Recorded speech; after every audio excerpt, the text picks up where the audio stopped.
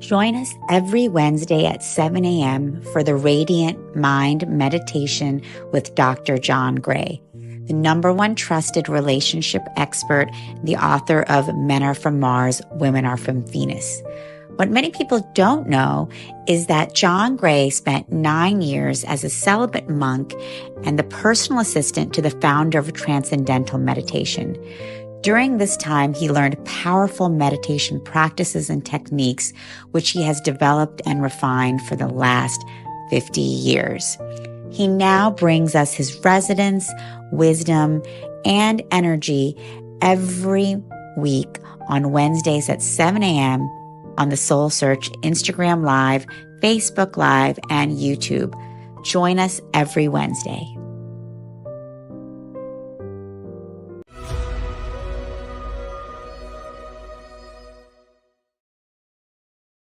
My name is Asil, and I've been a channel for 5 years now. I had no idea what channeling even was for most of my life. When I started hearing these messages and meeting these guides for the first time, I actually thought I was going crazy. I wasn't crazy though. These angelic beings really did seem to be talking to me. I kept an open mind, and these guides kept showing up, offering me adjustments and healings. They told me that they were preparing me. The guides say that there is an energetic network that feeds the earth with universal energy. This energy is critical for human consciousness and all living beings to evolve. The mission that we were given by the guides was to realign this network and establish a new network, specifically dedicated to the evolution of consciousness across the globe. They directed me to visit many places, from mountains to forests, from islands to deserts, sites of many world religions and ancient traditions.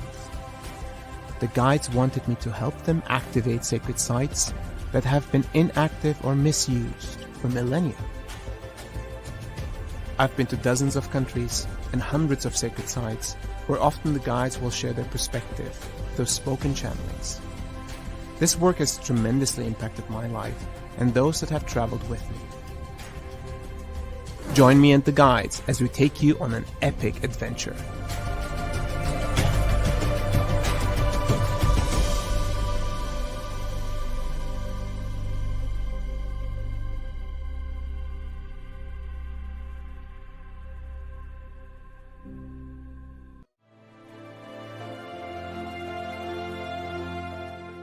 Thomas Workman and A.J. Kavanagh are intuitive channels. You were created as a part of a universal plan.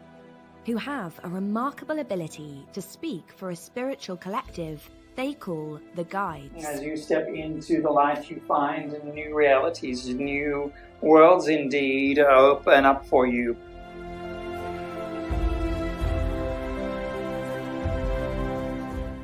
We often forget who we are, our eternal nature, and the wisdom that comes from that. The Infinite Pathway, Journey to Self-Realization.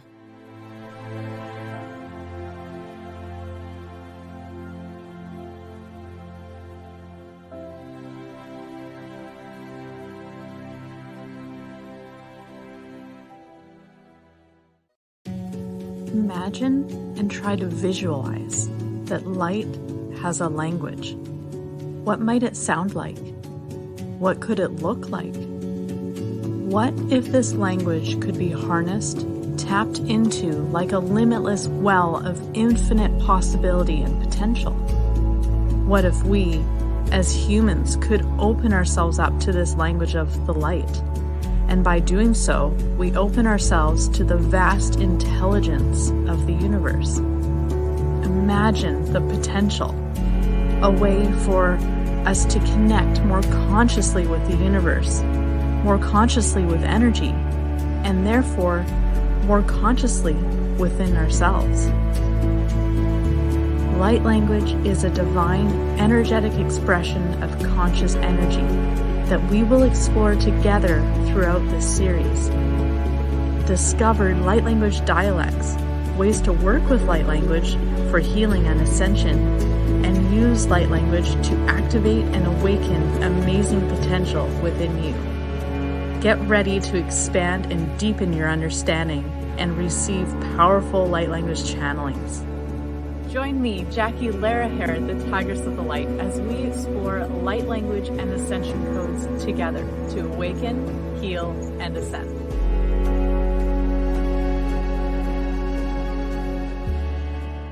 What is enlightenment? How do we get there? Is enlightenment possible for someone like you or me? For most of my life, I thought enlightenment was only reserved for a few chosen ones. But we no longer live in a world where we have to cut ourselves off and retreat to a mountaintop cave to reach nirvana. Enlightenment is within our reach in the here and now, and there are infinite ways to get there. Join me as I sit down with the leading spiritual teachers of our time to dive into and explore the enlightenment experience. Together, we discuss how enlightenment is our collective journey at this time of humanity's evolution, and we explore tools, tips, and practices to support us on our own personal enlightenment journey. Each one of us can experience enlightenment in the midst of our human experience, and it is our divine birthright to do so. Yeah, I know exactly what that is. Yeah.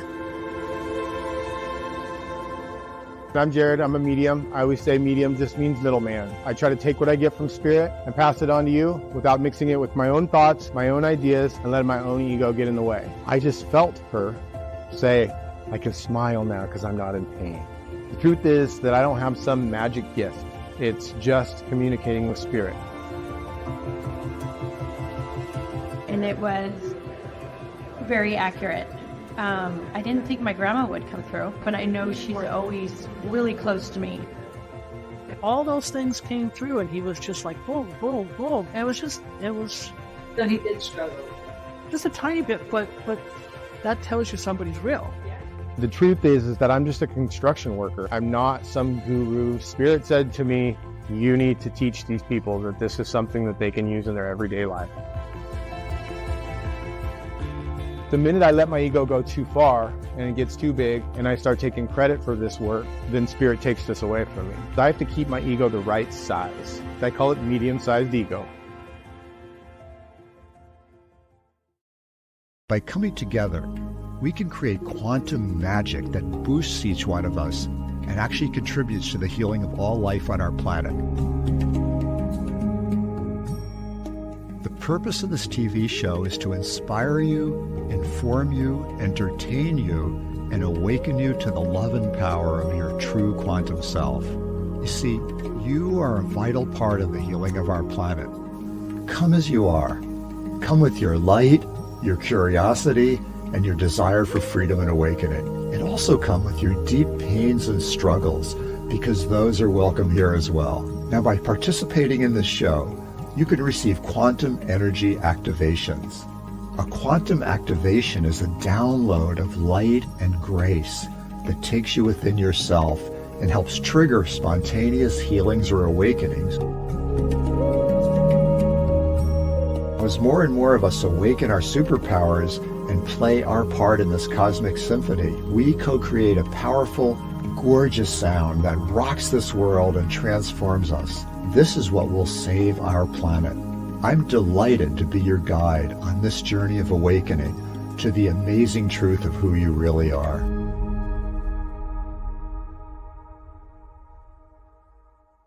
Mediumship to me is very personal. It is something that I was born able to do but didn't realize it. So when I had a true root awakening, I was opened up to my abilities. Entities or spiritual energy, they appear, they present themselves when the person who's seeking them is open to them. I am feeling, oh my gosh, so much love from a grandmother energy coming in for you. Yeah, I get goosebumps when you're saying that. The Spirit's like, and she wants to know she's okay. Yes. Yes, everything happens for you, not to you.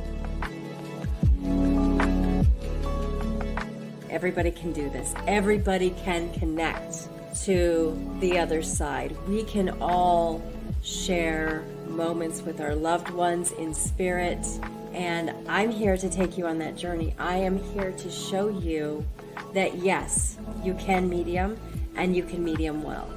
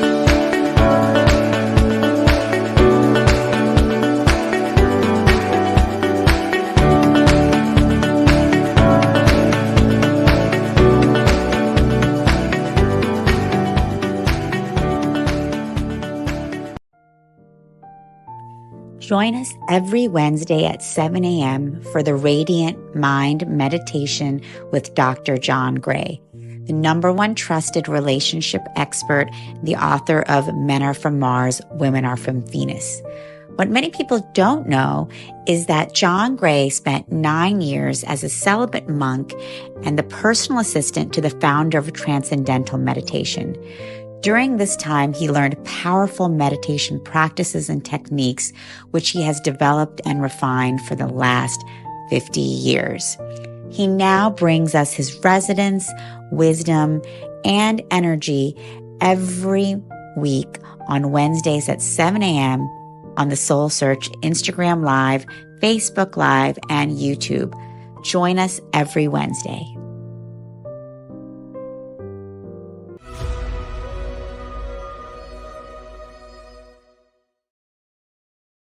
My name is Asil, and I've been a channel for 5 years now.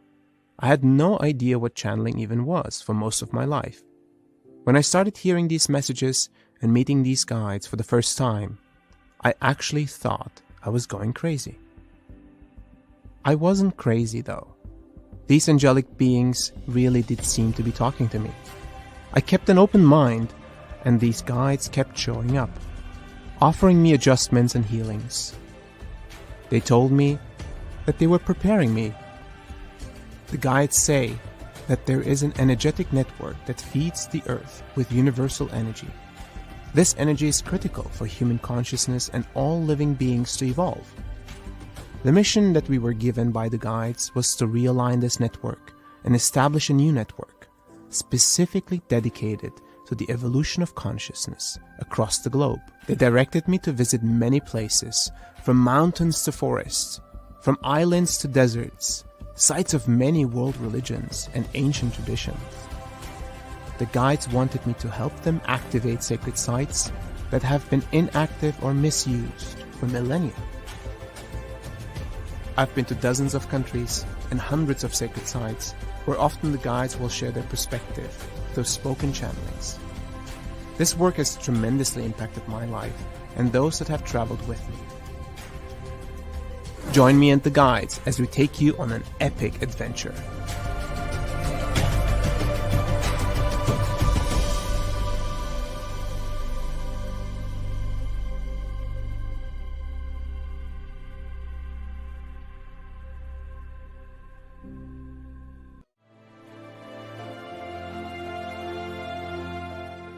Thomas Workman and A.J. Kavanagh are intuitive channels. You were created as a part of a universal plan.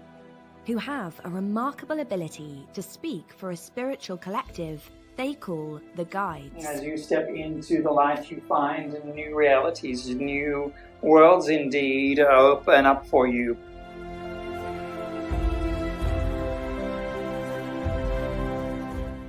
We often forget who we are, our eternal nature, and the wisdom that comes from that. The Infinite Pathway, Journey to Self-Realization.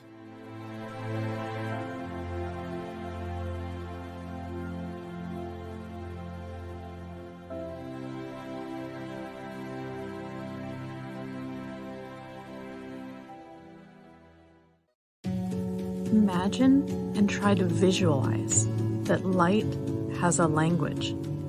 What might it sound like? What could it look like? What if this language could be harnessed, tapped into like a limitless well of infinite possibility and potential? What if we, as humans, could open ourselves up to this language of the light?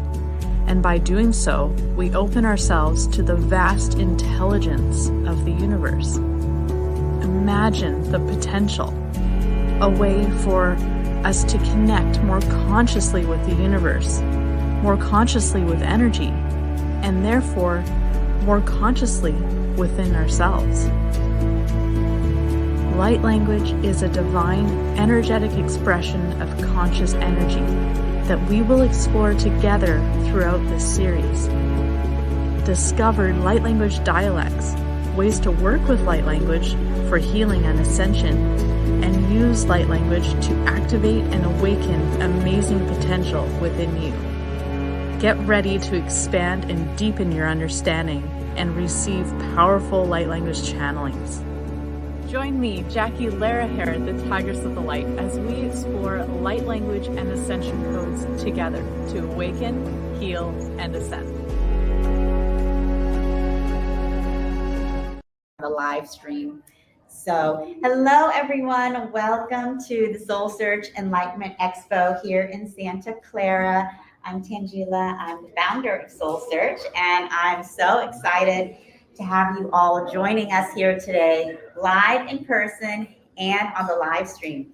For those of you here live, how many of you, it's your first time here with us? Wow, okay, great. So we have a lot of first timers, wonderful. And of course, we have our friends who we have seen many times, so thanks for coming back. At Soul Search, we are committed to supporting everyone on their awakening journey, wherever you are. So we're here for exploration, community, connection, healing, and transformation. And so we do that by hosting these events where you can see amazing speakers all day, where you can make new friends, find different teachers, healers, readers that you can work with, and get lots of high vibe products. So we welcome you if it's your first time with us, and hope you guys can stay connected. We're a big open family. And for this morning, I'm actually going to start off with a morning meditation with the angels and the Ascended Masters. And so how many of you all connect with angels? Okay, great. How many with the Ascended Masters? Nice. How many of you aren't sure what Ascended Masters are? Okay, great. No, that's fine. There's no weird questions ever.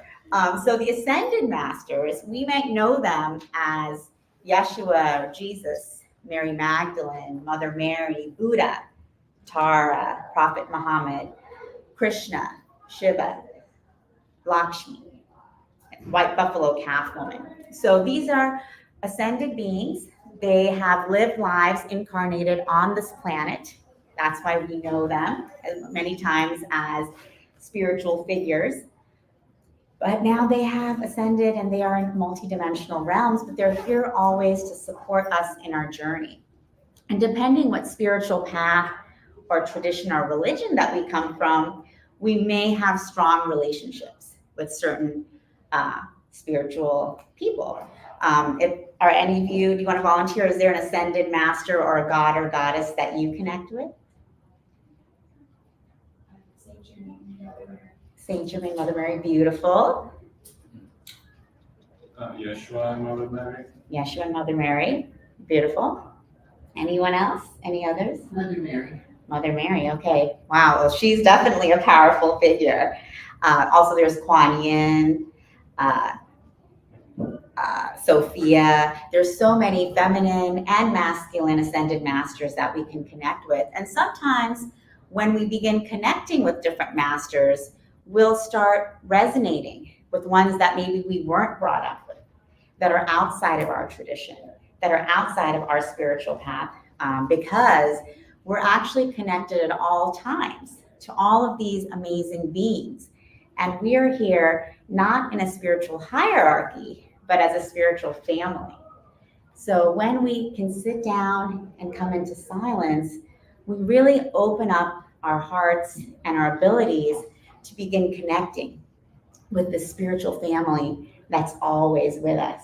So whether it's Shiva, Ganesh, Krishna, whether it's Prophet Muhammad, whether it's Lakshmi, Kuan Yin, Tara, Buddha, Archangel Michael, Archangel Raphael, Archangel Metatron, there's so many beings around us at all times. And so this experience is one where we can come together to begin feeling that angelic support that's with us in every moment, the Ascended Master support that's with us in every moment. And when we can start feeling that and resonating, we can begin remembering that that's always with us. So it's a powerful practice.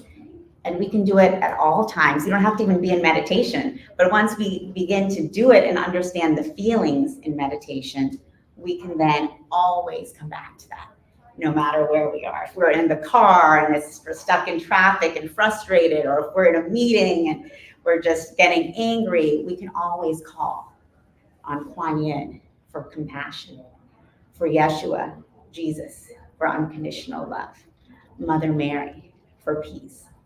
And then boom, we can feel it.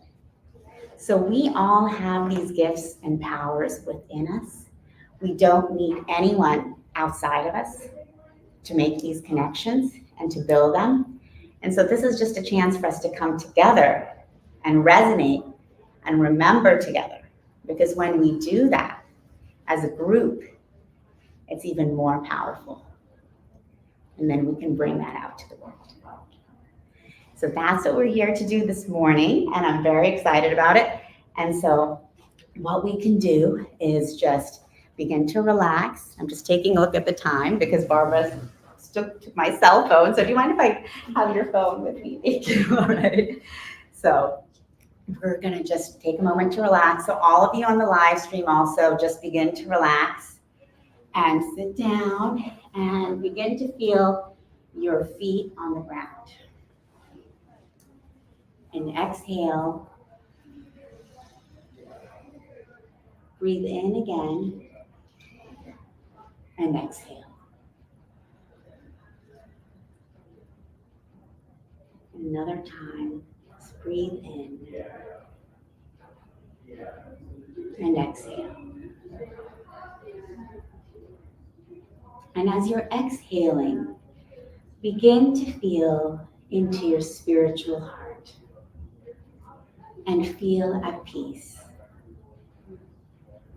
Feel this peace and calm and unconditional love that resides in the depths of who you are and the depths of your being and soul.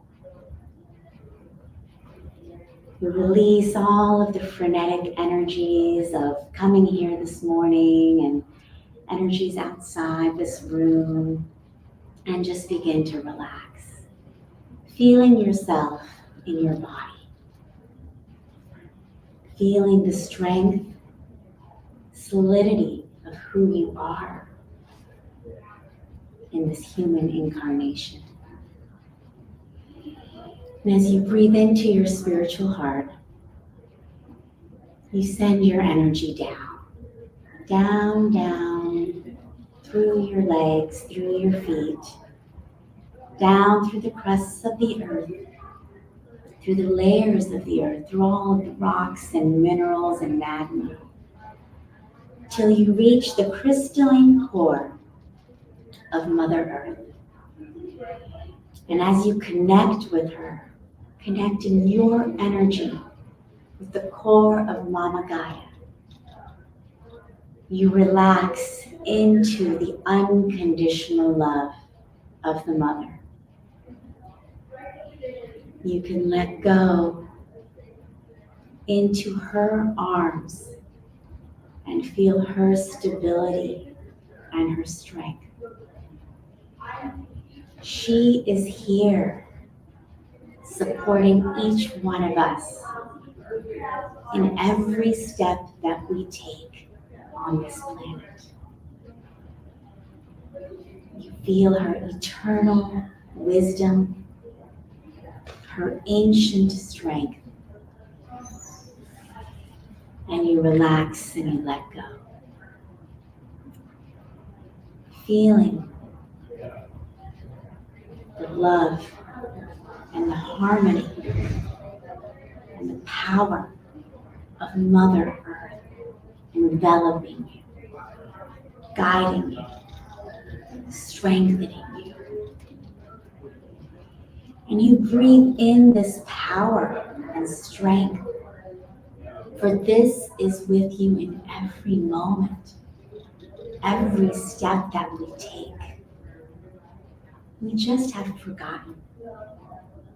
And today, we reconnect and remember. As we breathe in her strength, her power, her unconditional love, we bring those energies up, up, up, up, back through the layers of the earth, back through the crust, through our feet, up through our legs, lighting up our root chakra, the one that connects us, gives us stability on this planet. We light up our sacral chakra, our seat of creativity, burning brightly, orange under our navel. And then we bring up her energies into our solar plexus, glowing golden yellow, energizing our will, our power. We bring that energy up into our heart chakra, glowing green and pink,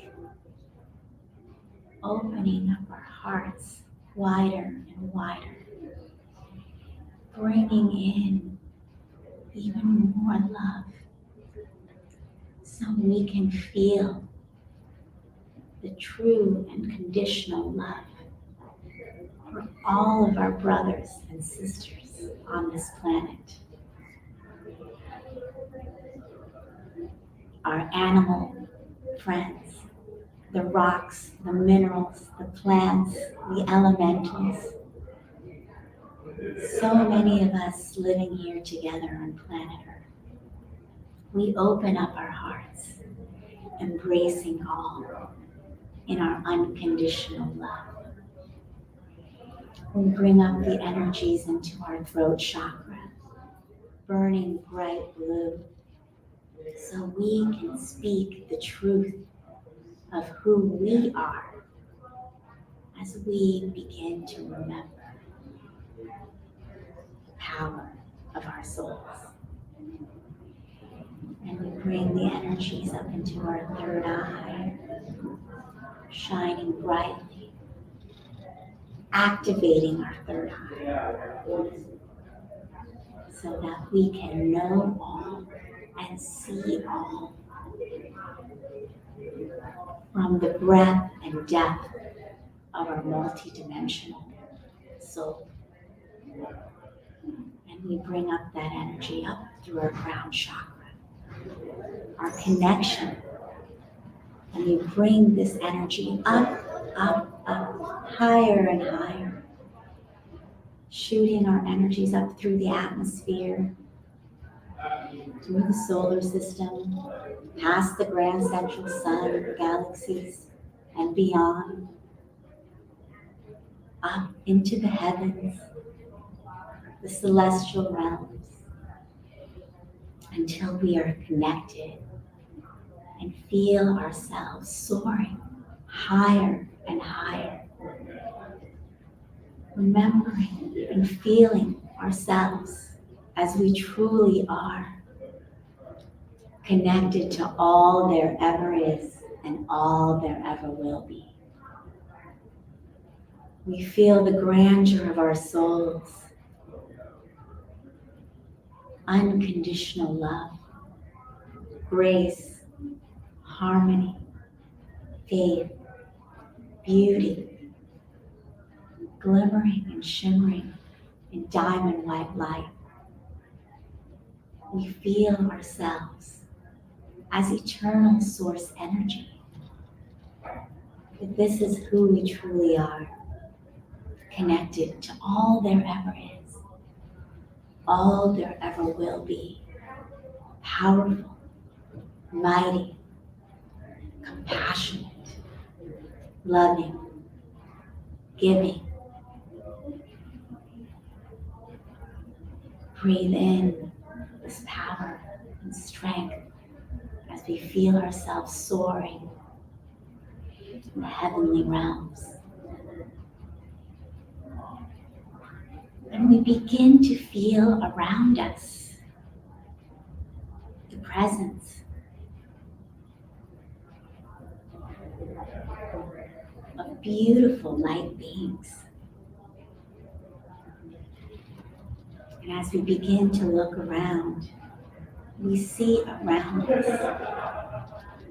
Archangel Michael with his mighty sword, here to support us with strength and courage to do what we are here to do on this planet. We see Archangel Raphael, and we feel this immense healing energy pouring through us as we feel the healing that Raphael brings to us to bring through on this planet. We feel Archangel Chamuel bringing forgiveness and compassion so that we can forgive ourselves for all miscreations, for all regrets, mistakes, accidents. But all of that is just part of our human journey. And as we forgive ourselves, we forgive others too. See so many angelic beings around us, glimmering and shimmering in golden light. And they bow to us, honoring us for our courage to be here on this planet, to do this work, to raise the vibration and bring about a beautiful new earth and planet that we know is possible. We feel more beings coming forward. And as we look around us, we begin to recognize so many faces. We feel Master Yeshua, Jesus, the Master of Love. He looks into your eyes and you see and feel the power of his love for you, for all of humanity, for all that you are doing here. You feel his healing power enveloping you, and you relax into the love from the Master. See Mother Mary and Kuan Yin both coming, energizing you. And you feel the depths of their compassion and their grace. Mother Mary envelops you with this incredible, unconditional love and compassion.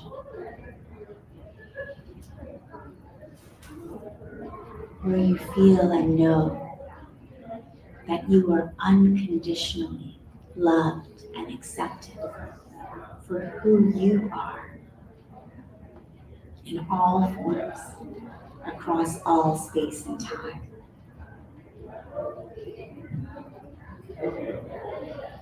You feel Shiva coming with his great strength and wisdom and power, energizing you, helping you to reconnect and remember with the great strength and power of your soul. And Buddha is here, jolly and gentle and kind, looking at you. You feel his kindness and his love. And he reminds you to remember to play and have fun. For all is not only serious in all that we do. And we see so many more masters, saints, gods, goddesses, known and unknown. We feel them all around us, circling around us, one by one by one, from all faiths, all traditions, no faiths from no traditions. They surround us, sending love, power, strength, and they bow to you. And as you feel them, you feel their respect, their appreciation. Each one of them is honoring you for who you have come to be at this time on the planet. And you bow back. And you return the honor. And they celebrate you as their brothers and sisters. For we are all on this journey together. And they say, remember, we are here with you in every moment. Angels, masters, guides. You just have to call on us. We are there in your times of despair, your times of agony, distress. We are there in your times of celebration, cheer and joy. We are there with you in every moment, supporting you, guiding you, loving you. Just call. We are not here to judge.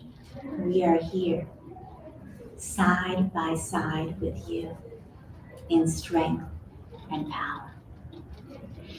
Feeling these words, you feel a rush through your entire body. You feel a love and support that you have never felt before as you realize how loved and supported you truly are in every moment. You bow down and say thank you. Thank you. And they bow and say thank you. We are here with you. Let us go and heal the planet together. So you breathe in this energy of pure unconditional love, compassion, and strength. You bring this down from the celestial realms in the heavens into your crown chakra, into your heart, and you feel this explosion. Boom.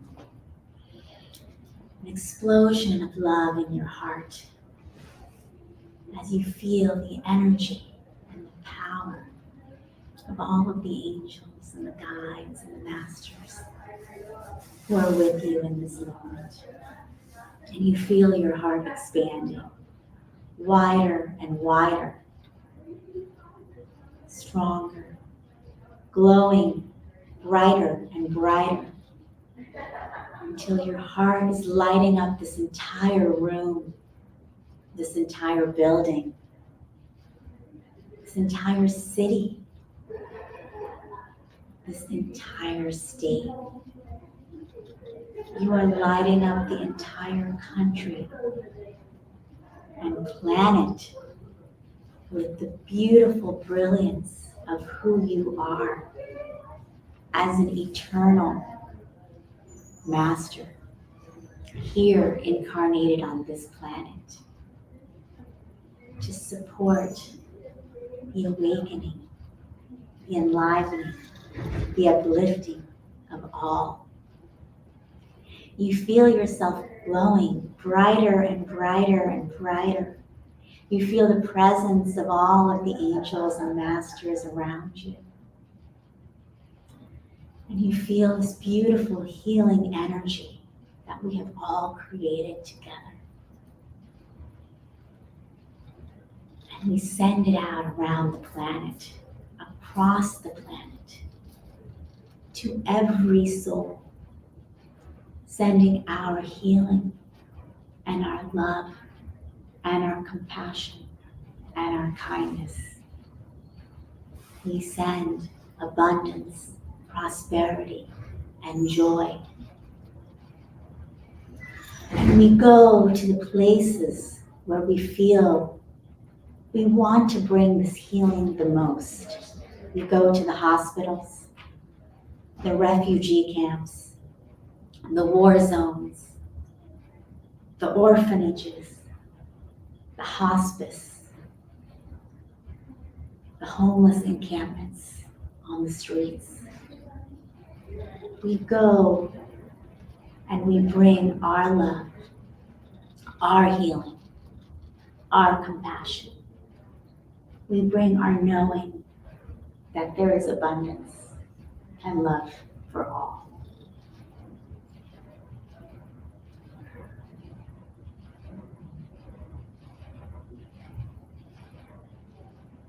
As you go around the world, you choose someone and you stand in front of them, looking into their eyes. You give them this love, this energy, the compassion, the prosperity, the hope, the faith of who you are. And as you give them, you can see they receive. And there is a glimmer of hope, a smile, a shift, a change. And they return all of that and more back to you.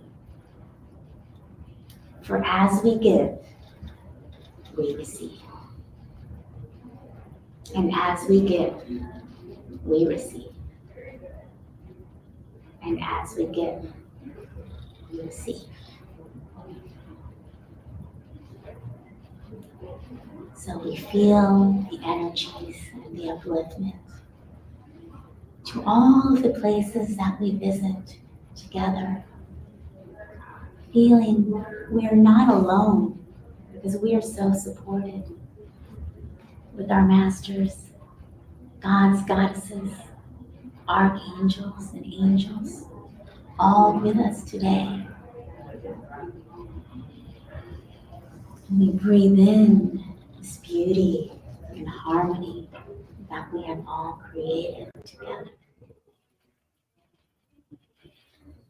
And we feel the ascended masters and angels surrounding us, working with us as we travel across the world, across the planet, bringing healing and power and strength to all.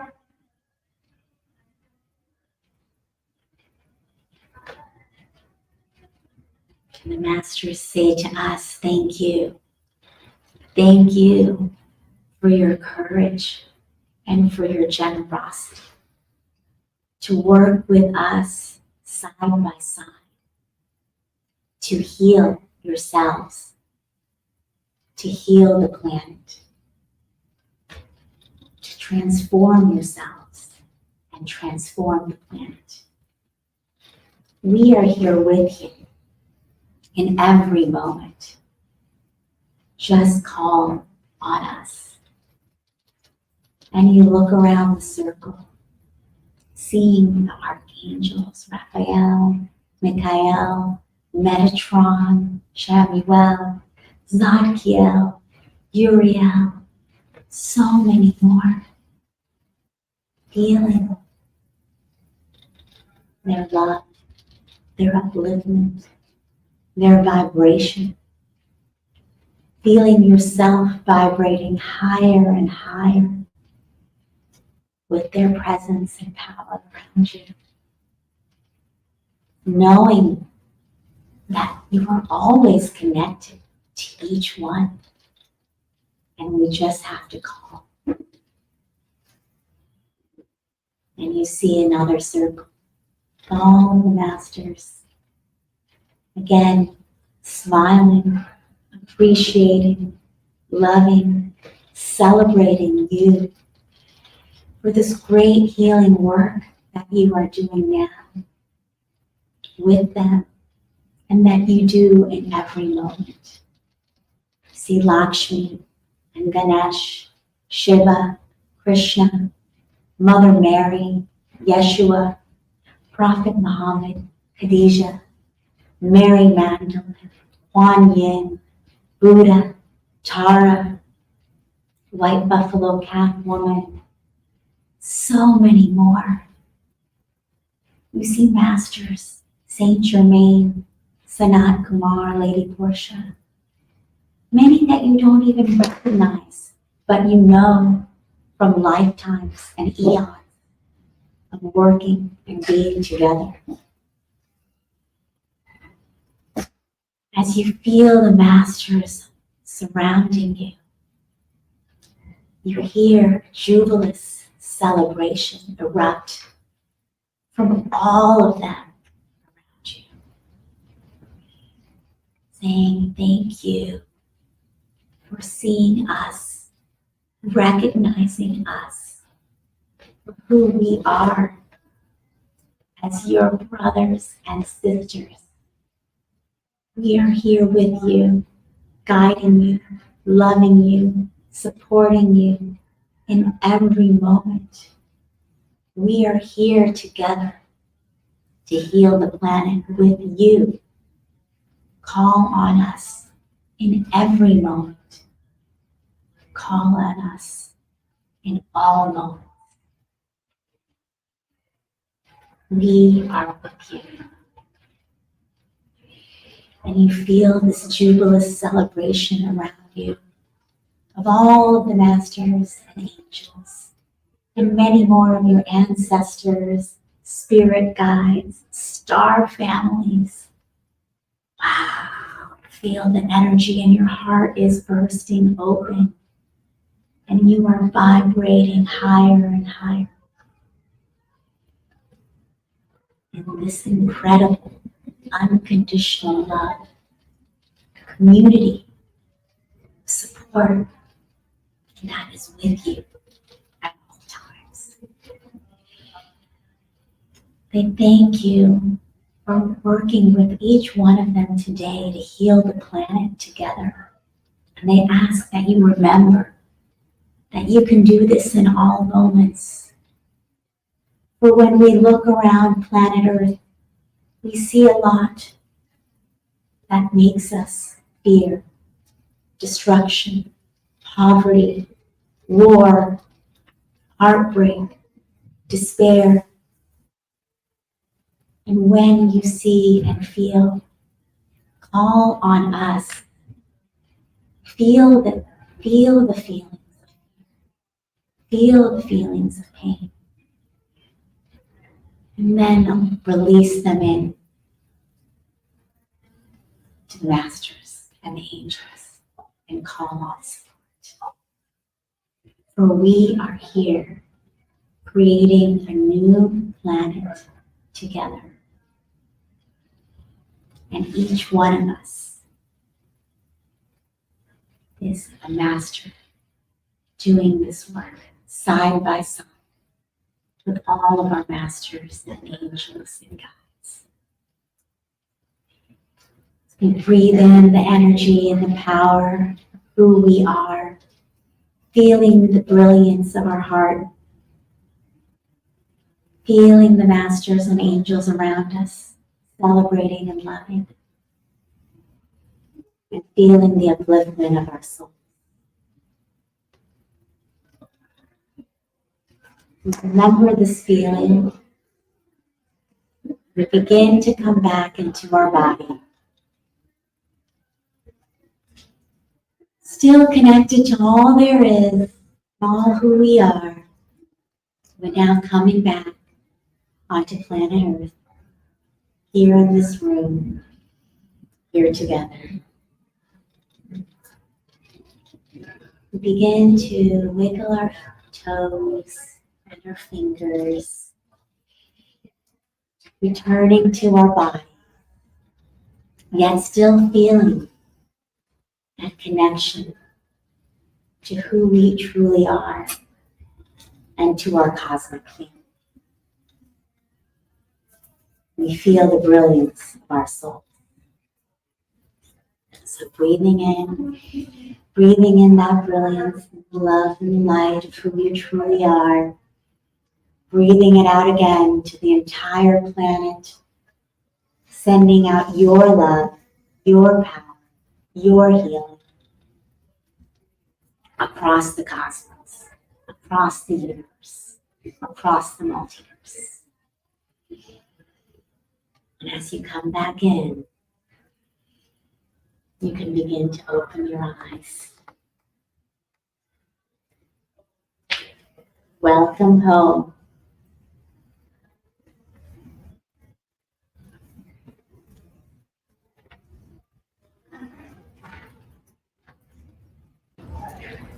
So just let me take a few minutes to just come back in.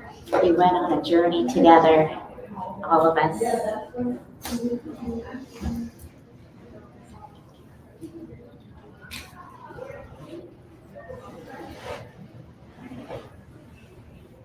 So we can feel this, so the energy that we created together, you guys can feel it very powerfully. And this is something that's with us in everything.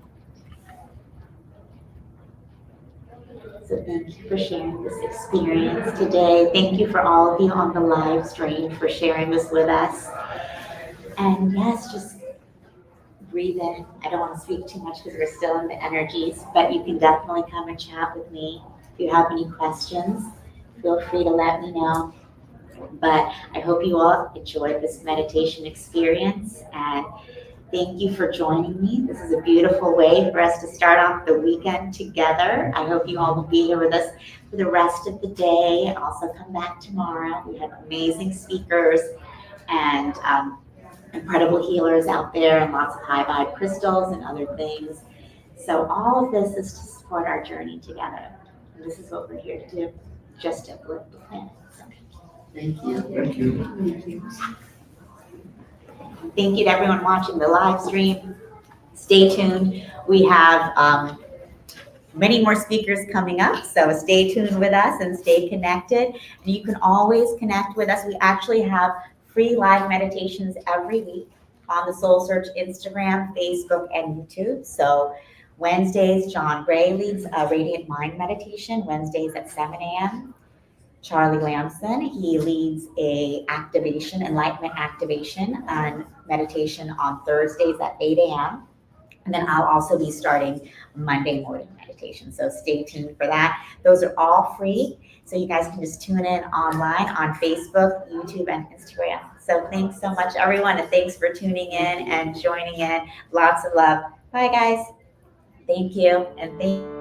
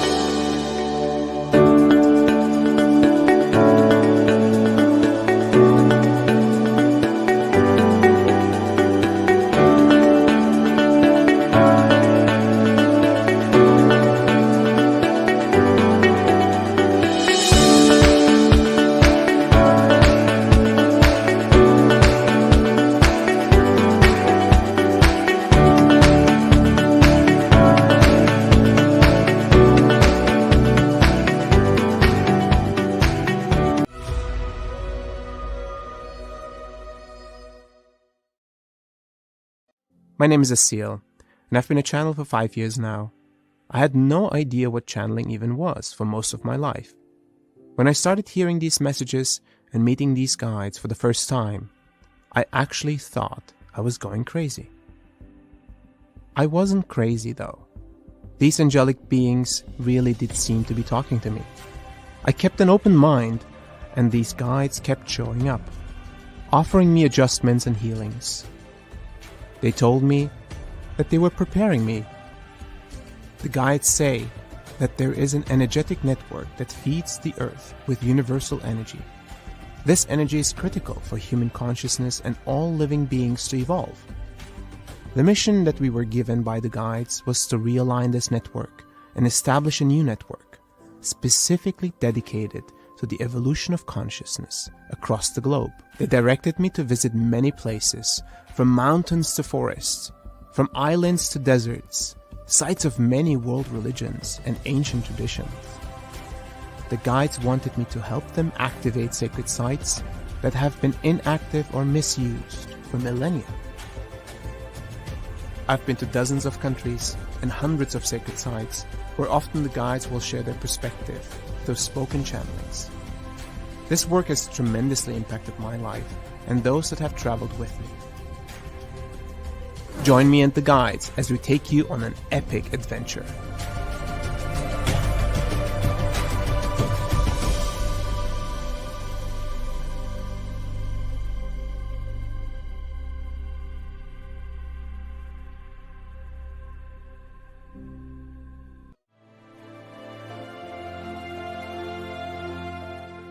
Thomas Workman and A.J. Kavanagh are intuitive channels. You were created as a part of a universal plan. Who have a remarkable ability to speak for a spiritual collective they call the Guides. As you step into the light, you find new realities, new worlds indeed open up for you.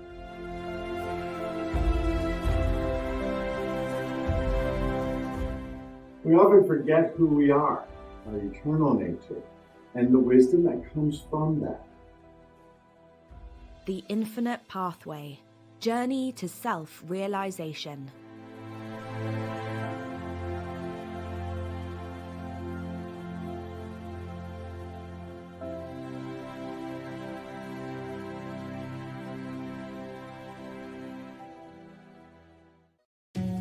Imagine and try to visualize that light has a language. What might it sound like? What could it look like? What if this language could be harnessed, tapped into like a limitless well of infinite possibility and potential? What if we, as humans, could open ourselves up to this language of the light? And by doing so, we open ourselves to the vast intelligence of the universe. Imagine the potential, a way for us to connect more consciously with the universe, more consciously with energy, and therefore more consciously within ourselves. Light language is a divine, energetic expression of conscious energy that we will explore together throughout this series. Discover light language dialects, ways to work with light language for healing and ascension, and use light language to activate and awaken amazing potential within you. Get ready to expand and deepen your understanding and receive powerful light language channelings. Join me, Jackie Laraher, the Tigress of the Light, as we explore light language and ascension codes together to awaken, heal, and ascend.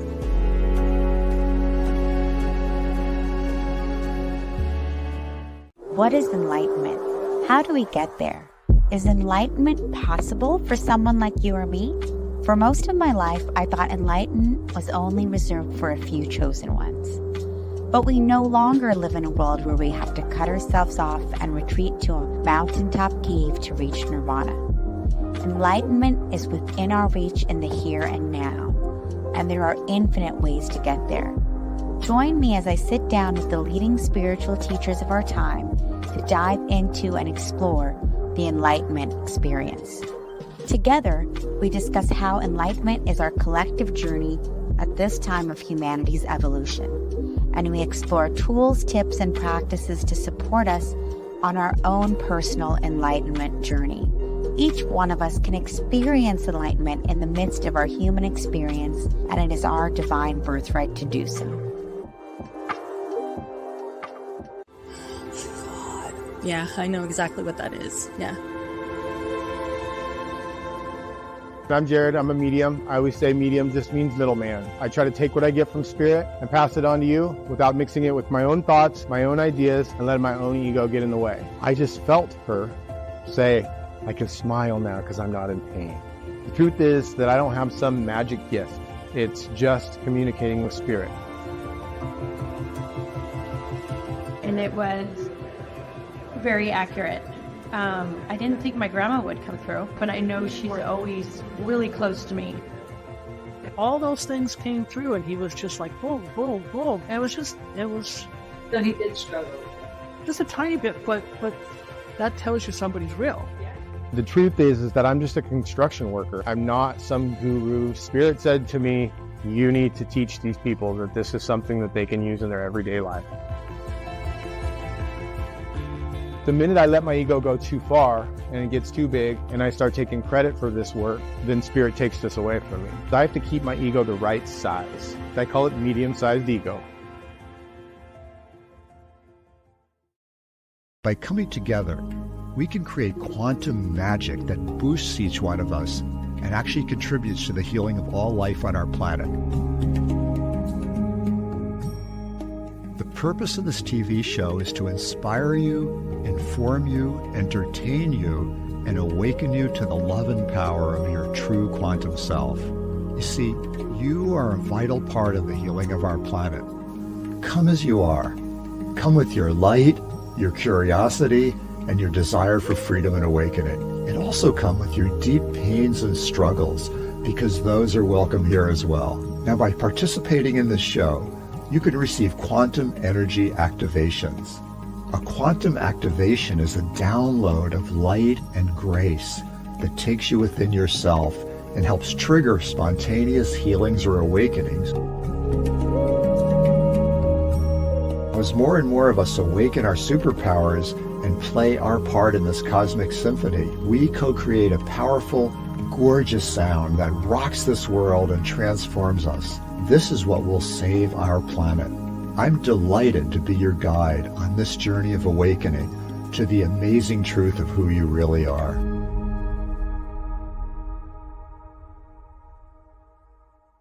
Mediumship to me is very personal. It is something that I was born able to do but didn't realize it. So when I had a true root awakening, I was opened up to my abilities. Entities or spiritual energy, they appear, they present themselves when the person who's seeking them is open to them. I am feeling, oh my gosh, so much love from a grandmother energy coming in for you. I get goosebumps when you're saying that. The spirit's like, and she wants to know she's okay. Yes. Yes. Everything happens for you, not to you. Everybody can do this. Everybody can connect to the other side. We can all share moments with our loved ones in spirit. And I'm here to take you on that journey. I am here to show you that yes, you can medium and you can medium well.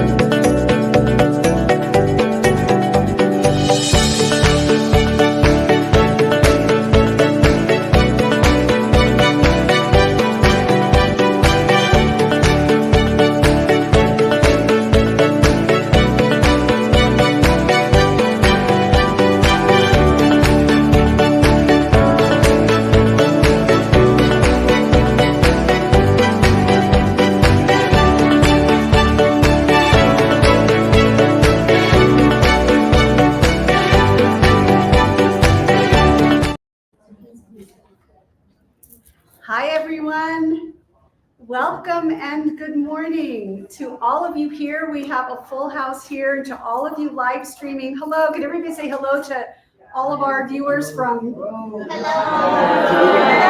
Woohoo! We have a full house. So we have our family here in Santa Clara and we have our family live streaming. So welcome. For those of you, there are several hands here who are brand new to Soul Search. Welcome. My name is Barbara, by the way, and I'm so excited to work with Tangela, our amazing founder, to bring you these Enlightenment Expos, to be a safe and sacred space for you to be on your consciousness journey, wherever that might be. We feel blessed to have you here. You are family from the second you walk in the doors, or from the second that you click live stream. And yeah, there's no unringing that bell. Family is family. And speaking of family, you saw her back running in. We have this family of practitioners who come and speak and teach and share their knowledge and their journeys with all of us, blessing us with their gifts. And so now we can bring it to our live streaming audience as well. And you are in for a treat right now with Bonnie Russell. Bonnie is one of those people who has always known that she was a natural born healer. Bonnie, you were raised in a very holistic household. You knew things worked, but you weren't always sure how they worked, and you got really curious to find that out. And you kind of found out not always the easy way. You had a lot of opportunities in this lifetime, 3 near-death experiences.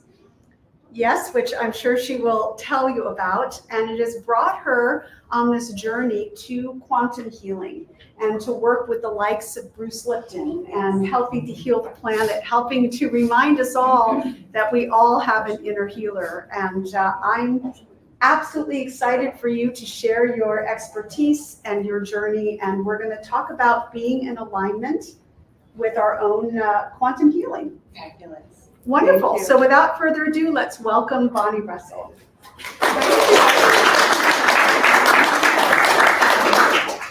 Well, I don't know what else I can add to that. We could all go have lunch now. So, as she said, I have had 3 near-death experiences. And through those experiences, what I really learned is that there is nothing but love. There's nothing but love waiting for us on the other side. There's no judgment. There is no pain. All of that gets left behind, right? Just knowing that it frees you to do anything. It frees you to be exactly what you came here to do. And my belief more than anything else is that we came here to have fun. Because on the other side, you have all the answers to all the questions in all the world. You're connected to absolutely everything. There's nothing but bliss. So why do we come here? Why do we put on these silly meat suits and come to this place that has, so many experiences, good and bad and hard and easy? Why do we do this? It's like going to summer camp.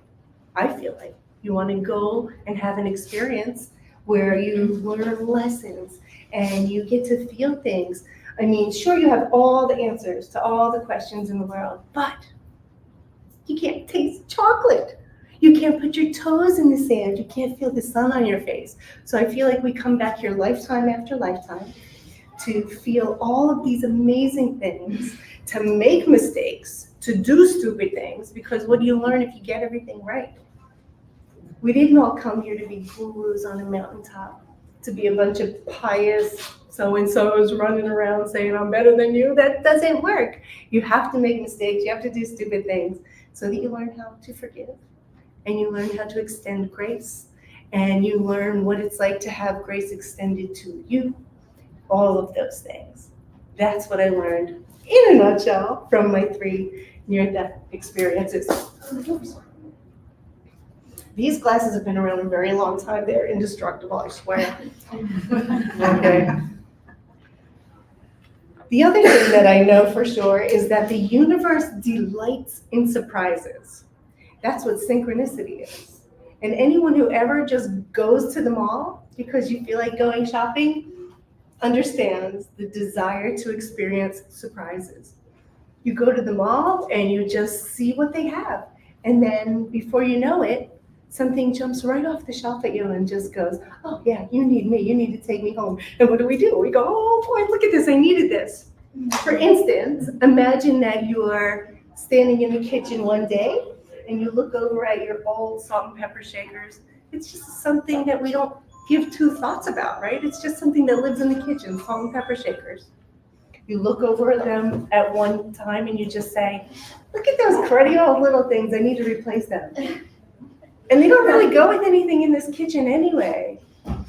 Months pass, and you have that day at the mall, and you're wandering through Williams-Sonoma, and the perfect little salt and pepper shakers just appear right in front of you. You just get a sense of glee, don't you? You get a little buzz. That's synchronicity. When that happens, that's the universe saying, I heard you, and here it is. And not only that, but it tells you that you are in alignment, because you can't have those synchronicities if you're not. You've got to be in a place where you're ready to accept and feel joy to be able to feel joy. That's how vibrational frequency works. Who's familiar with David Hawkins' work on vibrational frequency? Yes. This, in our classes, we teach this first to everyone who comes through. Because when we are vibrating in these high vibrational frequencies, when we are vibrating in love, when we are content, when we are satisfied, the universe will conspire to give you your heart's desires. Everything will come to you, and it will come to you effortlessly. Case in point, I am here with you all today. I feel like I have been working my entire life doing this healing work since 1998 and teaching these classes since 2011 so that I could get on these stages and talk to more people. And about a year ago, last June, my partner Annie and I were able to actually manifest meeting Bruce Lipton and Greg Braden through the SGLA program. And now we've been working with them for 13 plus months on creating a sustainable global leadership association where we're teaching people all around the world these principles, these concepts. And so this is sort of the flagship talk. I'm here talking to you all today because we're bringing them here. We've got people in Israel, New Zealand, England, Portugal, Spain, all over the world, really. And we're going to bring them here to you in California. But they want to see how this goes. So make sure you all clap real loud and, make sure you have fun so that they'll see this and say, oh, yeah, we need to go and do that. Because they're coming. So I manifested that. We also manifested Barbara. Because here we had all of this going on. And we had no producer. We didn't know where we were going to stick it, how we were going to bring it to the world. And then Barbara came to our little expo that we were putting on in our local Moose Lodge. I don't know how she heard about it, but she showed up, invited us to join Soul Search, and here we are. And I don't know if any of you are, I know a lot of you are here for the very first time, but Soul Search is not an easy family to join. When I went on the website to become a vendor, they have a very thorough vetting process. They don't let just anybody buy a table. So all of these healers and psychics, everyone in that room has been tested. So you know for sure when you go out there that you're getting the real deal. That room, that hallway is filled with geniuses. Talk to all of them. They have great things to give you, to bring to you. So really our task every day is to be in alignment. We have to remember that when we are putting our wishes out into the universe, that the universe works very much like a search engine. So if you were to put into Google, I want every kind of cheese except Gruyere, what would it send you? You would get a whole list of Gruyere. Because you put that word in the search box, right? So you have to think of manifestation in the same way. You can't say, I don't like that. I don't want that anymore, because the universe will keep giving you that. You have to know exactly what it is, dial it in, figure it out, and draw it to you. Our mentor, Shlomo Shalom, who is in Israel, who is the founder of the Sustainable Global Leadership Academy, his specialty is in what he calls backcasting, and that is calling your future to you. That, in a nutshell, really is quantum healing. That's what quantum healing is. It's calling your desired future to you. We want to be healthy. We want to be happy. We want to have all of the things, like I said earlier, we came here to be in this skin suit, this meat suit, so that we can feel all of the things. And you don't want to do it from a shack. You want to do it from whatever it is that you want, right? You want to be able to experience it in the ways that you want to. So make a perfect vision of that thing in your mind. Meditate on it several times a day, whenever you have the opportunity. And feel it, smell it, taste it, touch it, whatever it is, in every single facet. And then, because handwriting is so powerful, I like to journal every single morning. I'll just write a list of not just affirmations. I think that word's overused, but I am future casting. I am calling my future to me with every sentence. So I write things like, I have this amazing house. I have perfect health no matter what I do. So even if I'm eating a Snicker bar, I don't care, I still have perfect health, right? Because we're human. I want to have all of those things. I came here to taste chocolate. That's why I'm right. So you have to factor that in when you're writing out all of your affirmations. You're calling in all of this perfect reality to yourself. We really did come to have an epic adventure, that's for sure. So Barbara found me, Shlomo found me. His specialty is in that casting. Bruce, if you're familiar with Bruce Lipton, you know that his work is in epigenetics and unlearning your programming. He tells us that for the first 7 years of our lives, we're just sponges. We're absorbing programming. And then for the rest of our lives, we go to therapists and we complain about all the programming that we just got, right? So what we want to do is learn how to undo all of those programs, and it's possible. It is 100% possible. It just takes practice. The older we get, the more repetition it requires, but it is possible. Greg Braden's work, now we all know, we've known this for a very long time, that the brain tells the body what to do. The brain is in charge of all of this meat suit. But Greg's work has shown us that it's the heart that tells the brain to tell the body what to do. So if you are in a sad, depressed state, if you're in stress, and a lot of us are, a lot of time we're in stress, the heart will tell the brain that we need to turn off serotonin, we need to turn off dopamine, and we definitely need to turn off oxytocin. We have to turn off the immune system because we're in fight or flight. So the immune system is not important right now. So when our heart, conversely, when our heart is in an elevated emotional frequency, when we're feeling love, when we're feeling joy, when we've got our toes in the sand and we're feeling the sun on our face, all of the stress hormones, all the cortisol, that all gets turned off. And we turn on the dopamine and the serotonin and the oxytocin, and all those happy juices start flowing in our bodies. So we're healing physically, as well as attracting all of the things that we know exist out in the universe that we want for ourselves. That elevated vibration heals your body, and it creates the attraction of your desires. It calls your desired future to you. So that's Shlomo, Bruce, and Greg. And myself, as the fourth leg of that chair, I am where the rubber meets the road. So through all of the studies that they've done, they have basically proven that the things that I've been doing all of my life, the things that we've been doing all of our lives, work. This is real. So the first, 40 years of my life, I was woo-woo. We were all woo-woo, right? You talk to somebody who's down to earth and they think this, you get the eye roll. But now there are studies, lots of them, that I can open up on the internet, I can open up in a book and go, look, this is real and here's why. If you just have to look close enough in the microscope to see how it all works. So look for us next year. We'll be here about this same time next year, all of us, which is just so stinking exciting.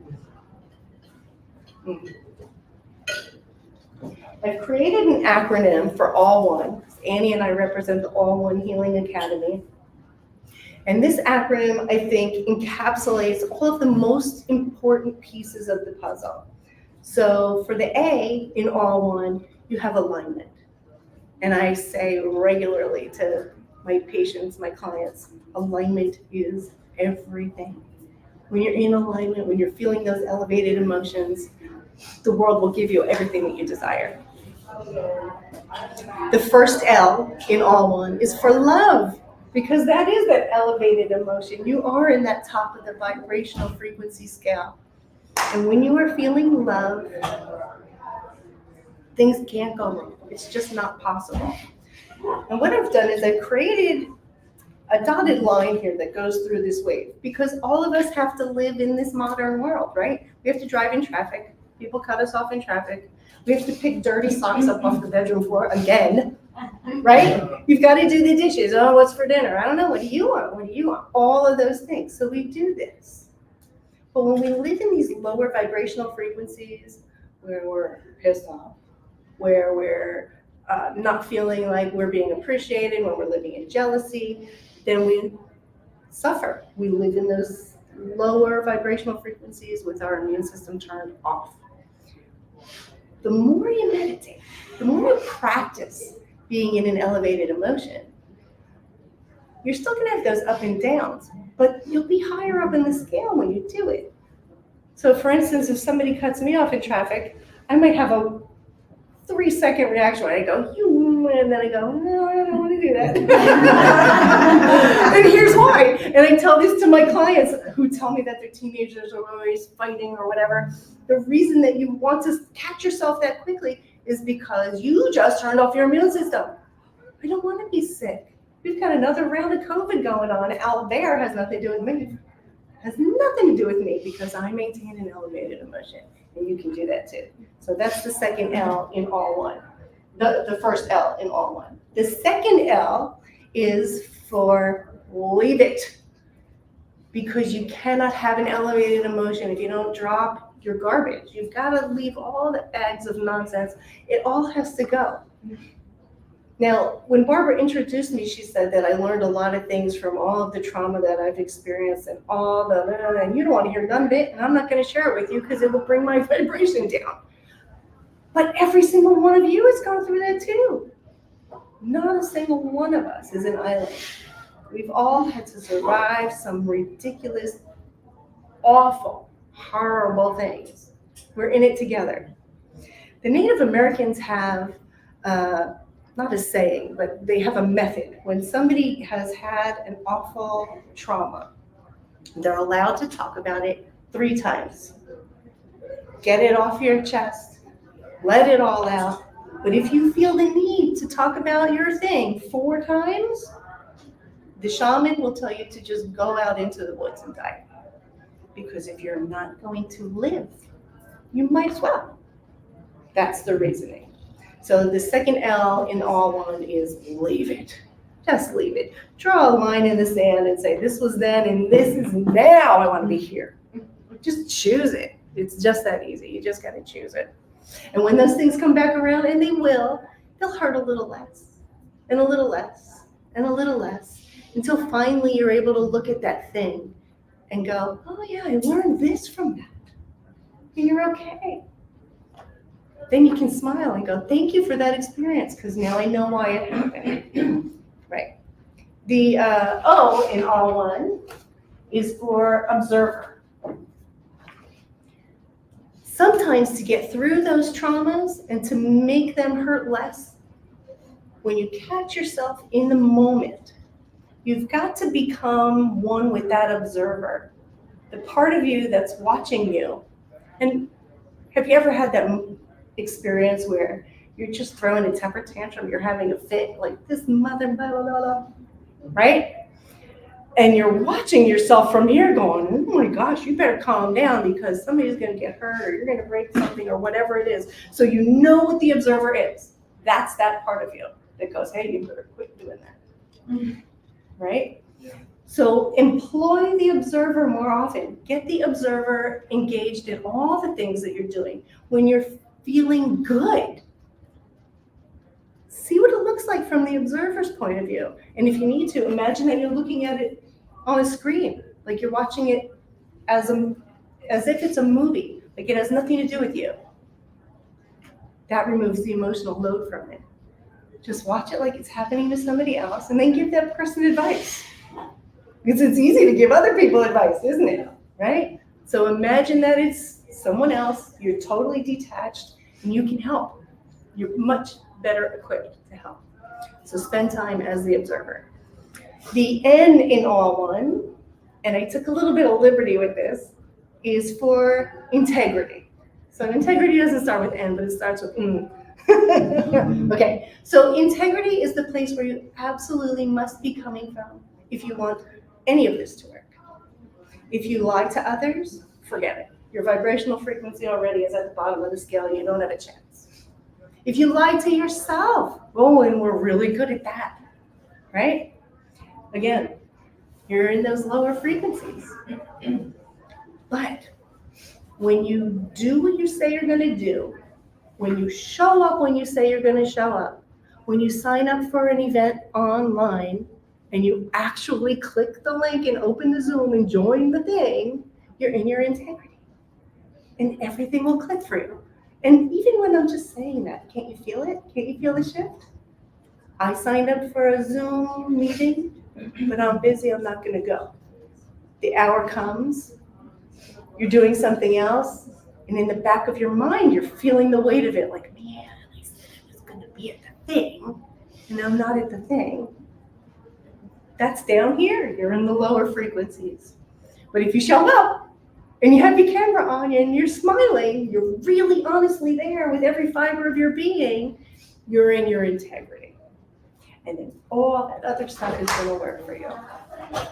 Okay, the E in all one is for energy, because everything is energy. We are all made up of atoms, yes or no? Yes. The chair you're sitting on, the carpet, the walls, the building, everything you can see, smell, taste, and touch is all made up of atoms. And atoms are 0.9999999999996% empty space, which means that this is a figment of our imagination. That scientists have proven that. When you look in a strong enough microscope, all you see is vibrating particles. This is just vibrating particles. I created this with my imagination. You created that with your imagination. Right? Now I'd like to do a little experiment. Let's play with energy a little bit. Bring your hands about 5 or 6 inches apart and just feel your own energy. Maybe wiggle your hands around so you can feel it a little better. Move them out and in. And the sensation might feel like a marshmallow. It might feel a little bit like you're trying to push 2 magnets together the wrong way. You get that little pushback. And now bring your hands farther apart and notice, does the energy get stronger or does it get weaker? And play with it. How does it feel? Right? Bring them back together. And now take your hands and move them over your knee. Put your knee between your 2 hands and feel the difference again. Do you feel your knee's energy with the energy in your hands? Or do you just simply feel that there's something different? You can feel that there's something between your hands. Right. Beautiful. Now what I'd like you to do is turn to your neighbor. Everybody come with a friend that you can play with. And just put your hands face your hands toward one of your neighbors without touching. So you're going to feel their energy by holding your hands about 6 inches away from them. And how different does your neighbor's energy feel? It doesn't quite feel the same as yours, right? Yeah, beautiful. All right, now real quick, what I'd like you to do is, I don't think you have to stand up for this, but what I'd like you to do is everyone with that same partner, everyone put your right arm on your shoulder blade and your left arm up behind, and have your neighbor look at the distance between your fingertips. Just pay attention to what the distance is between your fingertips. Do you touch? Do your fingers touch? Okay. So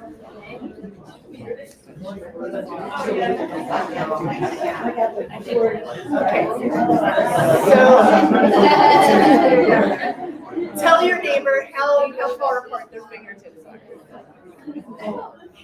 Okay. Then you can go ahead and sit back down. Yeah. I want you to try and touch your hands together. You can touch them. Okay. So you're overlapped by about a knuckle. Do your hands meet? All right, Andy, tell him how much space is. Oh, they just touched. I got a bunch of healthy people in this room. That's terrific. Okay. Now, we're going to do a little meditation. Is everybody ready? Good. Okay. So you're going to have your feet flat on the floor. You can put your hands in your lap or however you're comfortable. Close your eyes.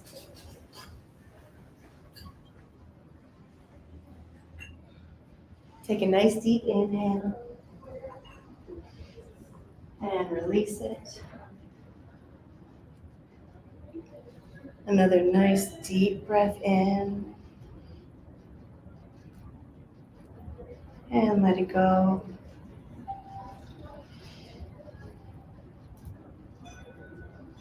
And one more nice big cleansing breath, and you're going to tighten your abdominals and your pelvic floor as you inhale and hold it.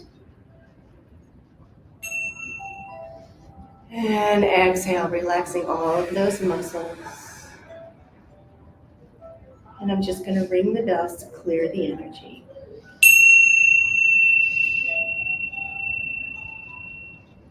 Beautiful. We're going to relax from the very top of your head down across your scalp.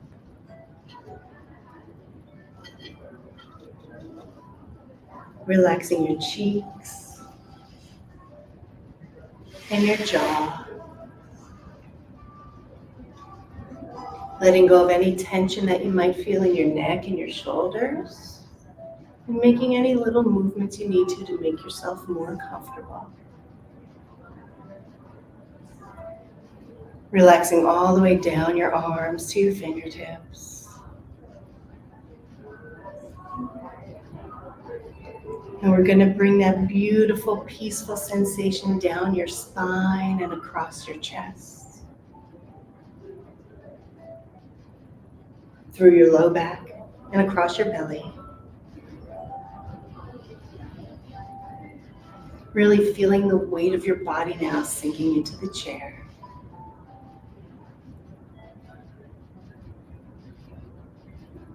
Relaxing from your hips to your knees to your feet, and letting any extra energy go right down into the center of the earth.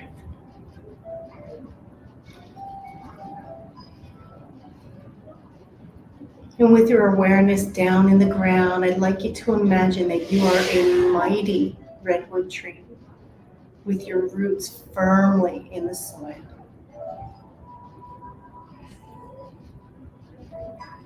And with those roots, you can bring in nourishment. You can bring in minerals and vitamins and allow that to rise up through your body the way that sap moves up through a tree, nourishing every single cell.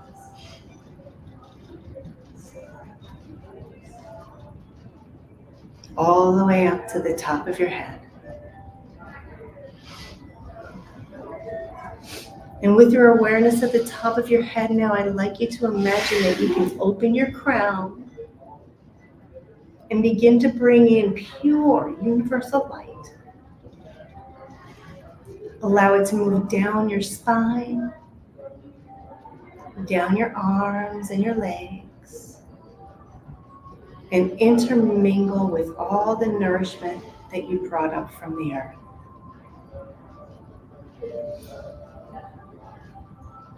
Every single cell in your body is vibrating with this beautiful frequency that you've just created.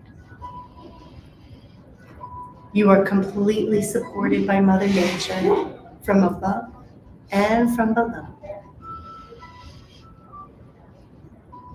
And in this safe space, I'd like you to bring to mind an issue that you may be having in your body. It might be a pain, it might be an illness, maybe it's a disease. Bring it to mind. And with the same awareness that you felt that energy between your hands, bring that awareness to that part of your body.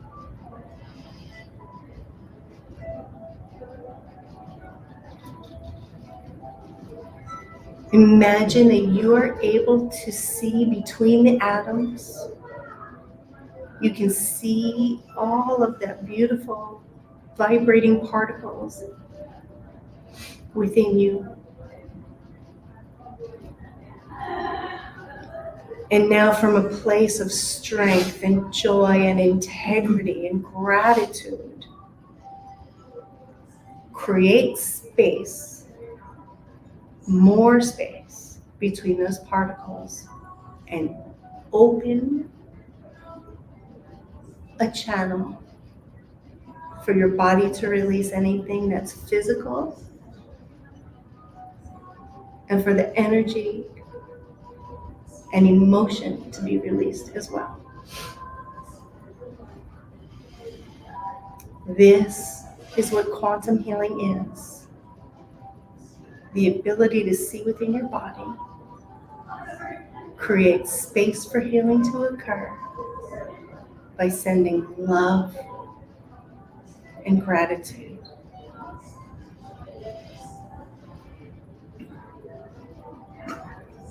Beautiful. And when you feel complete, I'd like you to just give a silent thanks. Thank you, thank you, thank you.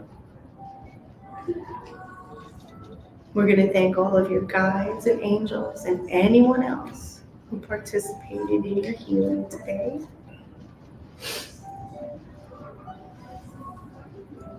Surround your entire body with white light, universal light.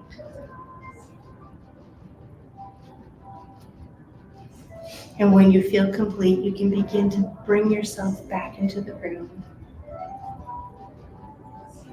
Gently opening your eyes, wiggling your fingers.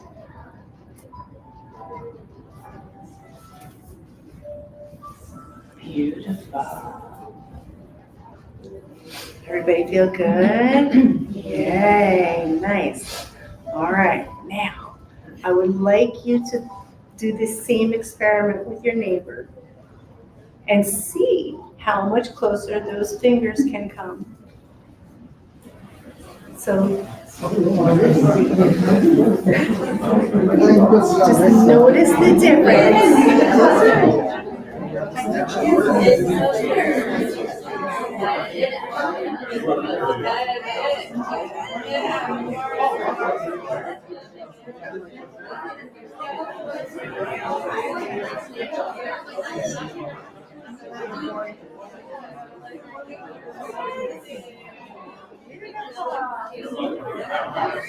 All right, who's amazed? Yay! Yes.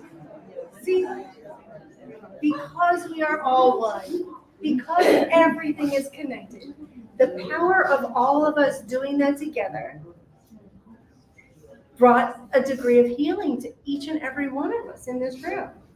And not only that, but we brought healing to everyone in this building. It radiates out, all of it, yes. And so now that you've had a taste, this is what Annie and I are going to be doing here all weekend long. We have sessions today and tomorrow. And what we're doing in the All One Healing Academy is we are teaching people how to do all of the things that we do. So it's an 8-week program. You will earn your holistic health practitioner certification. We're fully accredited. You are going to learn what and how your energy is, very much like what we did today. And you're going to learn the difference between your energy and the energy of other people. So when you walk into a room and everybody is having a really great time, you can feel it. And when you're in a room and everyone's having a really great time and Debbie Downer walks in the door, you can feel it. And the trick is to not let Debbie Downer shift your energy. You need to maintain your alignment. So we're going to work on that. We're going to work on feeling what your preferences are and dialing in your typical things that you surround yourself with. Am I wearing clothes that I love, or did I throw this on because it was comfortable? You want to do all the things that will keep your vibrational frequency high, so you'll get to know you really, really well. Then we're going to get into meditation. We're going to talk about how and why we meditate, how to do it really effectively so that you can call your desired future to you. Then we're going to get into the anatomy of energy. We're going to learn how to see and feel auras, our own and others, and the chakra system from 0 all the way up to 14. So your physical chakras and the spiritual chakras. So you get a complete picture of exactly how your body resonates in this universe. Then we're going to do some natural healing. We're going to learn how to we're going to make herbal remedies. We're going to talk about healthy food and diet and exercise and sleep patterns and all that good stuff that comprises a good holistic package. And then we're going to do a test that I've devised to help you to discern what your specific spiritual gifts are. And most of us know what our skills are. We know what we're talented at, but we're not always aware of what our gifts are because we use them every day. And we tend to think that everybody else can do the same things. And when they can't, we get frustrated with them. Those are your specific gifts. So we're going to dial those in, and we're going to learn how to use them by connecting to the other side. We're going to talk to loved ones who have passed. We're going to reach out to ascended masters. And it's always a surprise who shows up and what gifts they bring to us, what wisdom they bring to us. Then we're going to get into hypnosis. We're going to learn how to hypnotize ourselves and others, and we're going to do past life regressions. In the 7th class, we're going to do quantum healing. We're going to do some actual work like what we just did in that meditation. And throughout the first 6 weeks, I'm going to be Miyagiing you. You're going to get the wax on, wax off, so that by the time we get to week 7, and I say, okay, I want you to XYZ, you're going to go, oh, yeah, we learned that back in week 2. And you'll be able to apply it to what we're doing. And then in the final week, the 8th class, we're going to do a spirit quest. We're going to go into deep meditation, and you're not going to come back until you have had your counsel give you all the answers to what am I supposed to be doing with my life. And in fact, when you come back from that meditation, that's what I'm going to ask you. Do you know your purpose? Do you know your mission? Are you ready for the time of your life? Are you ready for the time of your life? That's what we're going to be talking about in those 8 weeks. And when you graduate, you will have your holistic health practitioner certification, which is widely regarded throughout the civilized world as having real meaning. I used to give out a certification for becoming shaman, like, yay, you're your own shaman. But what good is that to So you're going to learn how to be your own shaman. You're going to learn how to be your own guru, how to tap into your own inner guidance system for your own wisdom. And honest to goodness, you will have the time of your life. And for anyone who is here today, you'll get 50% off the registration fee. And Annie has a 50% off coupon that she would love to hand to you at the door as you're making your way out. But before we go, does anyone have any questions?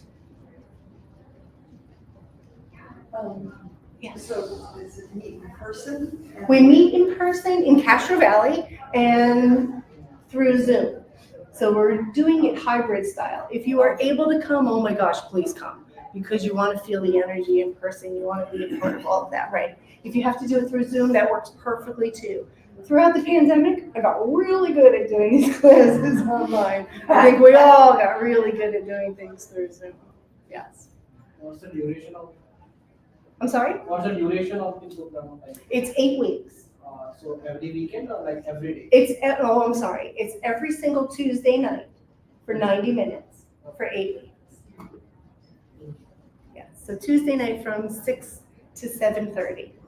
And I do it that way in case we run a little bit long. You'll forgive me if we make it to about 8 o'clock. I try to be really respectful of everyone's time, because I know what it's like when people just keep going on and on and on, and I don't want that. Anybody else? Yeah. Well, if you're ready for the time of your life, or if you just want to have a healing session with us, come and see me at the table inside at our booth, and we can talk at length about anything that you'd like. Yes? Okay. All right. Thank you all very much. Annie, you want to make your way to the door so that you can then hand out those coupons? Beautiful. Yay. Thank you.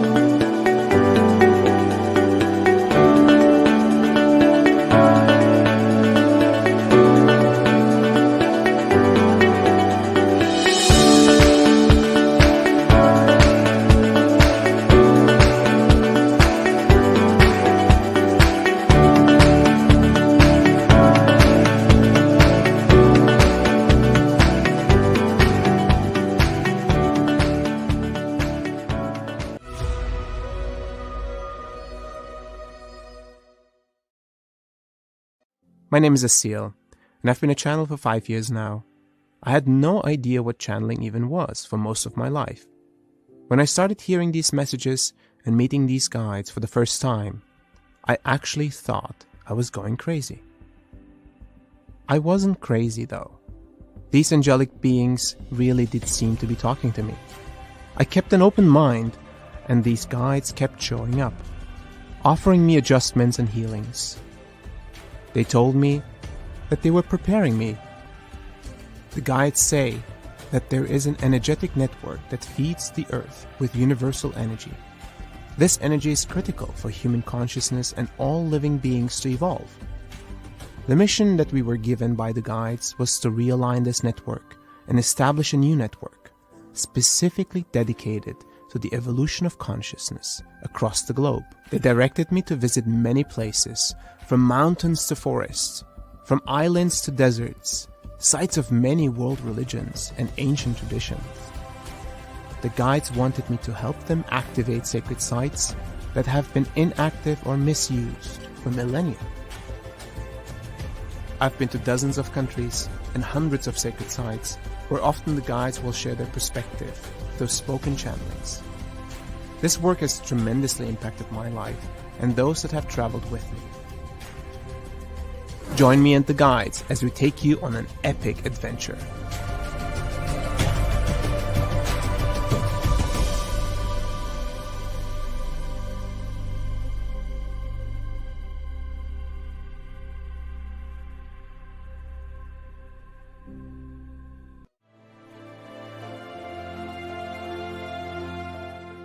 Thomas Workman and AJ Kavanagh are intuitive channels. You were created as a part of a universal plan. Who have a remarkable ability to speak for a spiritual collective they call the Guides. As you step into the light, you find new realities, new worlds indeed open up for you.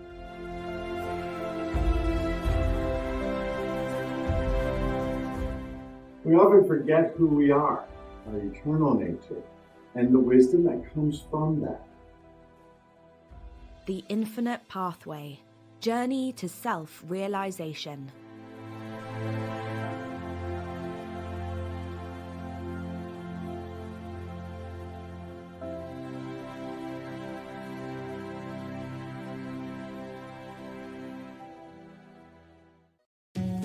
Imagine and try to visualize that light has a language.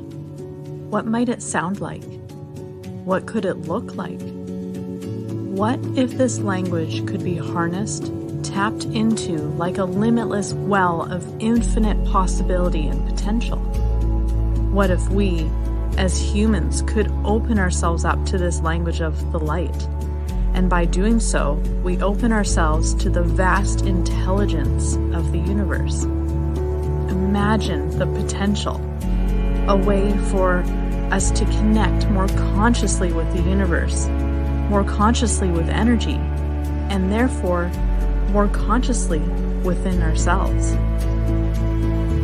Light language is a divine, energetic expression of conscious energy that we will explore together throughout this series.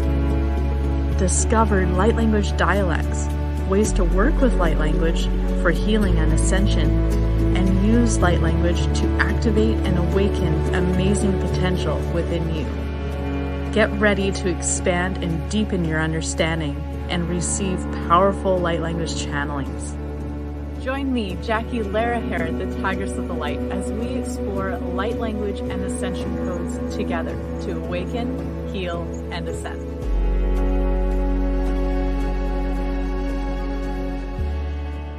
What is enlightenment? How do we get there? Is enlightenment possible for someone like you or me? For most of my life, I thought enlightenment was only reserved for a few chosen ones. But we no longer live in a world where we have to cut ourselves off and retreat to a mountaintop cave to reach nirvana. Enlightenment is within our reach in the here and now, and there are infinite ways to get there. Join me as I sit down with the leading spiritual teachers of our time to dive into and explore the enlightenment experience. Together, we discuss how enlightenment is our collective journey at this time of humanity's evolution, and we explore tools, tips, and practices to support us on our own personal enlightenment journey. Each one of us can experience enlightenment in the midst of our human experience, and it is our divine birthright to do so. Yeah, I know exactly what that is. Yeah. I'm Jared. I'm a medium. I always say medium just means middleman. I try to take what I get from spirit and pass it on to you without mixing it with my own thoughts, my own ideas, and letting my own ego get in the way. I just felt her say, I can smile now because I'm not in pain. The truth is that I don't have some magic gift. It's just communicating with spirit. And it was very accurate. I didn't think my grandma would come through, but I know she's always really close to me. All those things came through, and he was just like, boom, boom, boom. And it was. So he did struggle. Just a tiny bit, but that tells you somebody's real. The truth is that I'm just a construction worker. I'm not some guru. Spirit said to me, you need to teach these people that this is something that they can use in their everyday life. The minute I let my ego go too far and it gets too big and I start taking credit for this work, then spirit takes this away from me. I have to keep my ego the right size. I call it medium-sized ego. By coming together, we can create quantum magic that boosts each one of us and actually contributes to the healing of all life on our planet. The purpose of this TV show is to inspire you, inform you, entertain you, and awaken you to the love and power of your true quantum self. You see, you are a vital part of the healing of our planet. Come as you are. Come with your light, your curiosity, and your desire for freedom and awakening. And also come with your deep pains and struggles, because those are welcome here as well. Now, by participating in this show, you can receive quantum energy activations. A quantum activation is a download of light and grace that takes you within yourself and helps trigger spontaneous healings or awakenings. As more and more of us awaken our superpowers and play our part in this cosmic symphony, we co-create a powerful, gorgeous sound that rocks this world and transforms us. This is what will save our planet. I'm delighted to be your guide on this journey of awakening to the amazing truth of who you really are.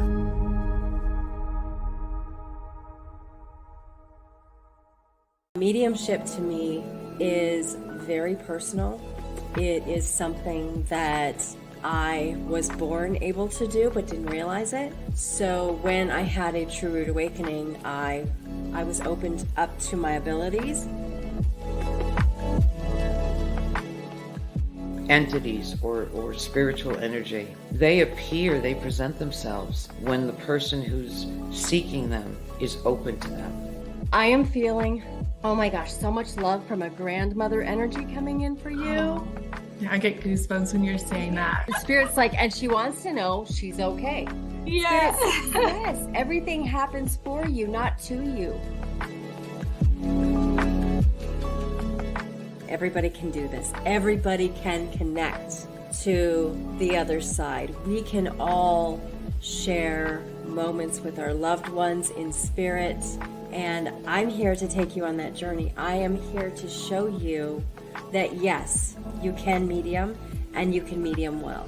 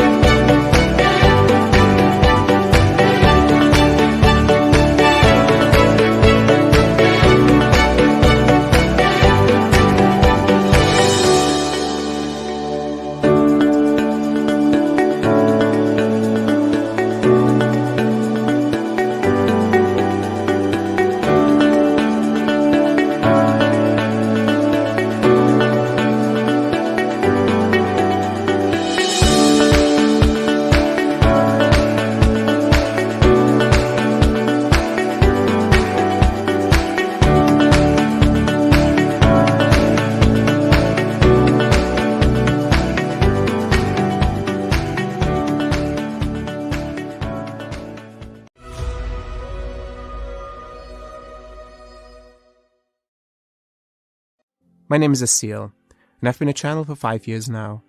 I had no idea what channeling even was for most of my life. When I started hearing these messages and meeting these guides for the first time, I actually thought I was going crazy. I wasn't crazy though. These angelic beings really did seem to be talking to me. I kept an open mind, and these guides kept showing up, offering me adjustments and healings. They told me that they were preparing me. The guides say that there is an energetic network that feeds the earth with universal energy. This energy is critical for human consciousness and all living beings to evolve. The mission that we were given by the guides was to realign this network and establish a new network, specifically dedicated to the evolution of consciousness across the globe. They directed me to visit many places, from mountains to forests, from islands to deserts, sites of many world religions and ancient traditions. The guides wanted me to help them activate sacred sites that have been inactive or misused for millennia. I've been to dozens of countries and hundreds of sacred sites where often the guides will share their perspective through spoken channelings. This work has tremendously impacted my life and those that have traveled with me. Join me and the guides as we take you on an epic adventure.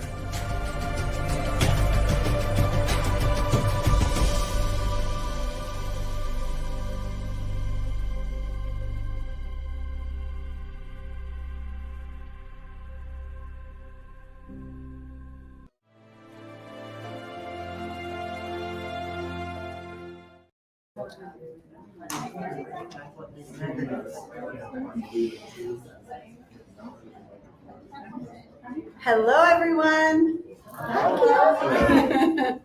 Hi, live streaming family out there. Can everybody say hello to our live streaming family? As you can hear, we've got a very full house here in Santa Clara. We're so blessed to have you all here. It is such a gorgeous day outside. The fact that you're in here with us means so much to us. We feel very blessed, and it says a lot about you and your journeys. As many of you, who's here for the very first time? Welcome. Oh my goodness. And live streaming, I can't see who is here for the very first time, but whoever you are, welcome. My name is Barbara, together with Tangela, the amazing founder of Soul Search. We love to bring you these Enlightenment Expos. For us, our mission is to be a safe and sacred space for you to be on your consciousness journey, wherever that is. And we hope with us you find your tribe. The second you all walk in the doors or turn on the live stream, you're family to us. And we're all in this together. So welcome. Yes, thank you. We love applause. It means we're doing something right. It touches right here in the heart. Just a few reminders. We have Soul Search TV, our brand new channel. You can find shows, original shows from many of our amazing practitioners. soulsearch.tv. You can download the channel on all the major platforms: Apple TV, Amazon, Roku, what did I miss? Android, thank you. Android TV. So please join us in that, and all of our expos, we do them about once a month here in the Bay Area and in all parts of California and Arizona. So thank you for being with us. And speaking of family, we have amazing speakers who are our family, sharing their gifts with us. And today is no exception. I know you're all here for a very specific reason, so I'll get right to the point. Lana is a certified quantum healing hypnosis technique practitioner, sound healer, intuitive channel, ordained non-denominational minister, and eternal student of the all. She lives and practices in San Jose, California, so very close to us here. She seeks the deepest truths and connects the dots to provoke expansion, evolution, and empowerment, the 3E energy healing. Over the past decade, Lana has actively worked at developing and refining the natural abilities that she actually shut off early in life, as well as honing brand new skills. She has earned several certifications, which allows her to practice Dolores Cannon's quantum healing hypnosis technique to conduct sound healing, distance chakra balancing, and auric field healing sessions, and to serve as an ordained minister. She is also a conscious channel and works with her guides and multidimensional beings to access spiritual guidance for all her clients. Today, we are so blessed with Lana to experience a group past life regression using Dolores Cannon's QHHT quantum healing hypnosis technique. So without further ado, let's welcome Lana. Thank you. Hi, everybody. That was a mouthful. Let's all take a deep breath.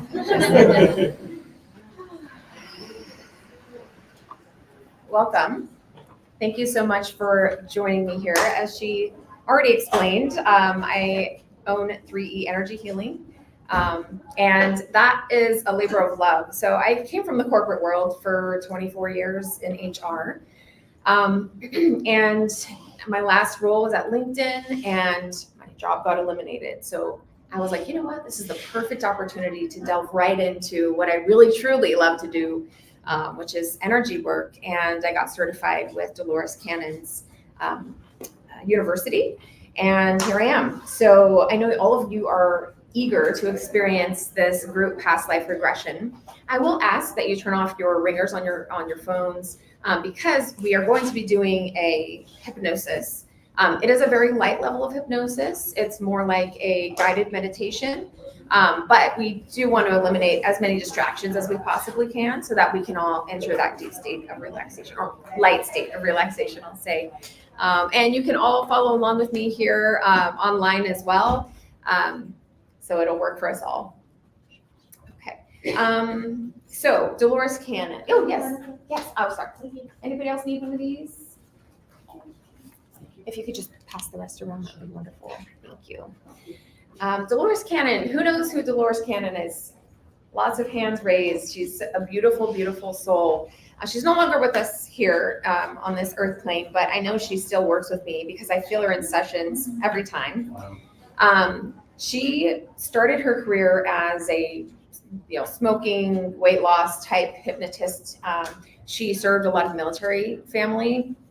And the interesting thing that happened during her early years is that she started getting peculiar experiences. Now, in this time, this was before past life regression was really in our ethos. I mean, this has been a way of life for people in the Eastern philosophies for centuries, but in the Western culture, it's a relatively new thought in the past several decades. And during the time that she was beginning this, she didn't know anything about it. She was raised in the Christian church and didn't have a concept for past lives. And so she found it very interesting when she started getting, her clients started regressing to these past lives that she could actually verify. In further years, after taking a short break to care for her husband and her children, she began having even more interesting experiences where one client would start a story, bring through some sacred and lost information, and a different client in the future who didn't know the other client would continue the story. And so she's like, oh, what is going on here? And she spent decades refining her hypnosis script and this methodology of quantum healing hypnosis technique. Why is it called quantum healing? Well, we're learning a little bit more about quantum sciences now, quantum mechanics. And what we're discovering is that Einstein, who begrudgingly didn't want the spooky action at a distance to be true, we're discovering that it is, and that we are all entangled. And we are part of this larger quantum field where it's before things take shape, before things are identified. It's this soup of potential. And in this practice, quantum healing hypnosis, we actually have an opportunity to work in that field where it's in the potential, where things aren't defined yet and where time doesn't exist. So I often say that when we have sessions, we're time traveling. we can go back in the future and be immersed in a world that we have experienced, whether we remember it consciously or not. And in this time, when we do go back in time and in that space, when we're deep in hypnosis, there is opportunity to heal, to come into alignment, to gain a deeper understanding of why we might be experiencing things in the here and now. And a lot of my clients, when we go back, we find the root cause of a phobia, a fear, a health issue that they're having. And we utilize the multidimensional nature of our being to create self-healing. So I facilitate people on their self-healing journey. I myself don't call myself a healer, but I facilitate that process. And so what we'll find today in the past life regression hypnosis, the group one, it is a light level. In my sessions, these are anywhere from 5 hours plus. These are very deep, very focused and individualized sessions that happen. And you would come with a list of your questions that you want to have answers for, or curiosities, health issues that you may want to tackle, and we will work together to understand how this life has happened for you, and we'll have a pretty in-depth interview. Could take hours, usually takes 3 hours at least, to have the interview portion, where you're going to tell me your whole life story, and I get to understand exactly what elements you've experienced in this lifetime. And then we'll take a short break and I'll put you under. Now, in that portion, your higher self, this part of you that is on a different dimensional plane, will work with you. Dolores calls it the subconscious. You could call it the superconscious. You could create whatever name you want for it, actually. But it is that the higher self that, represents you on the spiritual plane. That part of your being is going to design an experience for you that is exactly what you need at this moment and in this time to achieve the goals that you want to on your soul path. And your higher self actually kind of knows what you need, maybe not necessarily what you want all the time either, but they know what you need. And so they will bring you to whatever experience that you need in order to push you forward on your path. My clients have a variety of experiences, including past lives, but we've also had cosmic beings who are explaining the process of recharging a soul when they're out of their life and back home. I've had people who go to this life, and a lot of times when people have trauma in this lifetime, it's most important to work that out first. So a lot of times people go to their current life in the past. Other times people go to a place where it's just light and they're seeing light. Now this light has healing properties and it's purposeful. A lot of times people go to the void, just a vast blackness, not a scary place or anything like that, but it really puts the soul at peace and quiet. It calms everything down because it's just quiet there. And a lot of times people who are experiencing grief can go to those types of places. So the experience varies. Most often it is past life, but like I said, could go to the other side. So in this experience that we'll have today, we're just going to go through a series of meditation visualizations. And a lot of people have profound experiences that can be quite emotional, and emotional release is normal. If that does happen for you, just experience it and know that you're experiencing that to release it. And you will be able to release that and be lighter afterward. I ask you, let it be okay. Just let whatever happens to be okay. Just let it flow, because it doesn't need to be a particular experience. And in fact, sometimes unexpected experiences still have a very profound reaction with you. So whatever you see, whatever you hear, feel, use all of your senses, use all of your imagination, and just let it be. Tonight, you might have dreams. You might recall different things. just pay attention to those little whispers. Intuition is very subtle. As many people know in this room who are light workers, psychics, etc., everybody has those abilities to have intuition. So use it today. And just relax into it, let it be. And do you have any questions before we start our journey? Okay. You have your eyes shut. It's up to you, however you're comfortable. I'll let you know when to close your eyes. I will be reading off of a script, so I will be sitting down. It's no need to see me. But if you cannot hear me, raise your hand. Normally, I would use a very soft voice called the hypnotic voice. However, so that you can hear me online and in the back of the room, I'll be speaking in a normal tone.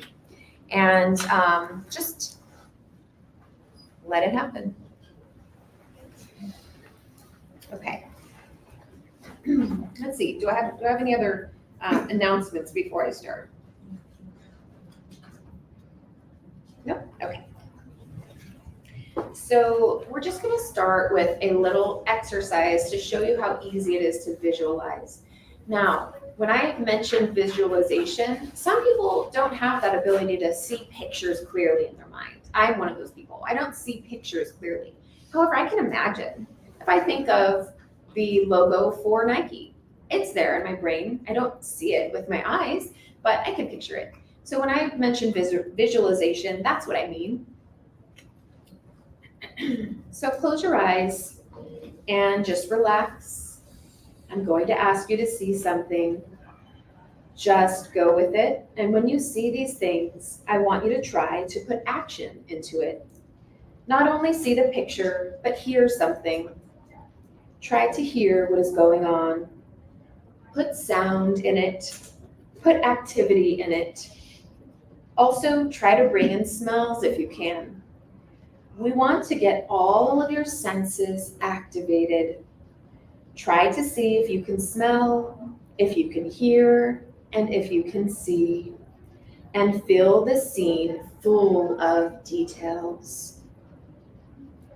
Okay, just relax, close the eyes, and let pictures come. You're standing on the corner of a very busy street in a big city. There is a lot of traffic. There is a lot of noise. A lot of things going on. See the scene and fill it full of lots of details, sounds, sights, and smells. You're standing on the corner of a busy street in a big city.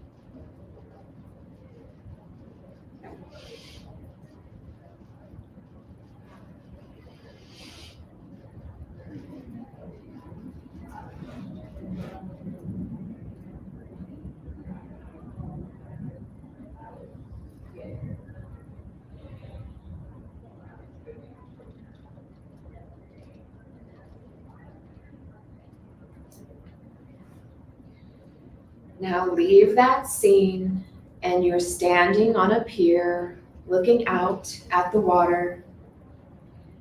It is a fishing pier. Maybe there are boats on the water. Maybe there are people fishing, but you're looking out at the water as you stand on a fishing pier.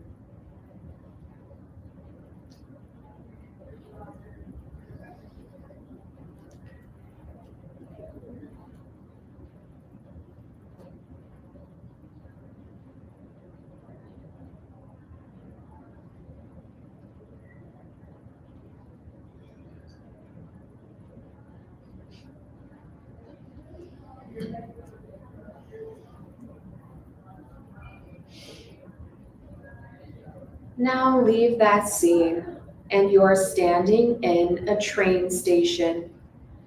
You are on the platform of a train station. There is a train coming down the tracks. You can see it and you can hear it. Try to feel the vibration of the platform as the train comes closer and pulls into the station.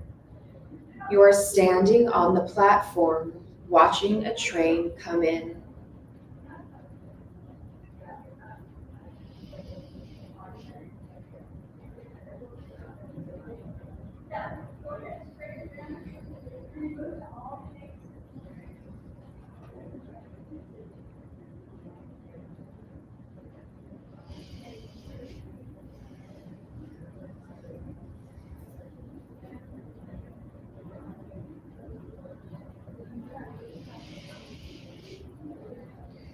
Now leave that scene. You are riding on a carousel, a merry-go-round, just like you did when you were a child. You can see the horses. You can see them as they go around and around and around. You can hear the music and feel the motion as the horse you're on goes up and down and around and round. You are reliving being on the carousel again.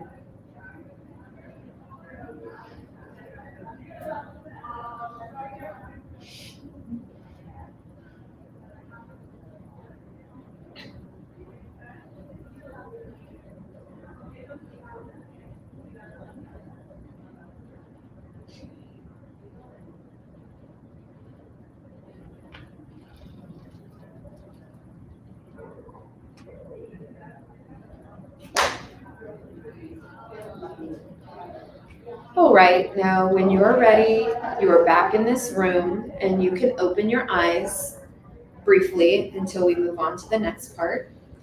But you can open your eyes. Was anybody able to see anything? Oh, yeah.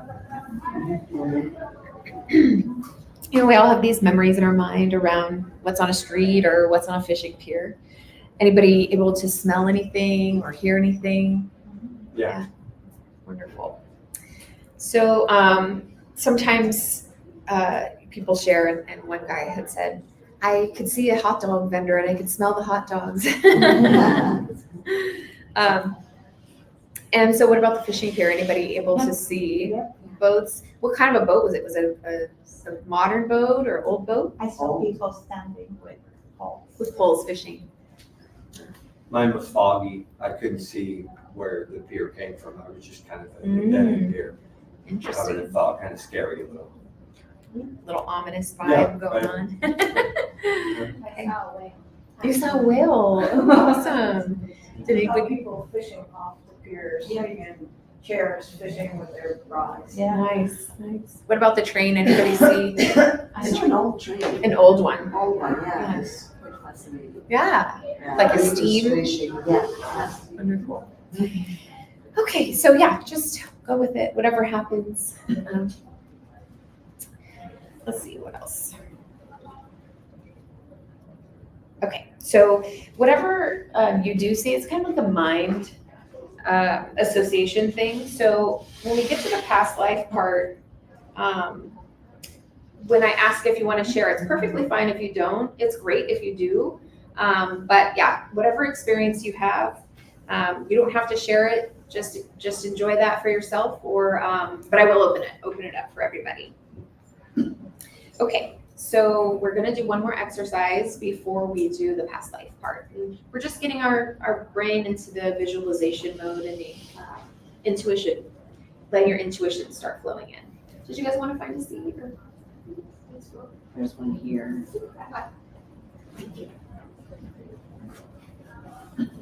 There's a seat here. Okay, wonderful.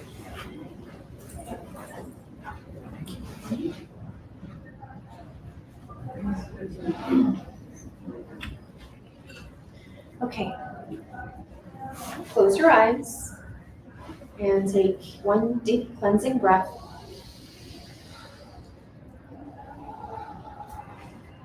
This time, see yourself eating a meal. See the ones around you. It may be the last meal you ate today, or it may be a meal or of a special occasion when you had family there. But see yourself eating a meal and see the people with you. Try to smell the food and even taste the food if you can, but you're eating a meal.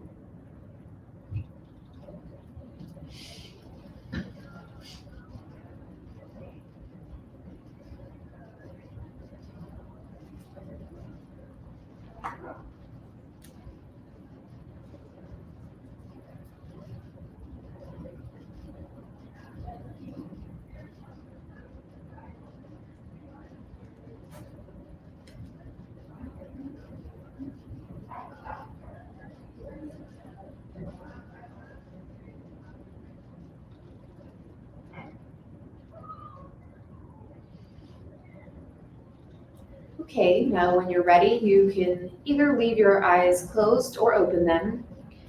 Could you see the food? Let me see a show of hands.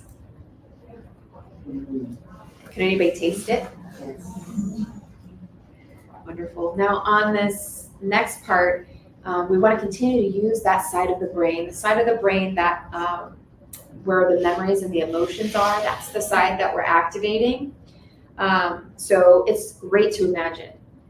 Pretend you're a kid and anything's possible, and you can just imagine everything, and that's quite all right. Now, when we start the other part, I don't want people getting up and moving around because we want to make sure to keep the distractions to a minimum. And for those of you who came in later, if you could make sure your cell phones are off, that would be great. And we're going to start the past life portion of this now.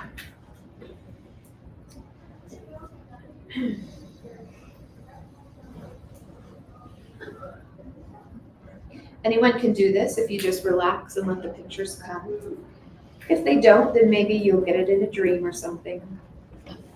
When you open the door to this type of work, the door stays open for a few nights. So Dolores says it stays open for about 3 days. So if you don't get all of your information, because this is just not going to be an in-depth session, you can ask questions right before you go to bed. And if you put an intention, you may get some answers during your sleep.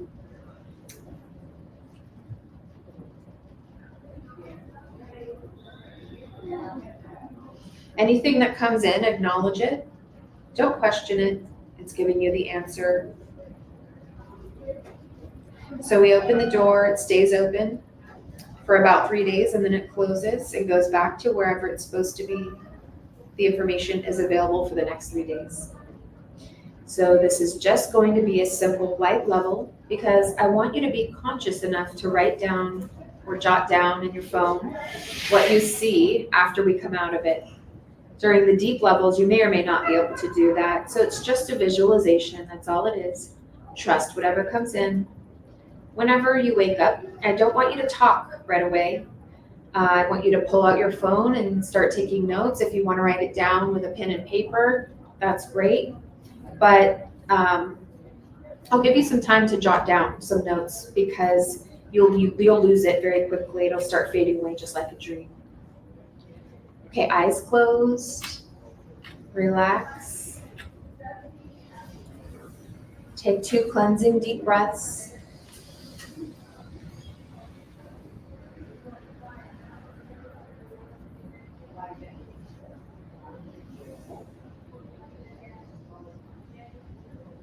I want you to see the outside of the place where you currently live. House, apartment, wherever it is. You see this every day. See the outside of the place where you live.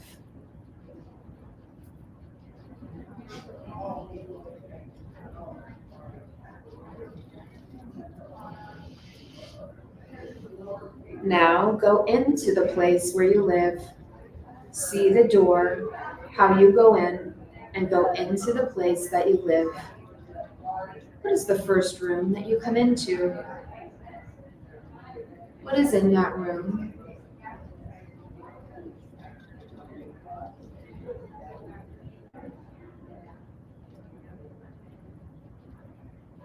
Now make your way to the kitchen. Where's the stove located? Where's the refrigerator?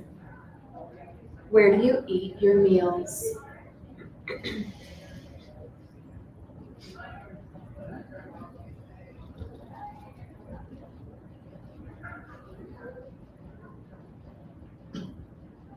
Now go into the bedroom where you sleep. The bedroom where you sleep. What furniture is in that room? Fill it full of details.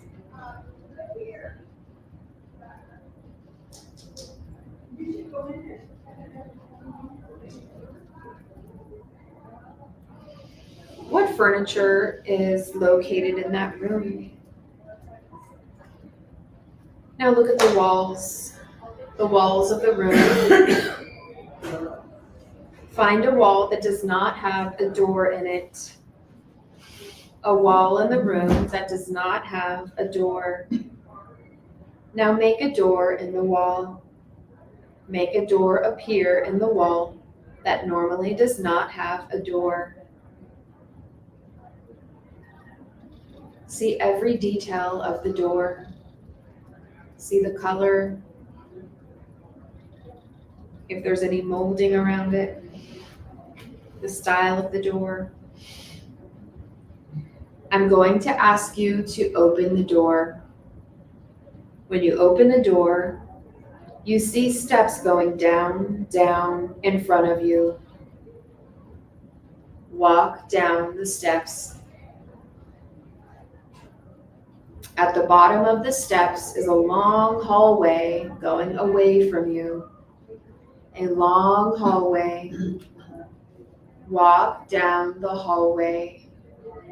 There is enough light that you can see where you're going. Walk down the hallway. In the distance, you can see at the end of the hallway, there's an opening. You can see light down there. There's an opening at the end of the hallway. Walk toward that opening. Walk down the hallway toward the opening at the end. Now you have reached the opening at the end of the hallway, and you are standing in front of the opening. This is the doorway, the opening to the past. You know when you step through that opening, you will be in another time, another place where there is information for you. We're going to step through the opening now. Step through the opening. Now you have stepped through the opening. Are you inside or outside? Become aware of your surroundings. Look around you. See where you are.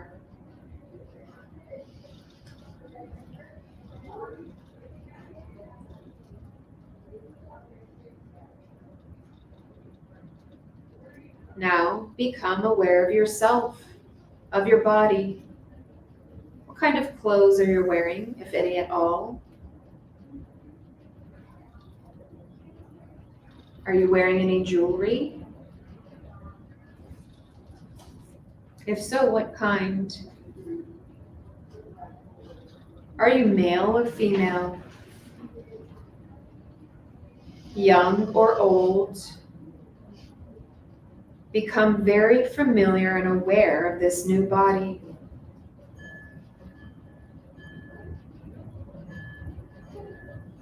In this body, we're going to go to the place where you live, in that new body. The place where you eat and where you sleep. Stand in front of that place. What does it look like from the outside?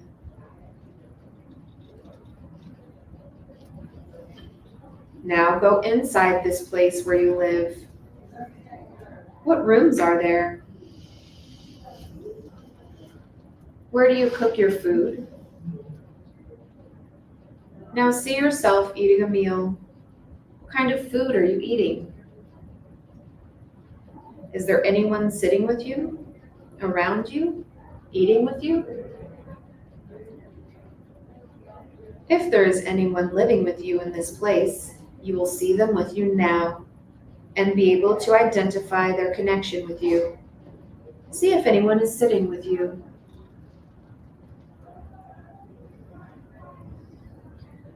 All right, now leave that scene. I want you to see what it is you do. How do you spend the majority of your time? Do you have a job, an occupation? What takes up the majority of your time? See yourself doing it now.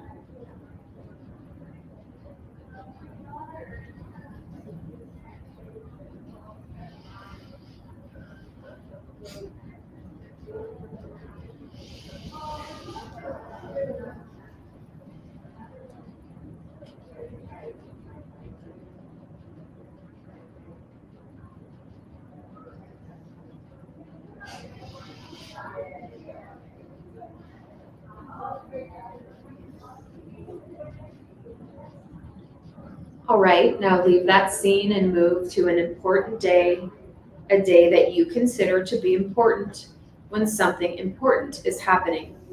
You are moving to an important day. You are there now. What is happening? What do you see?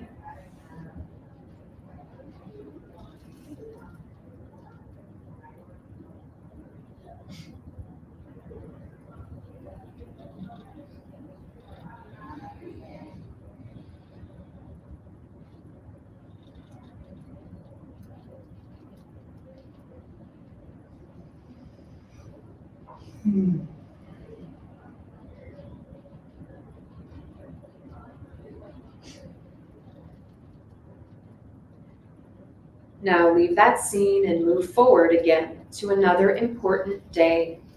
Another day when something else is happening that you consider to be important. You've gone forward to another important day. What is happening now and what do you see?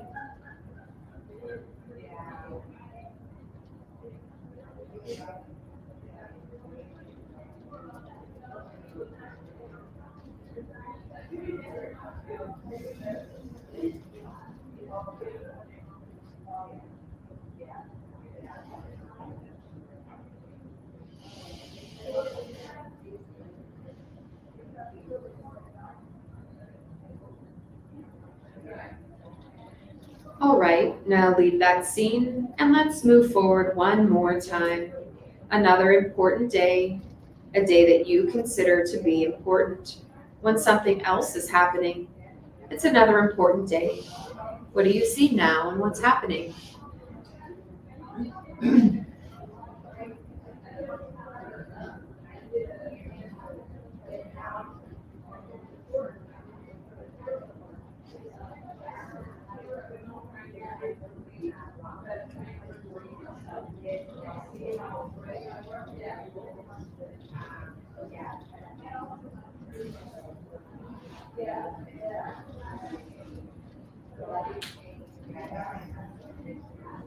Now leave that scene, and I want you to move forward to the last day of your life in this lifetime we're looking at.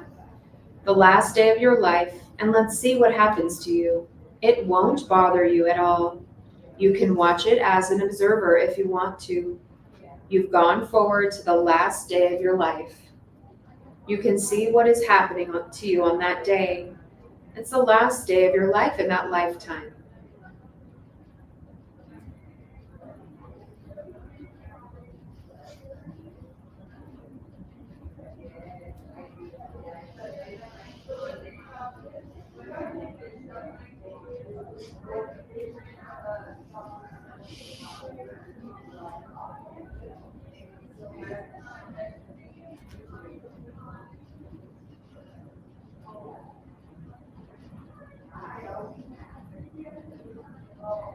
Now, whatever has already happened, and you're on the other side of it. You're out of the body, and you're on the other side of it. It's already happened.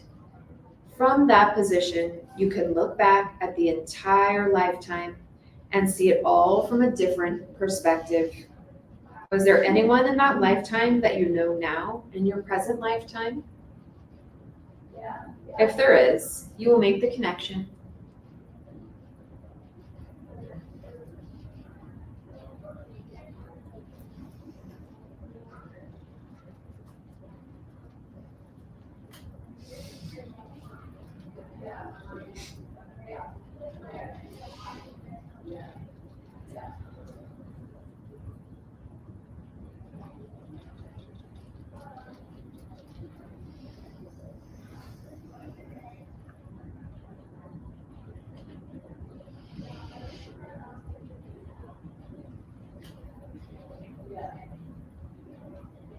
Every lifetime has a lesson. Every lifetime has a purpose. As you looked at that lifetime, what was the lesson to be learned? What did you learn from that lifetime? Trust anything that comes into your mind.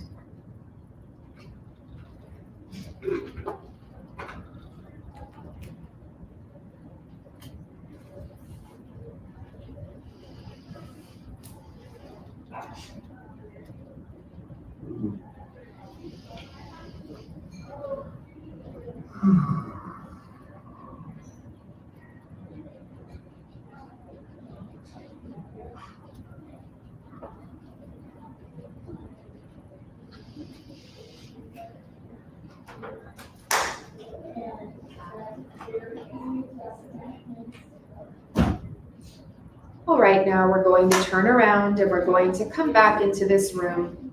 I'm going to count to 10, and on the count of 10, you will be wide awake and feeling wonderful all over, remembering everything you have seen so you can write it down. It will be in your memory so you can write it down. You're becoming conscious of this room again. You're back here in this room, and as I count to 10, you will be back in your body and can open your eyes and remembering what you have seen. 1, 2, you're beginning to breathe a little faster. The blood's beginning to circulate a little faster because you're beginning to wake up now. 3, 4, becoming aware of the physical body, very much aware of the physical body. You can move your arms and legs around and get the blood circulating again because you're back here now and you are beginning to wake up. 5, 6, you're becoming aware of the sounds in the room. You know that there are people sitting around, very much aware of your physical surroundings because you're oriented back here now in this time, in this place, and you're waking up now. 7, 8, you're coming up very nicely now, very nicely. 9, 10, wide awake, feeling wonderful all over and remembering everything that you saw so you can write it down. Now take a moment, bring out your devices, take a few notes or write a few notes. And after a few minutes, I'll invite you to share if you wish.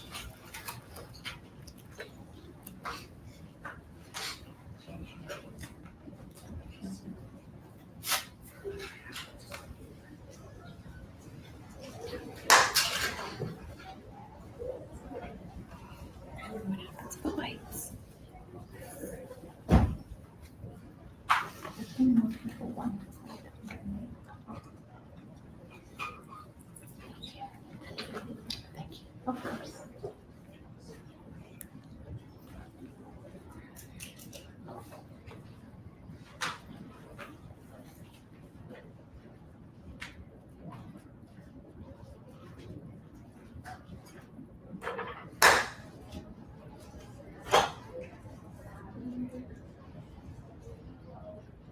Anybody need more time? Okay, so before I ask you to share, I do want to say that I'm offering a special today. So I'm offering $50 off of a QHHT session. And when you reach out to me, just mention that you were attending this session to get the discount. So did anybody have any experiences they want to share? I think I was a child in China at one point. The second important episode, it was a storm on a boat, and I don't know if I died. So you were on a stormy ocean in a boat. What happened the third time? So that was the last one. That was the last one, yeah. So you may have, yeah. What did you experience? Sadness. And so it's common to have emotion. Just let it flow through you. And you were shown that to release it. Thank you for sharing. Anybody have any questions or you want to share? I can share. I first of all, I read the Akashic records. I'm very clairvoyant, so I see things very common for me.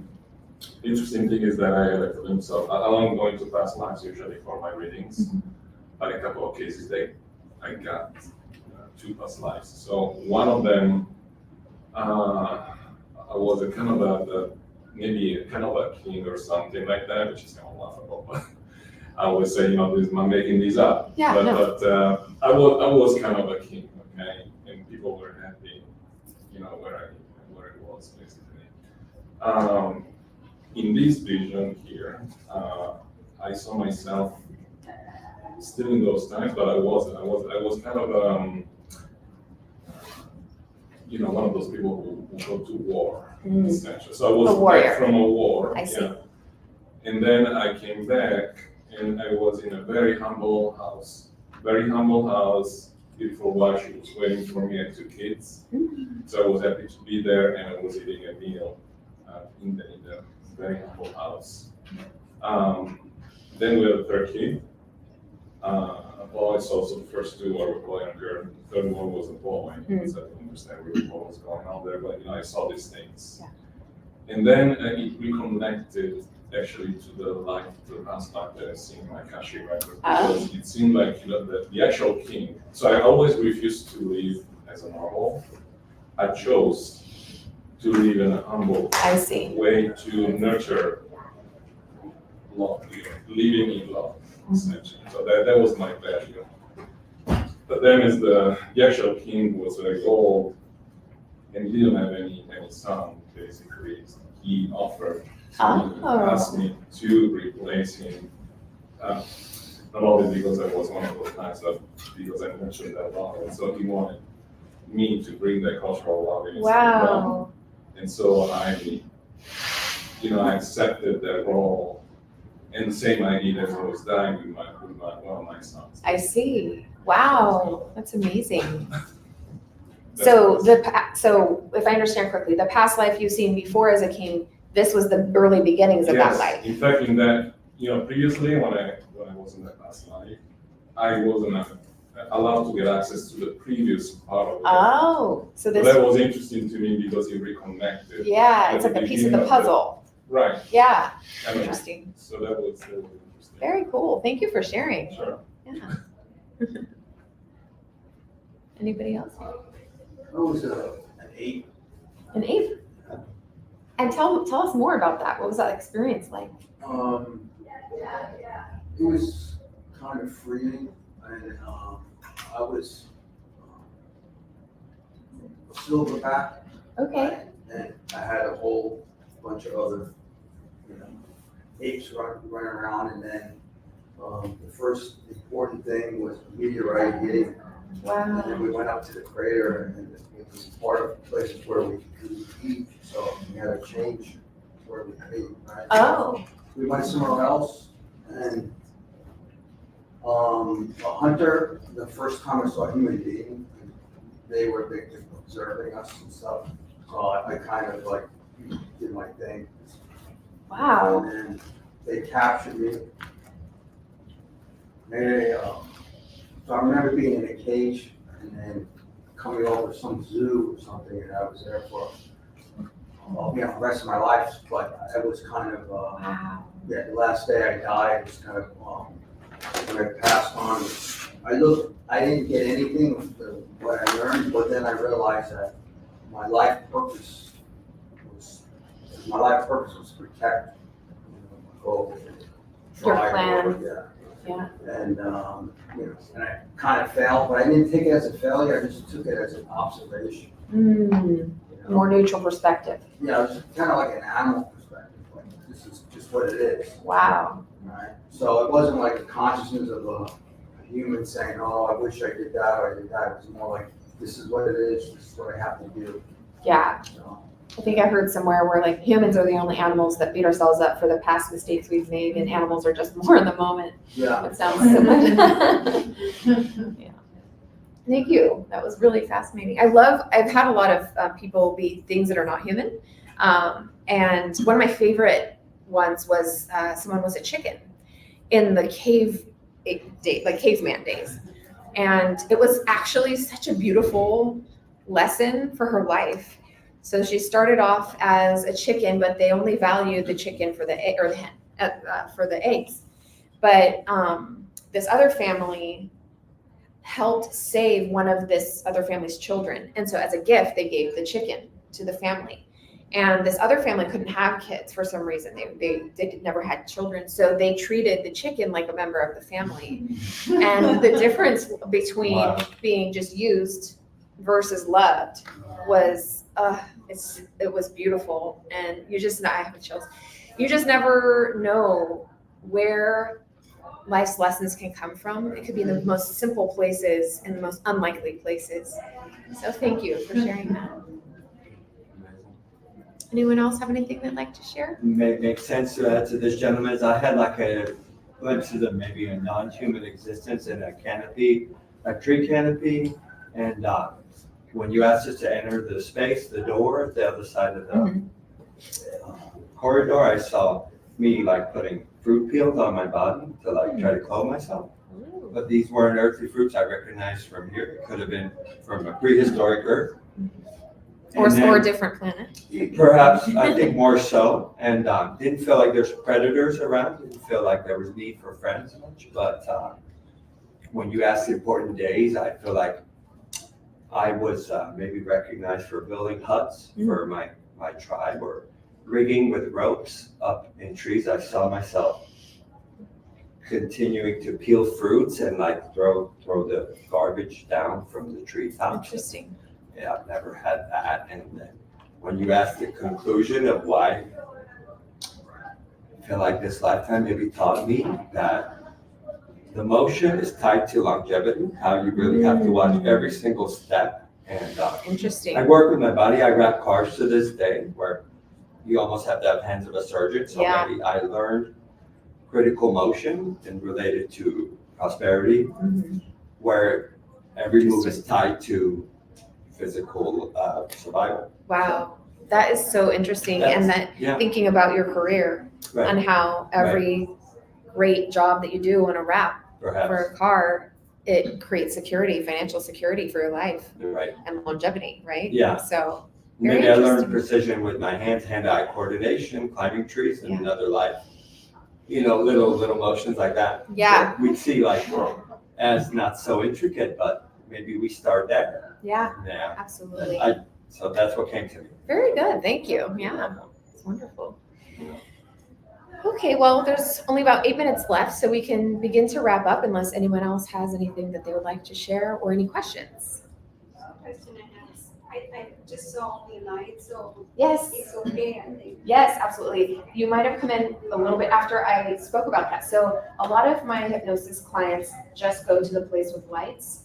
At first, when I started doing this, I was like, I'm doing something wrong. What's happening? But I came to trust the process implicitly. Like whatever experience you have is what you need. What I learned from following up with those clients is that when you go to the place of light, I'll give you the first example that I had when I was like, what am I doing?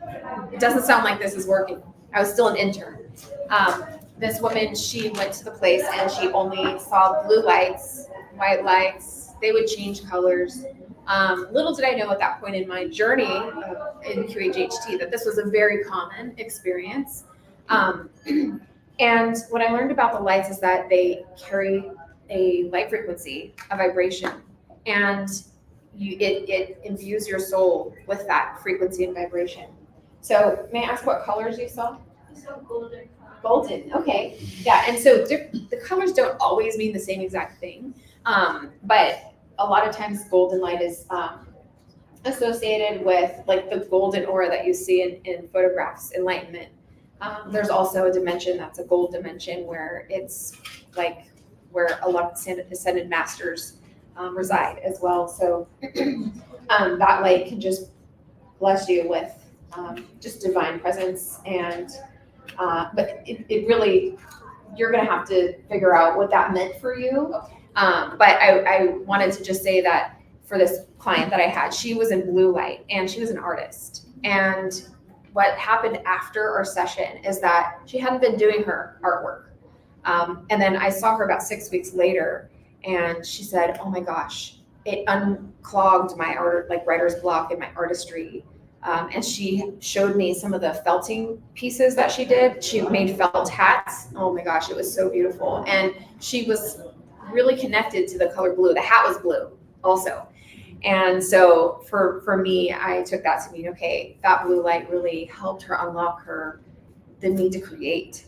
That was for her what she needed in that moment. And for each person it will be different. But yeah, the place of lights is very common.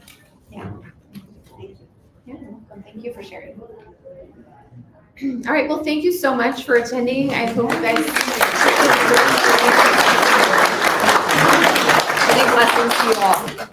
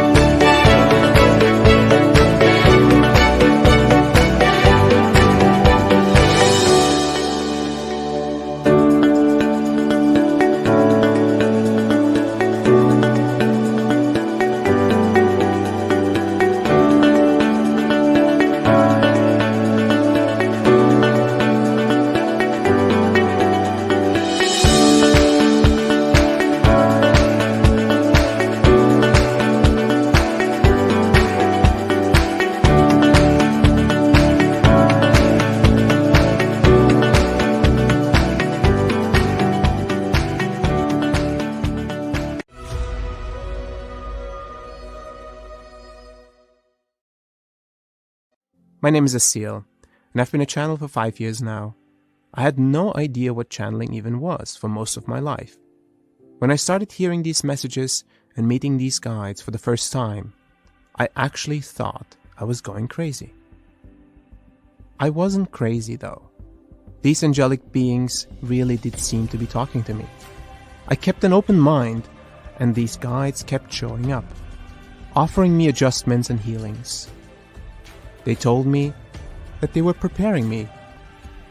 The guides say that there is an energetic network that feeds the earth with universal energy. This energy is critical for human consciousness and all living beings to evolve.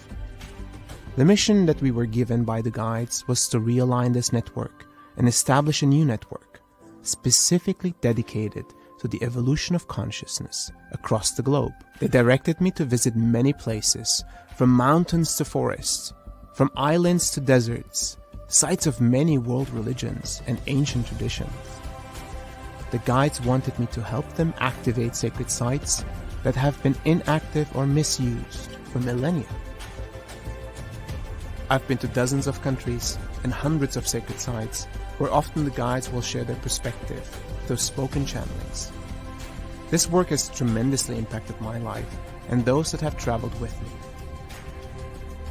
Join me and the guides as we take you on an epic adventure.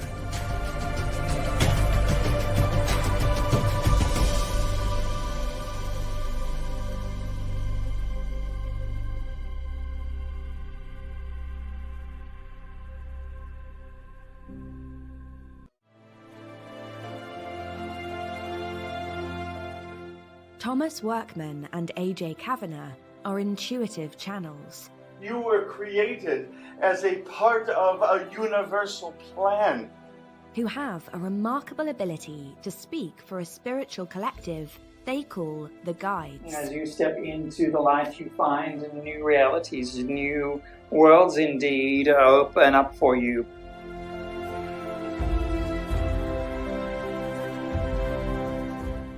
We often forget who we are, our eternal nature, and the wisdom that comes from that. The Infinite Pathway, Journey to Self-Realization.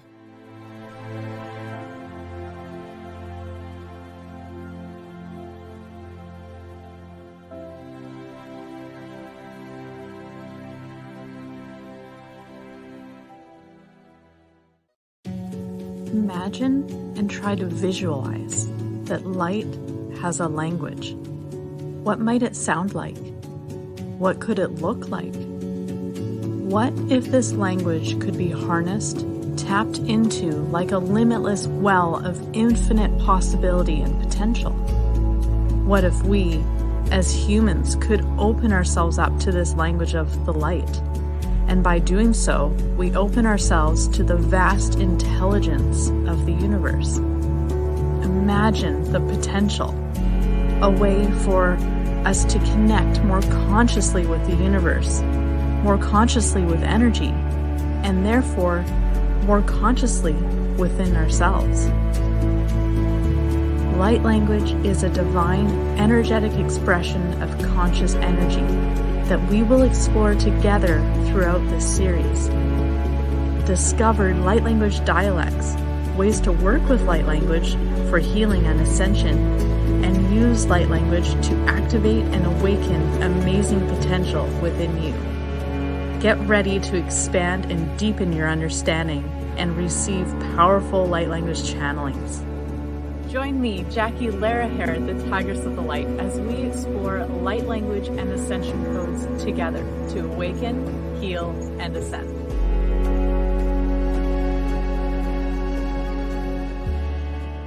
What is enlightenment? How do we get there? Is enlightenment possible for someone like you or me? For most of my life, I thought enlightenment was only reserved for a few chosen ones. But we no longer live in a world where we have to cut ourselves off and retreat to a mountaintop cave to reach nirvana. Enlightenment is within our reach in the here and now, and there are infinite ways to get there.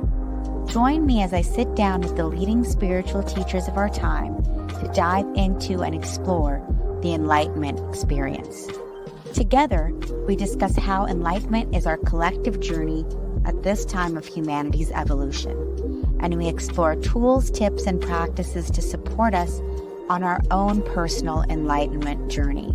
Each one of us can experience enlightenment in the midst of our human experience, and it is our divine birthright to do so. Yeah, I know.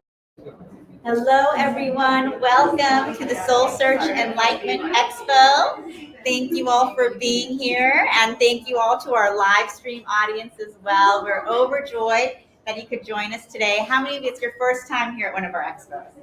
Okay, wonderful. Well, welcome to our family, and I am delighted to introduce you to Marilyn Harper, who will be speaking today, and she has an amazing story about her gifts that she's going to be sharing with us today. She actually was in a car wreck in 1999 that then brought on these amazing gifts and abilities that she shares with the world today. She's known as the divine inspiration and divine link to the Adirondack, which are 17th dimensional beings. And I know that may sound amazing to most of us, but actually, we live in this multi-dimensional world. And Marilyn is here to support all of us in our awakening by helping us to connect to all the multi-dimensional realms, ascended masters, archangels. And so we are so excited and honored that you're joining us here today. Welcome, Marilyn. Thank you. So much. Hi. Hello. How y'all doing? Good. That's what we say in Missouri. You may not say that in California, but now you all can. How many of you have ever been to Missouri? 2, 3. Oh, it's beautiful, isn't it? Okay, maybe not. Well, I have a story to tell, and lots of them.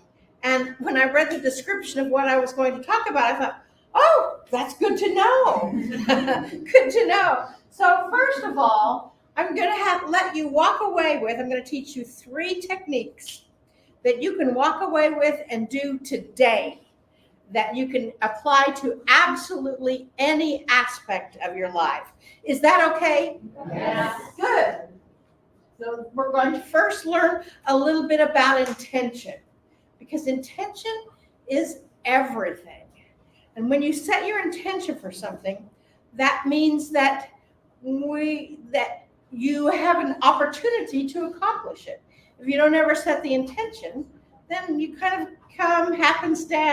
come as what may in that capacity. We're going to talk about that later. We're also going to talk about how your emotional impact or your emotional program actually affects your physical body, which, sometimes that just kind of upsets me a little bit. Does it, it's just like, why is it that those things that happened when I was in the 1st grade are affecting me psychologically and now affecting me physically? We're going to talk a little bit about that. Then we're going to talk a little bit about visualization. And through visualization, I created a program called Holographic Healing. And it's a certification program for healing practitioners. And it's realigning the body through visualization, intention, and dealing with the emotional impact. And then we'll talk a little bit about the selenite swords of light. The selenite swords of light are a tool that I ran across in 2012, and it's been an amazing journey since then. As Tiras Tangila said, I had a car wreck in 1999. I actually experienced a major transformation. Some would call that a walk-in. There's some empty chairs over here. I don't know if they've got stuff on them, but there's, sure. And it might not be my best angle. But I experienced what some would call a walk-in. How many of you know what a walk-in is? Who doesn't know what a walk-in is? A walk-in is a person that has had a soul exchange. Now, quite honestly, I never would have believed that it was possible if it had not happened to me. But the soul that was born into this body due to a prior agreement, when given the opportunity to either leave the planet or have another soul come in to take my place, I opted for that. So instead of dying, I chose to stay in the body and have a new soul come in and take its place. Now, what that means, it's not a different soul. It's not some helter-skelter soul that's flying out in the universe. It's my soul that's actually several generations more advanced. And so it's like, so does that mean I can now sing? Does that mean I can play the piano? Not necessarily. And I said, well, couldn't you choose a little taller, thinner, less curvilicious body to come in? No, that's mine. And so that's a little bit about a walk-in. But in that process, I woke up, and this is a little bit about me, because felt like I was kind of sitting there as a child going, what do I do with this information? What do I do with it? Does anybody else feel that way? No, just me? That's too bad. Well, then this is just about me then. Okay, I do. You know, go. So let me come over here and talk to you. Okay. So, it's really one of those things. Is one of the most asked questions for Adironda and the Council of Light, which I'll tell you about them in a minute, is what is my life purpose? What is my mission? What am I here to do, to be, to have, to experience? Anybody else feel that way? Oh, good. So I don't have to talk just to you. And that's what I was doing, is I was saying, what is my life purpose? Why did this advanced soul come into this body, and what am I here to do? And that's where intention comes in. And I was deacon in the Christian church. I was not metaphysical.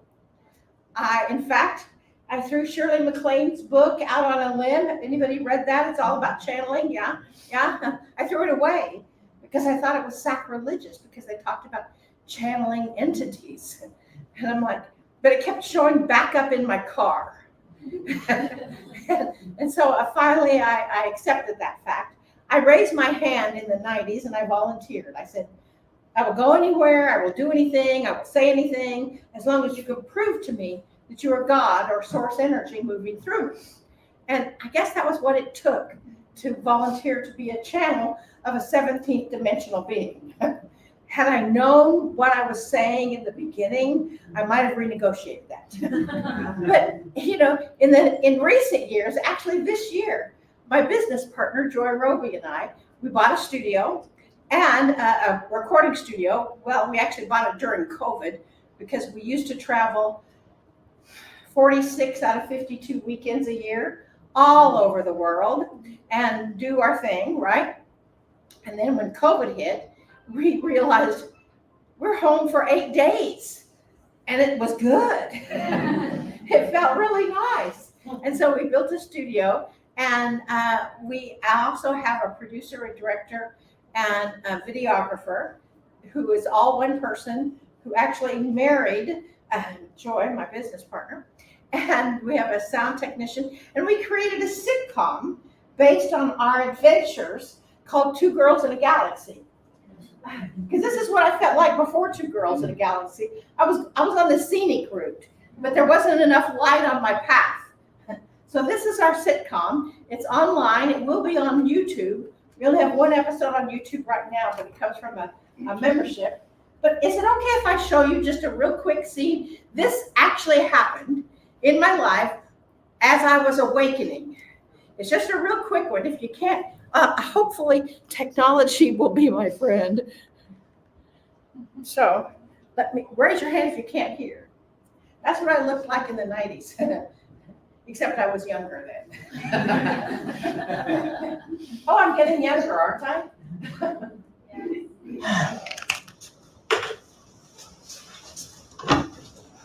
I'm just gonna have one more cup of coffee before.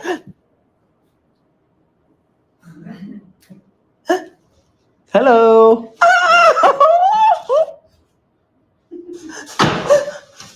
This cannot be happening. This cannot be happening. I am deacon in the Christian church. I cannot have a man on my couch.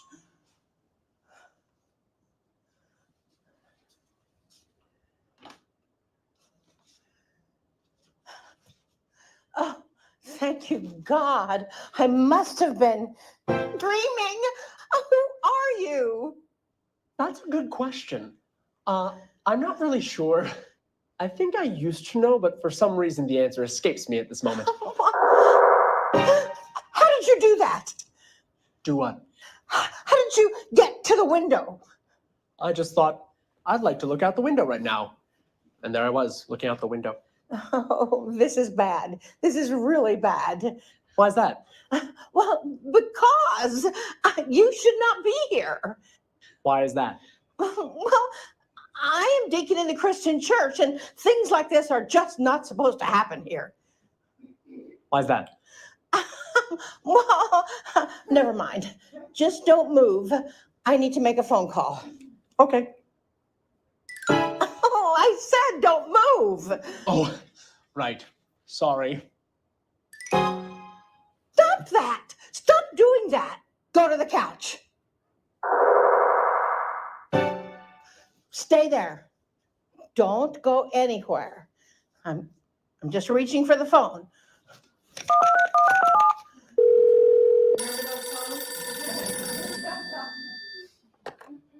Hello? Oh, thank goodness you picked up. I woke up this morning and there's a man on my couch. Congratulations. I wonder if that's the one I was picking up in your energy field during our session. He seemed like a real catch. He's not that kind of man. Oh, what kind then? The not normal kind. He keeps appearing and disappearing, and he doesn't even know who he is. Ah, he's probably dead then. He's what? He probably crossed over and doesn't realize it. Tell him he's dead. Why can't you tell him? He's not going to be able to hear me. Oh, jeez. Okay, hold on. You know you're dead, right? I'm what? Dead. Well, that's news to me. So in that scene, which actually physically happened, it was one of those things that I had all these metaphysical experiences, and I had no clue what to do with them. No idea. And so as you saw in the video, intention is everything. He said, I just thought I'd like to look out the window. So therefore he went to look out the window, right?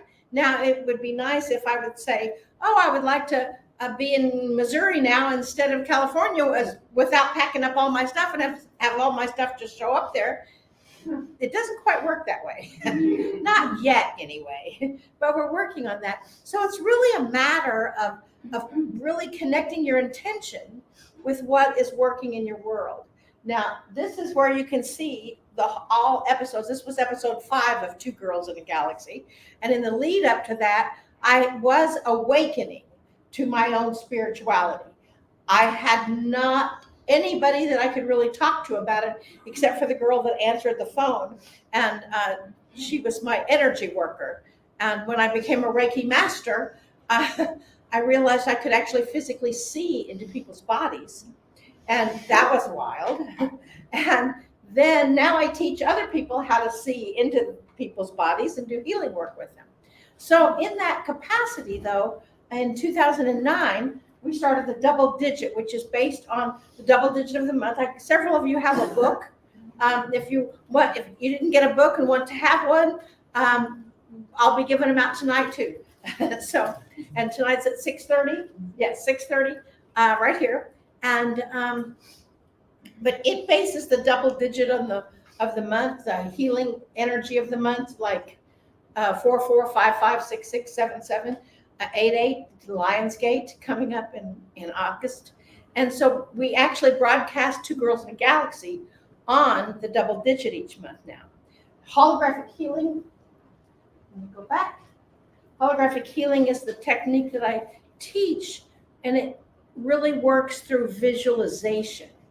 You know, you can visualize something, and as you're visualizing something, your energy through intention can actually shift the receiver of that energy or your own energy. You know, you can say, I've got such a headache, and your headache will actually get more intense because your intention is, I've got such a headache. However, if you say, this headache is leaving right now, it's smoothing out, and the pressure that I'm feeling on this side of my head is just diminishing right now. And that gives that headache then a chance to heal itself. If that doesn't work, this is a technique we teach in holographic healing. Does anybody ever have any headache or pain in their body or anything? A couple of you, yeah, good, yeah. Not that that's good, but if you take your hand and circle the energy 3 times, and then take a hold of that pressure point like it's a lid of a jar, and turn it in the opposite direction, pull it out, and snap your fingers, the pain will diminish. Did that happen with anyone? Yeah. Try to do it again. Take where's your discomfort? Counterclockwise. You know, that's a great question. She asked counterclockwise or clockwise. You know, follow your own guidance. If the pain gets stronger, go the other direction. So if the pain is here, so circle the energy 3 times. Take a hold of that energy, just like it's a jar lid. Turn in the opposite direction, pull it out, snap your fingers. Better? One more time. 3 times the charm, right? And if it gets stronger again, circle the energy in a different direction, the opposite direction. Turn it in that opposite direction, pull it out, snap your fingers. Better? Yeah, woohoo! Did you learn something? Yay! So that's one of the techniques that we teach in holographic healing. I also teach people how to channel. I believe that everyone is a channel. I believe that everyone has the capability to bring in their own guidance system, their own energy field, their own guides from somebody else.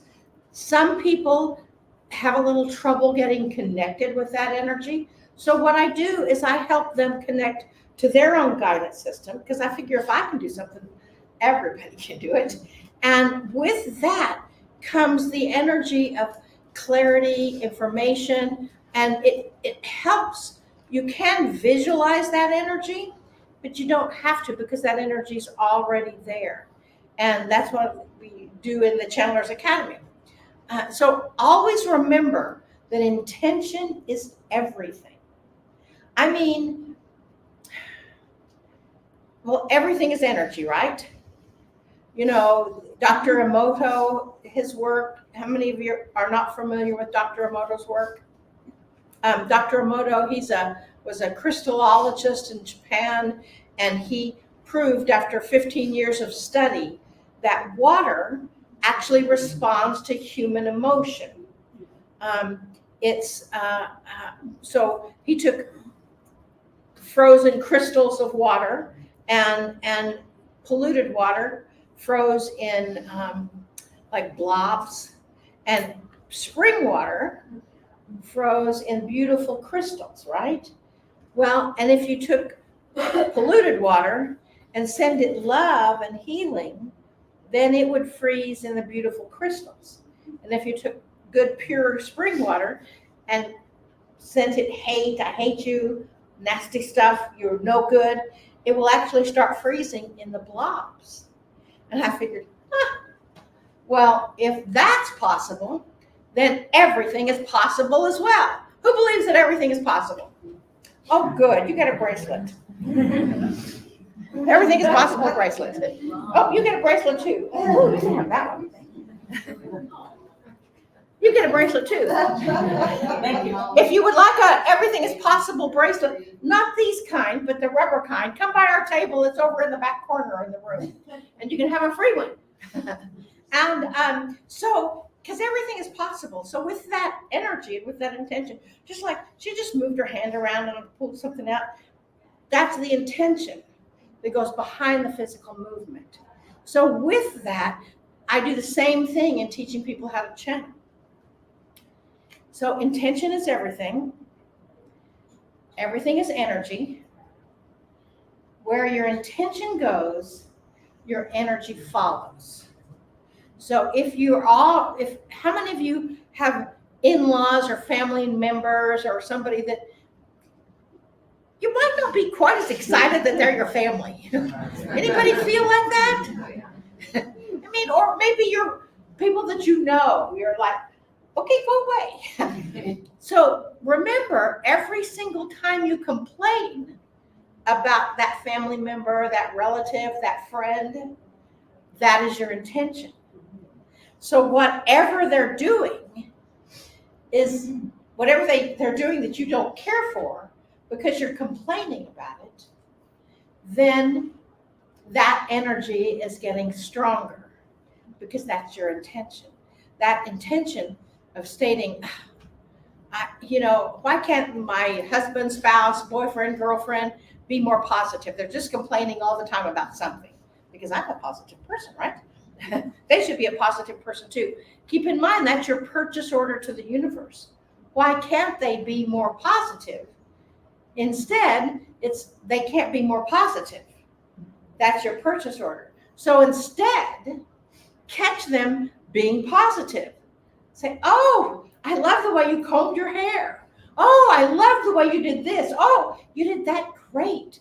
And catch them being positive, and then that energy of your intention will come back closer and closer to you. So one of the things with our awareness bracelets, is what we call them, is you put it on one wrist, and then every time you catch yourself complaining or thinking negative thoughts about yourself or someone else, you change the wrist. You do not flip yourself. We do not believe in pain. You change the wrist, and that helps you learn how many times, first of all, you have a negative thought about yourself or someone else, and it also helps you break that habit. And the objective is to keep it on the same wrist for 21 days, which means you broke that habit. There's a chair here and there's a chair over here, I think. Come in. The more the merrier. We all have personal air conditioners, don't we? So keep in mind that the more you complain about something, that is what you're creating, and that's what the awareness bracelets are for. So, our emotional imprints. In holographic healing, we teach that everything has a cycle, and all of our emotions, all of our patterns, all of our programs, all of our emotional traumatic events have happened before. It may not be the same situation, but it is the same response emotionally. And they repeat every 7 years. Well, that kind of sucks, doesn't it? I mean, come on. Why do we have to repeat something every 7 years? So when you think about all of your, say your relationships that soured, or your friendships that soured, if you make a list of all of those relationships and the way you felt when they soured, not necessarily what the situation was when they soured, but the way you felt when they soured, and then kind of go back every 6 or 7 years, you'll find some incidents there that you felt the same way. And then you go back another 6 or 7 years, and you found some incident there that was about the same thing, where you felt the same way. And if you can, go back to before you were 7. That's where your Akashic records come in. Anybody not know what the Akashic records are? The Akashic records are every thought, idea, instance, conversation, situation that you have ever had from the inception of your soul. And it is recorded in your field, which is 26 feet across. So all y'all are in my field. It's a fun place to be. And it's 26 feet across, and that's recorded there. And through the Akashic records, you can actually get to those memories that date back to when you were in the womb. When you're in the womb, my business partner Joy and I have talked about this. When she was in her mother's womb, her mother was very, very conscious of not ever gaining a pound. Very conscious. My mother was not. And you can see, well, Joy, you want to stand up? She's like, no. Beautiful, tall, thin. Right? Thank you. Sorry about that. But that's what happens. And that was things in the womb. When I went back in my Akashic records, I was asking, what is my relationship with food? And I was the youngest of 4 children. My oldest brother was just 5 years older than me. And then there was one 4 years older, and then my sister's 2 years older. So I was the baby for about a minute. And so my mother had three other toddlers at home. So I saw in my vision, because visualization is our next step, that the only time I really got my mother's undivided attention was when I was nursing. It was like, oh my goodness. So I lost 20 pounds after that. So understand that those impacts can affect where you are right now. Now, illnesses are the same way. Say you have somebody in your life that has been diagnosed with cancer. First of all, keep in mind how I said that. They've been diagnosed with cancer. They don't have cancer. Because if you say, oh, they've got cancer, then they own that cancer. And so do you. They've been diagnosed with cancer. So a diagnosis of cancer is old, unresolved anger. You know, and my mother, who was 96 when she passed away, and was a wonderful, wonderful person. And I told her about this. She had colon cancer and had a surgery at 94 and maybe 93. And we talked about that afterwards. And she said, you know, Mary Jo, which is what she called me, I'm not angry about anything. And it's like, okay, so how do you feel about Dad, passing away 11 years ago or whatever? And she's like, well, I was upset with him because he never even talked to me when he was in the hospital. The fact that he was intubated didn't make any difference. So that was unrecognized anger, right? Now, did that cause the cancer? Probably not. But then when she was a child, and then she would continue to tell me these stories, and she said, so when you release those, does that mean that you can heal the cancer? Actually, it's possible. Why is that possible? Because everything is possible. And in today's world, it is powerful. And when you couple the emotional impact with the physical ailment, you can release almost anything, if not everything, once you finally get it. Does that make sense?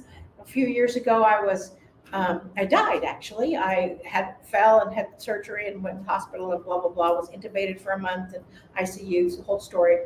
But the doctor said I would be on oxygen 24/7 after that.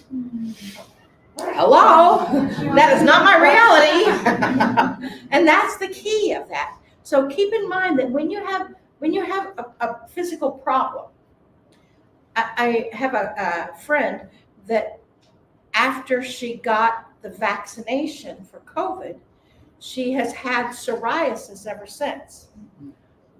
So I asked her, why did she get the vaccination? She says, well, I hated to get the vaccination, but I had to keep my job, and I couldn't believe it. And she went on and on and on and on and on about how terrible the vaccination was and how it did the horrible, horrible things to you, which it still was.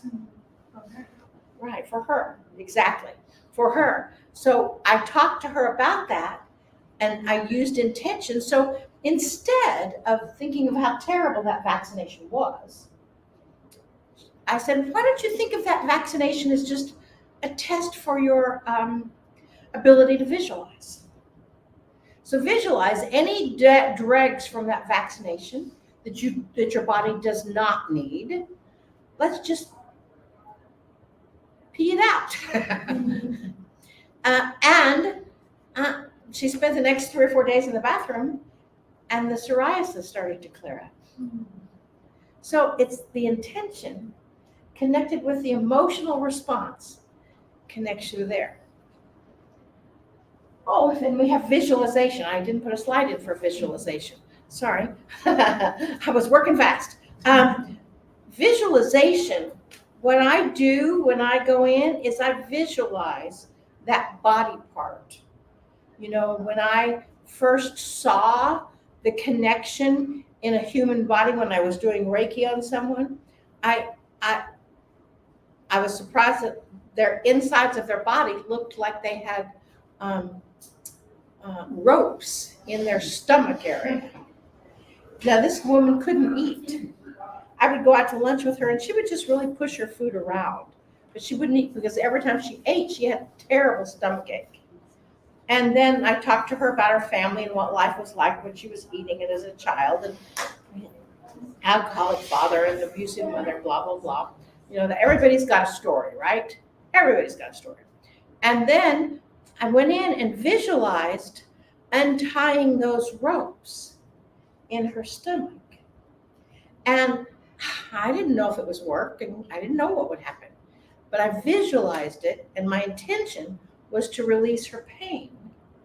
And she could eat after that. She didn't have a stomach ache. So did I do that? Heck no. She did that because she had to untie those ropes as well. So that's kind of what happens through visualization. Then you have the selenite swords of light. Now there's, thousands of tools out there that you can use. And everybody's got the tool of the day. This is mine.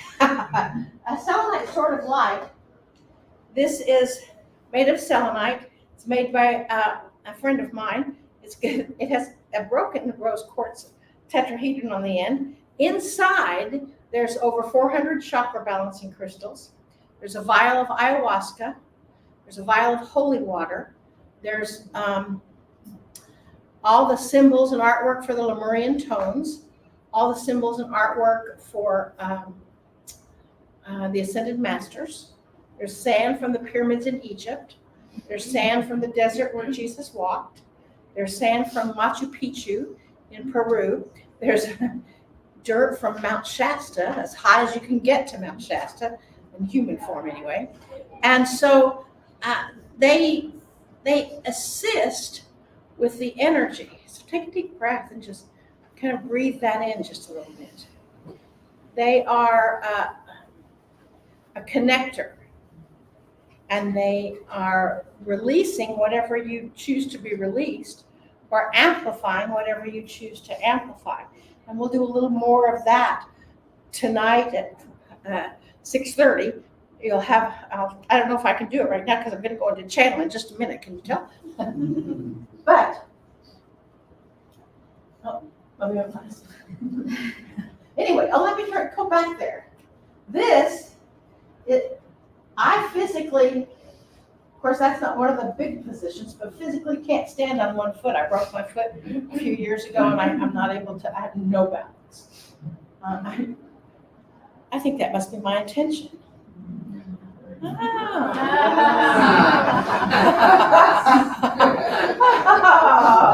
Anyway, that was somewhere, I don't know where we were. Oh, that was Big Sky, Montana.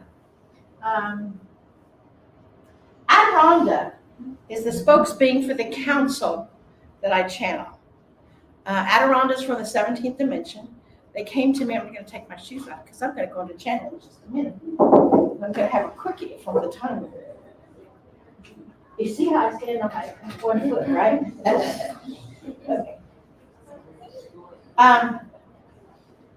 Adironda came to me and tapped me on the shoulder every day at 4:44 a.m. and woke me up with my stereo playing rock music.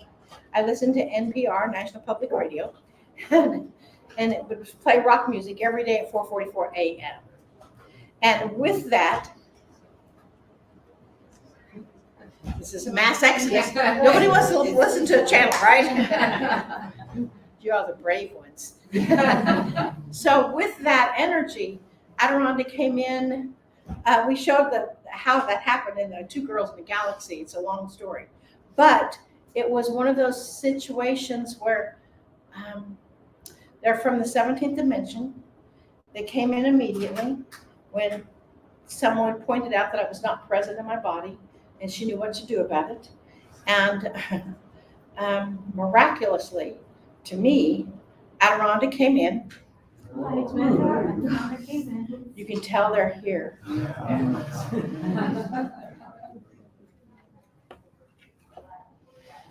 Okay, well, so that was this big light too. And that big light. We'll go on. So they come with a council of 12 or more. Archangels, angels, Michael, Raphael, Gabriel, Master Yeshua, Jesus, Mother Mary, Kuan Yin, Isis, Osiris, Ra, Sekhmet, who's the goddess of destruction and the goddess of creation, Egyptian goddess with the head of a lion, body of a woman, which we've learned when we went to Egypt, that's who wields the Selenite swords. And tonight we're going to have a Q&A with Adironda. Heart to heart is what we call it. Well, there you will get the opportunity to come up and go one-on-one with us, and we'll answer as many questions as we can. But right now, I've got 10 minutes left, right? Okay, so is it okay if I just get out of the way and you've learned everything you're going to learn until they come in? And I'm a trans channel, so my head doesn't spin around backwards. I know, so disappointing. I also, lucky for you guys, I don't split out green pea soup or anything. But Adironda, the purpose in them coming to Earth is to help humans feel they're a messenger from Source or God, and their purpose was to come in and help every single human feel what it feels like to be held in pure, total, complete, unconditional, infinite love. They said because the humans on Earth are just not getting it quickly enough. Now, can you imagine what the world would be like if everyone could feel that love? I love to imagine it. So anyway, I'm going to get out of the way. Usually I teach people to do a little thing to say something, but I'm going to do it inside just because I only have 10 minutes, 9 minutes. So take a deep breath.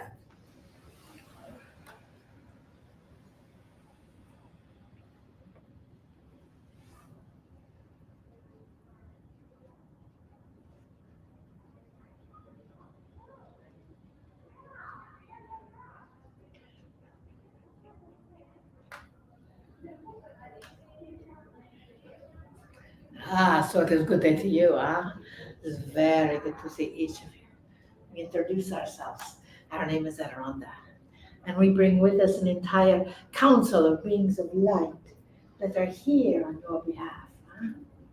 And we're going to let the vessel Marilyn stand for the time, because if she sits down, we can't see her. We can't see her when she's standing either. So, you are the light plurkers of this planet. You know that, don't you? Now, you might think that you're a light worker, but who wants to work? We like play plus work, which equals plurk. So you are the light plurkers of the planet. You are the next step. You are the ones who are carrying the vision of the new energy, yes? You are carrying the light, and you're holding that intention of being the wise one, even though sometimes you may not feel wise, of being the enlightened one, even though sometimes you may not feel so enlightened. But you are still acknowledging that. And you know that it is important because the bells are ringing. Just like there's no accidents. Right? There's no accident that all of a sudden all the technology and all the beautiful pictures of the vessel Marilyn put in the videos and blah, blah, blah, while we were talking, they don't matter. What matters is you, and you, and you, each of you, because your energy is what is changing this planet. Your energy is what is coming in through the back door, maybe, to acknowledge the life and love that you are. And with that ignition of love, to know that intention carries that frequency of acknowledgement. Many years ago, before I actually came through our vessel Marilyn, she's the one that talks so much. Our vessel Marilyn said, you know, I am so much fun. People should just pay me to hang out with me. Huh? And guess what? People do. They go to Bimini to swim with wild dolphins, huh? They go to Turkey to go into the catacombs where the aliens landed. Huh? They go all over the world. So she got her intention, and so can you. So what is it that you intend? We're going to activate it here in just a moment. If you have one intention, who wants to speak one intention? Huh? Just shout it out. Yes. Beautiful relationship with my daughter. A beautiful relationship with my daughter. Who would love a beautiful relationship with any daughter? Yes, you would, of course. You have an intention. I don't have a daughter. You don't have a daughter. Do you want a daughter? Well, I wanted a relationship with somebody. So a beautiful relationship, huh? Who else has an intention? To remember my healing ability from past life. To remember my healing ability in past life. You don't understand that ability, it's all there. But it doesn't matter. But so many times we take so many classes and so many things and get so many tools and so many activations that we think we have to do it right or do it a certain way. Your soul already knows all the healing practices. You just get the opportunity to point the energy. Huh? Yes. Facilitate healing at the soul level for people. To be able to facilitate healing at the soul level for people. Yes. Get clarity on what's my purpose in life. Get clarity on what's my purpose in life. We can help with that, huh? Well, we can help with all of it. So what we're going to do right now, just for a few moments, is to activate that. Now, normally, we would walk amongst you, but that's not going to work out too well as we're wielding all the selenite swords of light here. So we ask each of you to hold this intention, whatever you would like to create, in your heart, in your mind, in your energy, and we're going to activate it. Is that all right? And we don't ask you to hold whatever you want to integrate and let go of the old patterns in your heart. We're just going to take care of those. Is that all right? Oh, good. We're glad when you say yes. If not, we would simply stand and look at you for a few moments. So take a deep breath. And also understand that our energy does shift with the selenite swords of light. And Sekhmet, who's on the council, comes in.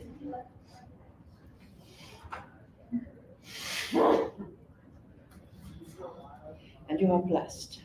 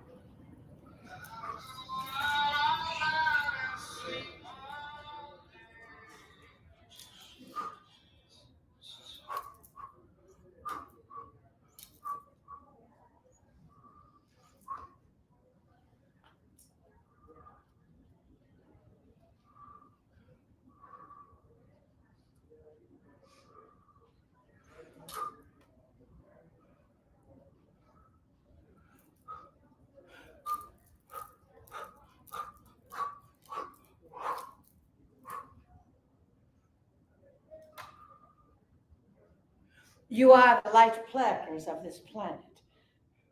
You're also light workers. We know our vessel, Marilyn, and Adironda, our friend, likes to have more fun than that. We are not necessarily fun. We challenge you to be all that you are, to be all that you are here to be. You don't know what that is?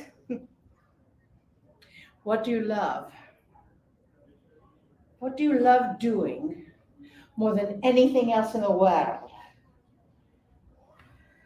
You can make a living at that. Did you know that? Someone asked us that once. We asked someone that once. And they said, I love taking care of dogs. And I love looking in people's windows. Not as a, what do they call them? Peeping Tom. Or peeping Valerie. And so she created a job where she became a professional pooper scooper. So she got to go around and play with the dogs and scoop up their poop. And she got to look in people's windows at the backyard. She didn't hurt anything, she just was curious. And she made a nice living for that. So what you love, you can have. What you experience, you can do. What is your intention? Your intention is the power place of this universe.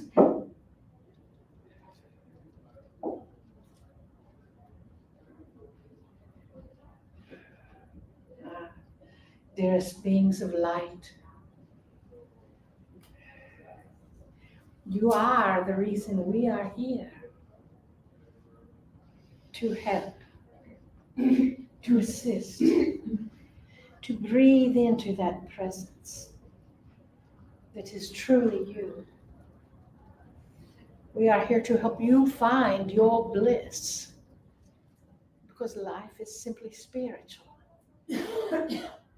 We are here to help you find what excites you, and then help you live that excitement. We are here for you with love, with light. And we'll take volunteers for the relationship. Huh? You see, everything is possible. And the minute you think that it is not, it becomes so. It becomes impossible. But you see, even the impossible becomes possible because it says, I am possible. Huh? Oh, dearest beings of light, we love you so much. We see you. We know you. We honor you. We feel you. We are you. We bid you namaste. Yes.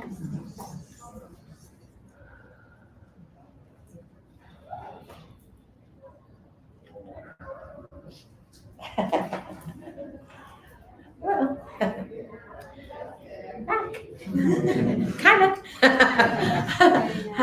It must have been Yeshua possibly at the last there, because they pull me inside and woo, because their energy is so loving.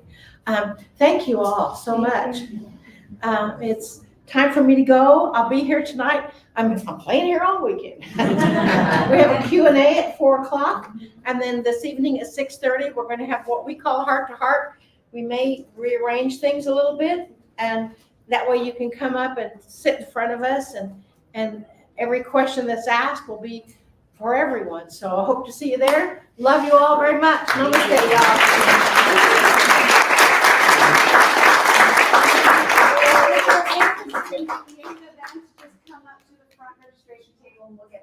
Thank you so much for joining for this event. I'm sure you guys felt the energy and the power that came through with Adirondha. It was off the charts. I'm still kind of trying to hold back from crying.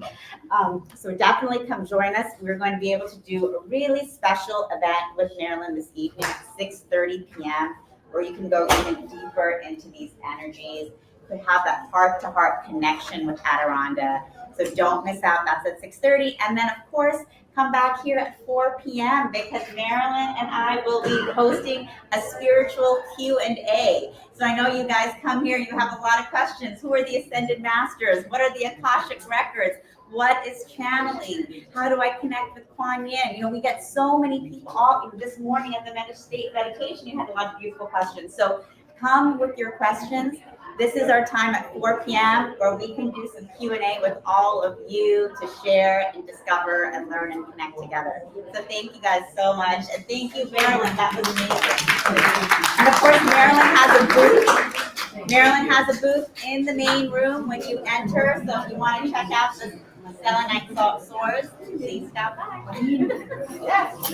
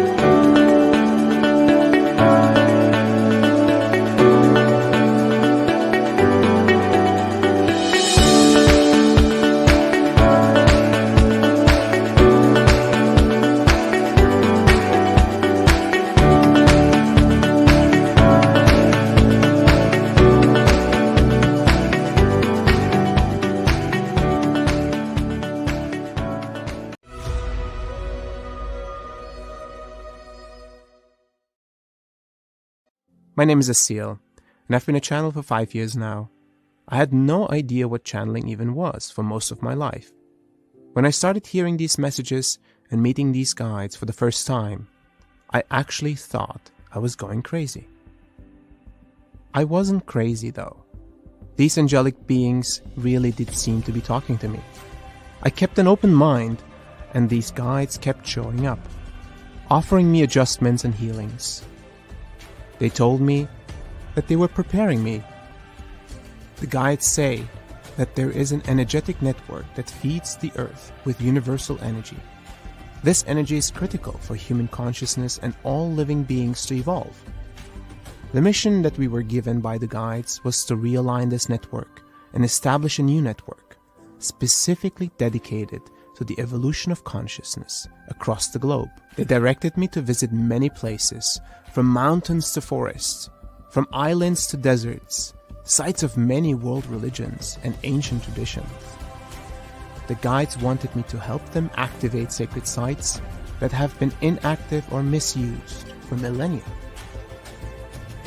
I've been to dozens of countries and hundreds of sacred sites where often the guides will share their perspective through spoken channelings. This work has tremendously impacted my life and those that have traveled with me. Join me and the guides as we take you on an epic adventure.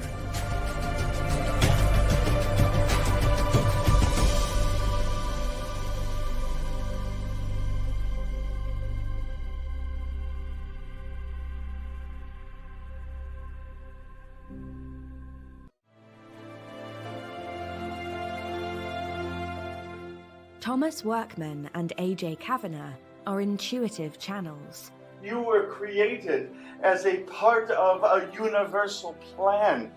Who have a remarkable ability to speak for a spiritual collective they call the guides. As you step into the light, you find new realities, new worlds indeed open up for you.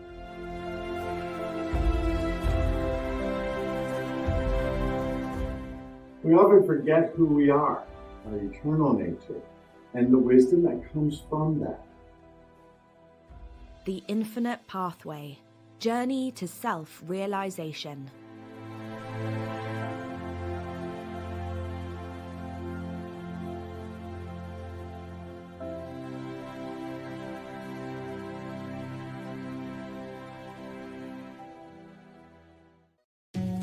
Imagine and try to visualize that light has a language. What might it sound like? What could it look like? What if this language could be harnessed, tapped into like a limitless well of infinite possibility and potential?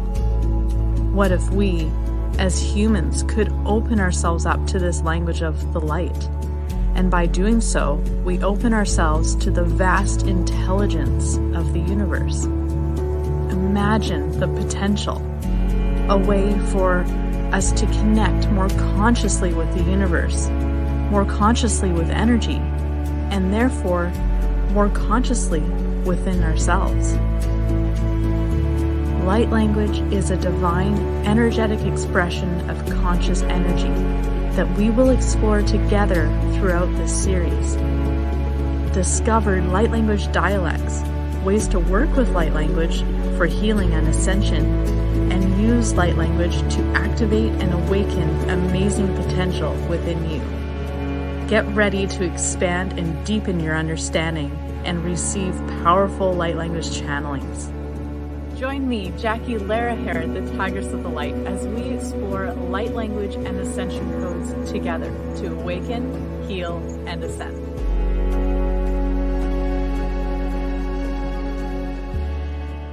What is enlightenment? How do we get there? Is enlightenment possible for someone like you or me? For most of my life, I thought enlightenment was only reserved for a few chosen ones. But we no longer live in a world where we have to cut ourselves off and retreat to a mountaintop cave to reach nirvana. Enlightenment is within our reach in the here and now, and there are infinite ways to get there. Join me as I sit down with the leading spiritual teachers of our time to dive into and explore the enlightenment experience. Together, we discuss how enlightenment is our collective journey at this time of humanity's evolution, and we explore tools, tips, and practices to support us on our own personal enlightenment journey. Each one of us can experience enlightenment in the midst of our human experience, and it is our divine birthright to do so. Yeah, I know exactly what that is. Yeah. I'm Jared. I'm a medium. I always say medium just means middleman. I try to take what I get from spirit and pass it on to you without mixing it with my own thoughts, my own ideas, and letting my own ego get in the way. I just felt her say, I can smile now because I'm not in pain. The truth is that I don't have some magic gift. It's just communicating with spirit. And it was very accurate. I didn't think my grandma would come through, but I know she's always really close to me. All those things came through, and he was just like, boom, boom, boom. And it was. So he did struggle. Just a tiny bit, but that tells you somebody's real. Let's go. So it's my pleasure to be introducing Charlie Lamson. He is a sacred fire alchemist, spiritual teacher, master teacher, energy healer, and he works with the ascended masters, with the angels, and the sacred flames to bring through powerful healing, transformation, and mastery. And he's also my husband. So I'm really happy that you all could be here to have this experience with him. He'll be taking us in to the I Am Presence. And look, as soon as we bring in the I Am Presence, the light returns. There are never any coincidences. So, we can see the power of energy at work all around us in every moment, especially here at this expo. But Charlie, welcome, and I'll let you take it away. Thank you, Tangela. It's amazing having a wife that's the producer. I always get the best spot. But thank you guys for being here. I am a self-mastery teacher, she was saying, and a spiritual healer. I work with the Ascended Masters. And today I wanted to talk to you about the sacred fire and practical application of using the flames that has always been part of you. It's your birthright, and time's coming very soon. It'll be your responsibility to actually develop using your higher dimensional power and aspects of yourself to move forward as the earth is changing. We've done a lot of work on our human consciousness over the last 10,000 years to come to this point of the evolution, but now it is the earth's turn to go through an evolutionary phase herself, which is higher vibrational in nature. And eventually it will not really allow for the denser frequencies, the real low frequencies of war and all these kind of things are beginning to come to the surface now to be dissolved away. And the way we do this from a cosmic perspective is invoking colors, rays of light that come from the sun, which are also coming from the inside of your heart. Okay, they're just like we need to tell our hands to pick something up, we must also tell our angelic energies and divine energies to go forth and do the work and begin learning how to direct them. Each of you here has been doing this unconsciously your whole life.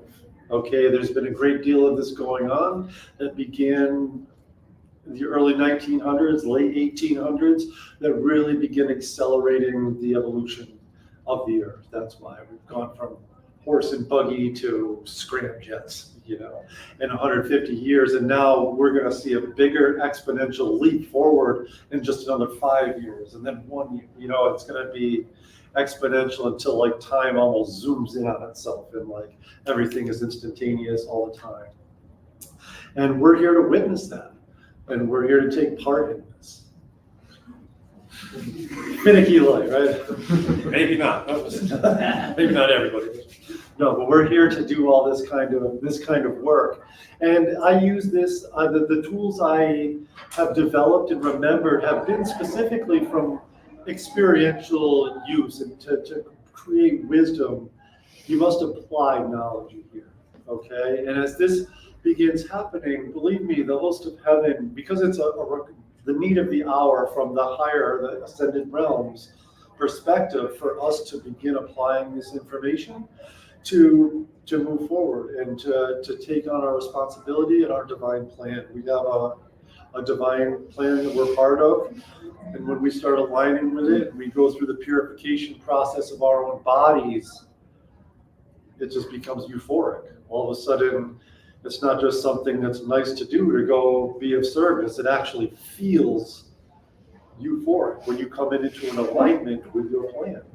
And we're beginning to truly be able to guide ourselves like a compass almost when you're aligning with the plan.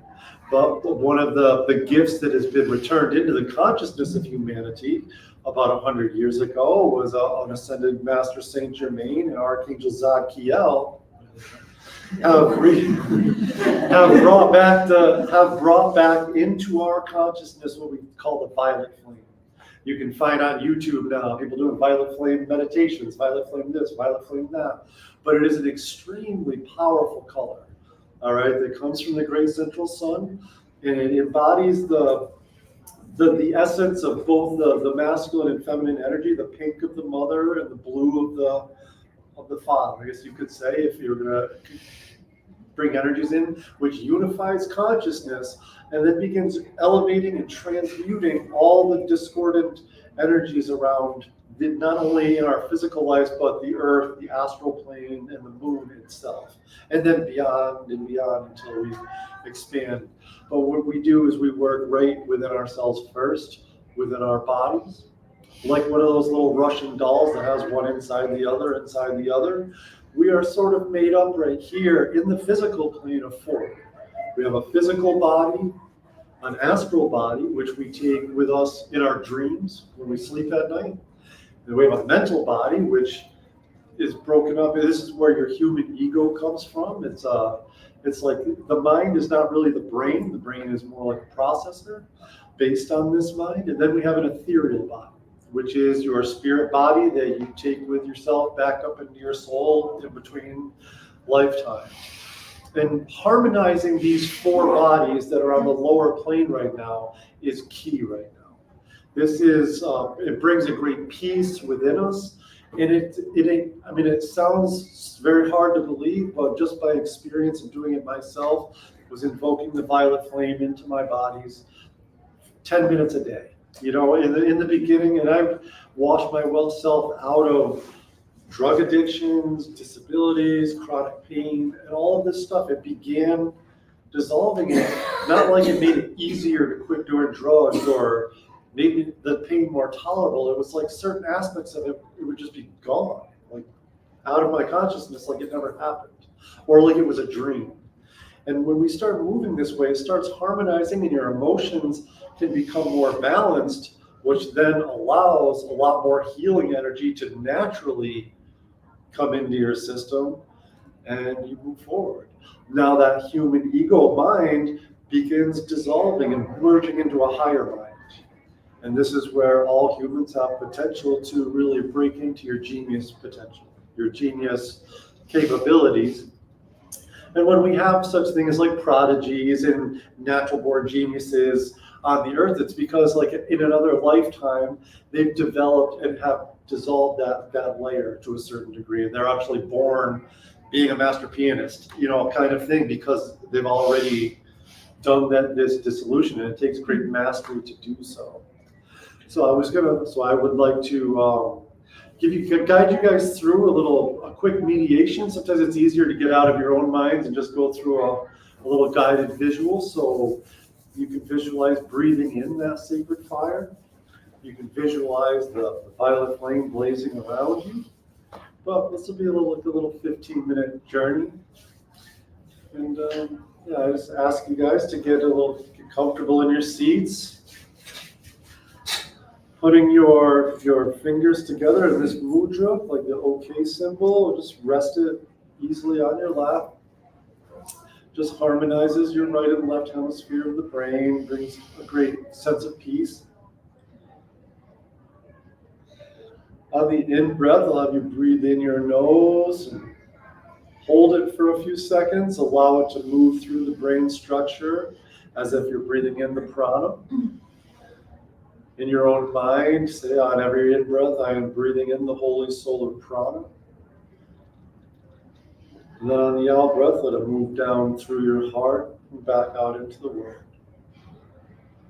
This is how we qualify energy. We always take back what we put out. So it's important to begin that practice of awareness.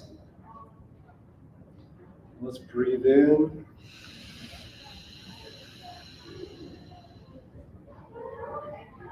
Perhaps you visualize this solar prana as a beautiful gold flakes moving through the brain, circling down and magnetized into the heart, put back out. Breathe in.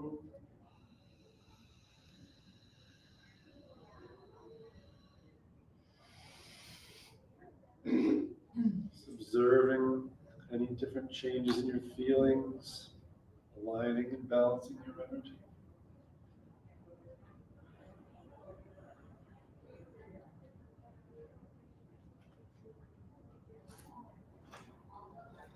Just take a nice deep breath in.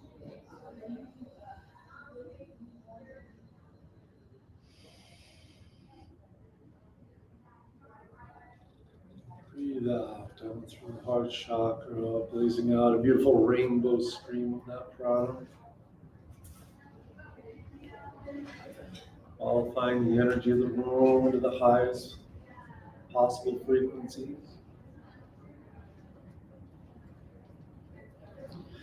And now, as you're sitting here with your eyes closed, I want you to begin feeling a cylindrical diamond white light beginning to swirl around you, about 6 feet in diameter, irradiating from your spinal column, 6 to 8 feet in diameter, spinning clockwise, ethereal in nature. You can see through it. You know it is there, holding the vision for 17 to 22 seconds.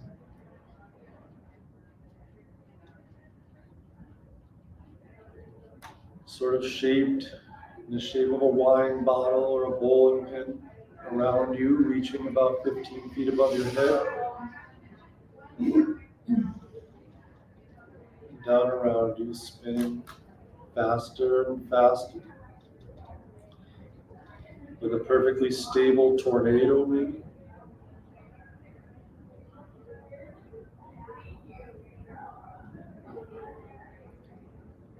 And after about 17 seconds of holding that vision, you can let it go and know that it is there. And now, as you breathe in, you hear in that inner voice, Om Maryayam Mayam, the violet flame blazing up within and around me now. And now this beautiful silky violet flame begins moving up and filling this tube of light that you are residing in.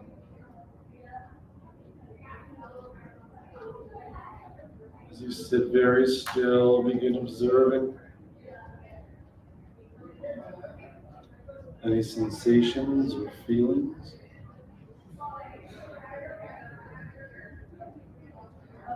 Perhaps in the darkness visible behind your eyes, you see a violet color.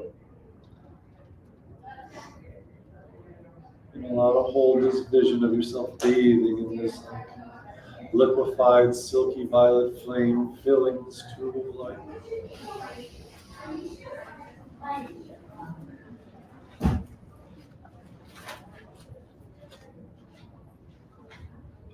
And we'll hold this for 17 to 22 seconds.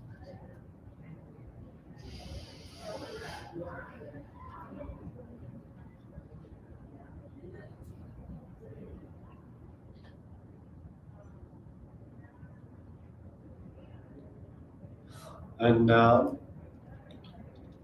that inner voice calls forth the beloved ring of fire, the blue flame of protection, to be anchored out in a wider concentric circle of about 30 feet in diameter around you. And perhaps like you would see a flame start if somebody made a line of gasoline, watch this blue ring burn around you. Also spinning, yet not actually burning anything. In fact, all the surroundings become very joyful and glorious that this ring touches.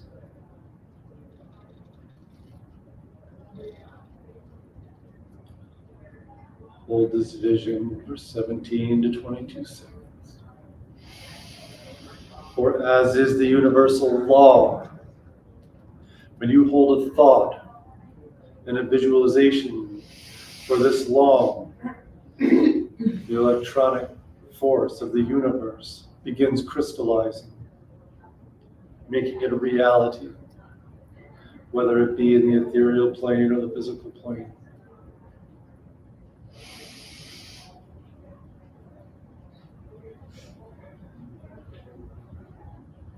And now that we have had this field of protection, field of transmutation, and your diamond white cylindrical tube, this electronic belt of glory activated in you, let us now shift our consciousness inside. Breathe in.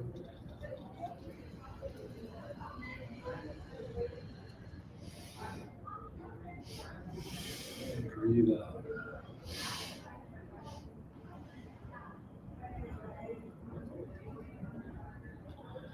Now in your divine eye, your third eye, begin visualizing yourself moving, almost like falling inwards into the heart, where you very subtly and gently and effortlessly begin moving into a chamber. Except in this chamber, it is not just all meat and tissue and things of this nature, but it's like an extremely ornamental temple, ornate with jewels in the walls, beautiful living glass, very mystical and high frequency place, yet very familiar, for it is a temple that has always been with you and part of you, and you visit here quite often. Like a grandiose temple or cathedral, begin walking in, noticing the bright colors, observing any beautiful architecture, how high the ceilings are, and feel the pull as you walk forward towards these glorious flames.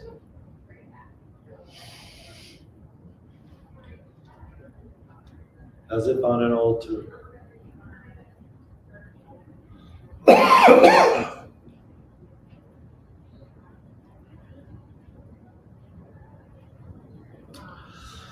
As you move forward, you notice this glorious pink flame, a violet flame, and a blue flame.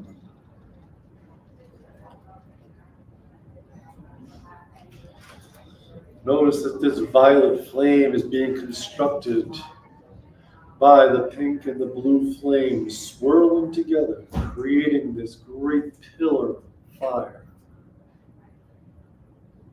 living and dancing.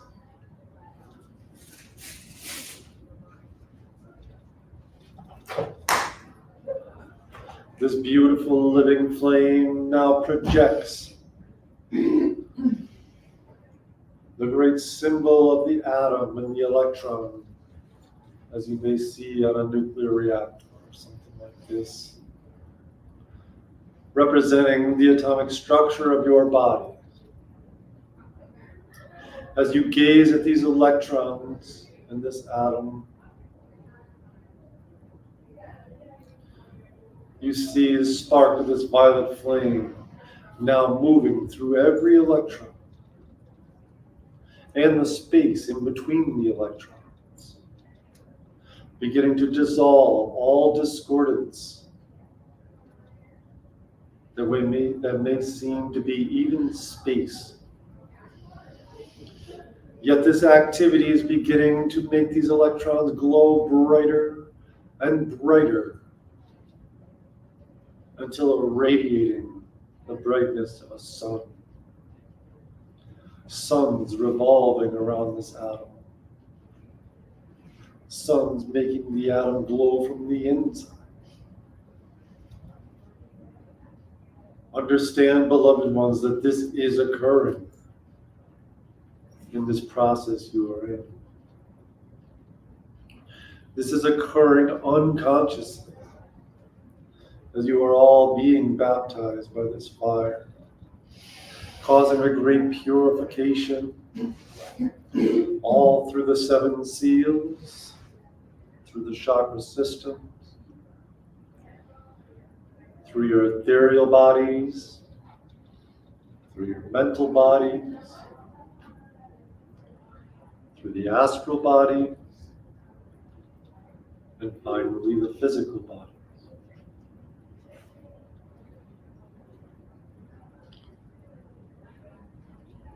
Feel and observe the energy from within this temple as you watch this one individualized atom with its electrons going through this purification process. Observe how you feel through your whole body. For what happens with one happens with all. There's nothing to do but observe and feel.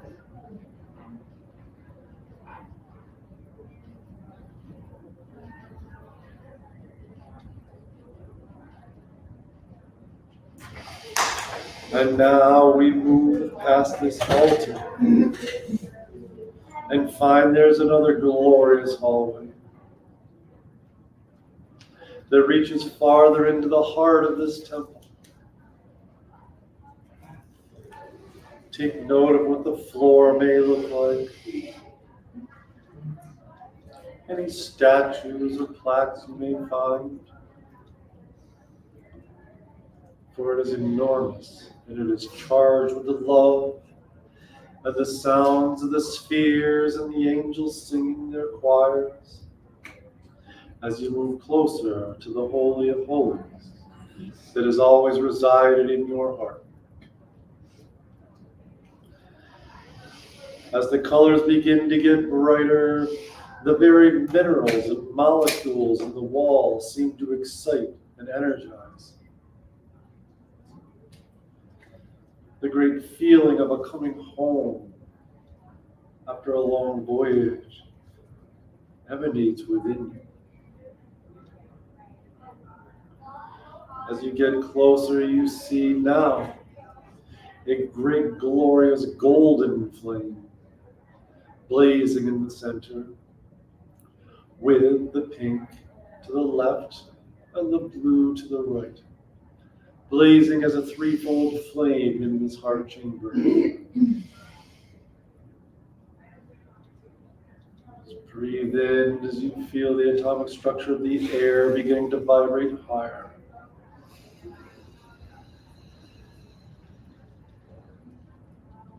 This all-intelligent, all-encompassing golden flame illuminating you, your divine connection to Source, the true consciousness and essence that you are right there before you. As you begin to breathe, now visualize that flame wicking towards you and bathing your body in a point, the very tip of that flame, touching all of your chakras, your crown, your third eye, your throat, your heart, your solar plex, your sacral, and your base chakras.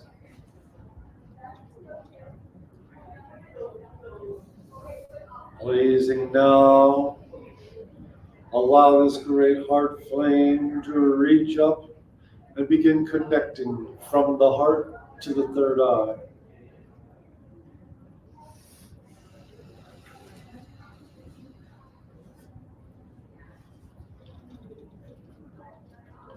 Just like a flame in the physical plane, let this golden flame burn away all impurities, anything that has caused any resistance between your heart and your third eye. And feel this connection activate the sevenfold flame of the Elohim, symbolized by the seven-pointed star in your foreheads.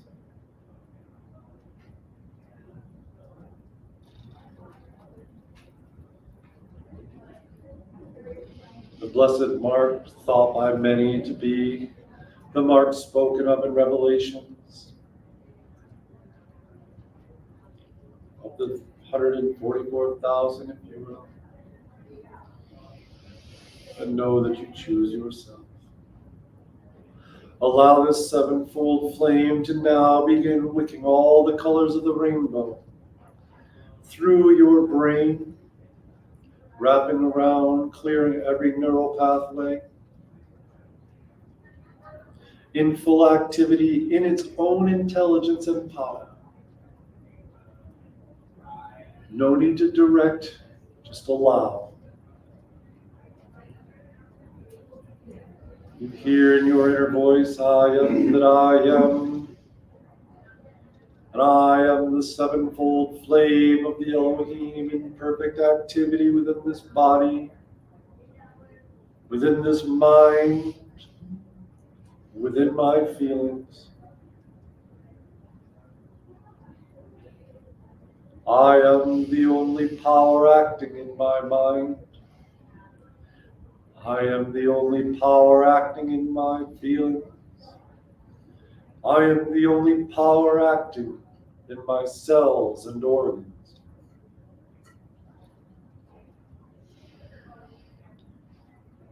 As you sit still in the stillness, observe. Perhaps you feel waves of heat, coolness.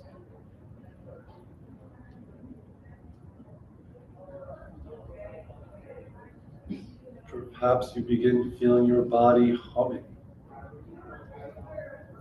with this accelerated energy.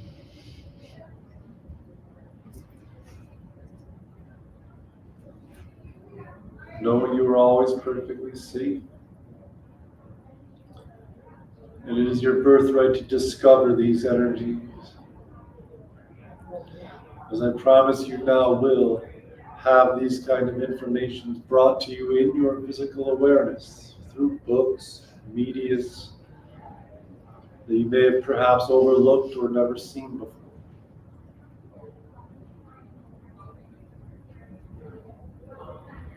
You are all beings of the sacred fire. And there are lords of the flames from many different planes, including Venus, working with you now on this earth plane to help you remember. As a loved ones who have been in amnesia.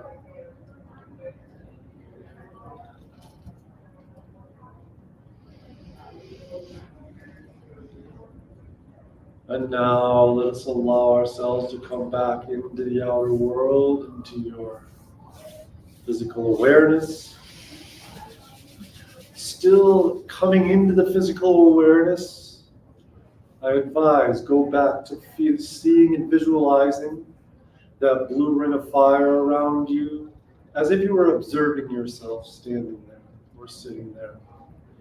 Visualize that blue flame around you, the electronic white tube of light filled with the glorious violet flame.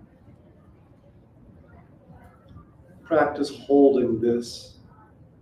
This is like your muscles.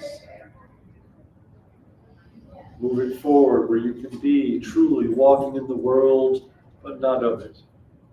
No longer affected by the traumas of the third dimension as you push through the fourth and move into a higher dimension. The dimension of your choosing. These are the tools that will allow you to travel astrally and one day even physically. There will be no need for airplanes. There will be no need for ships.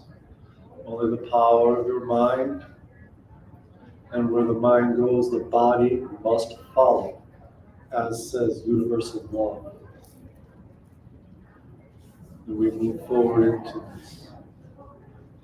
Now let us come back into the room. Feel yourself coming back into your bodies, moving your hand, blinking, these kind of things.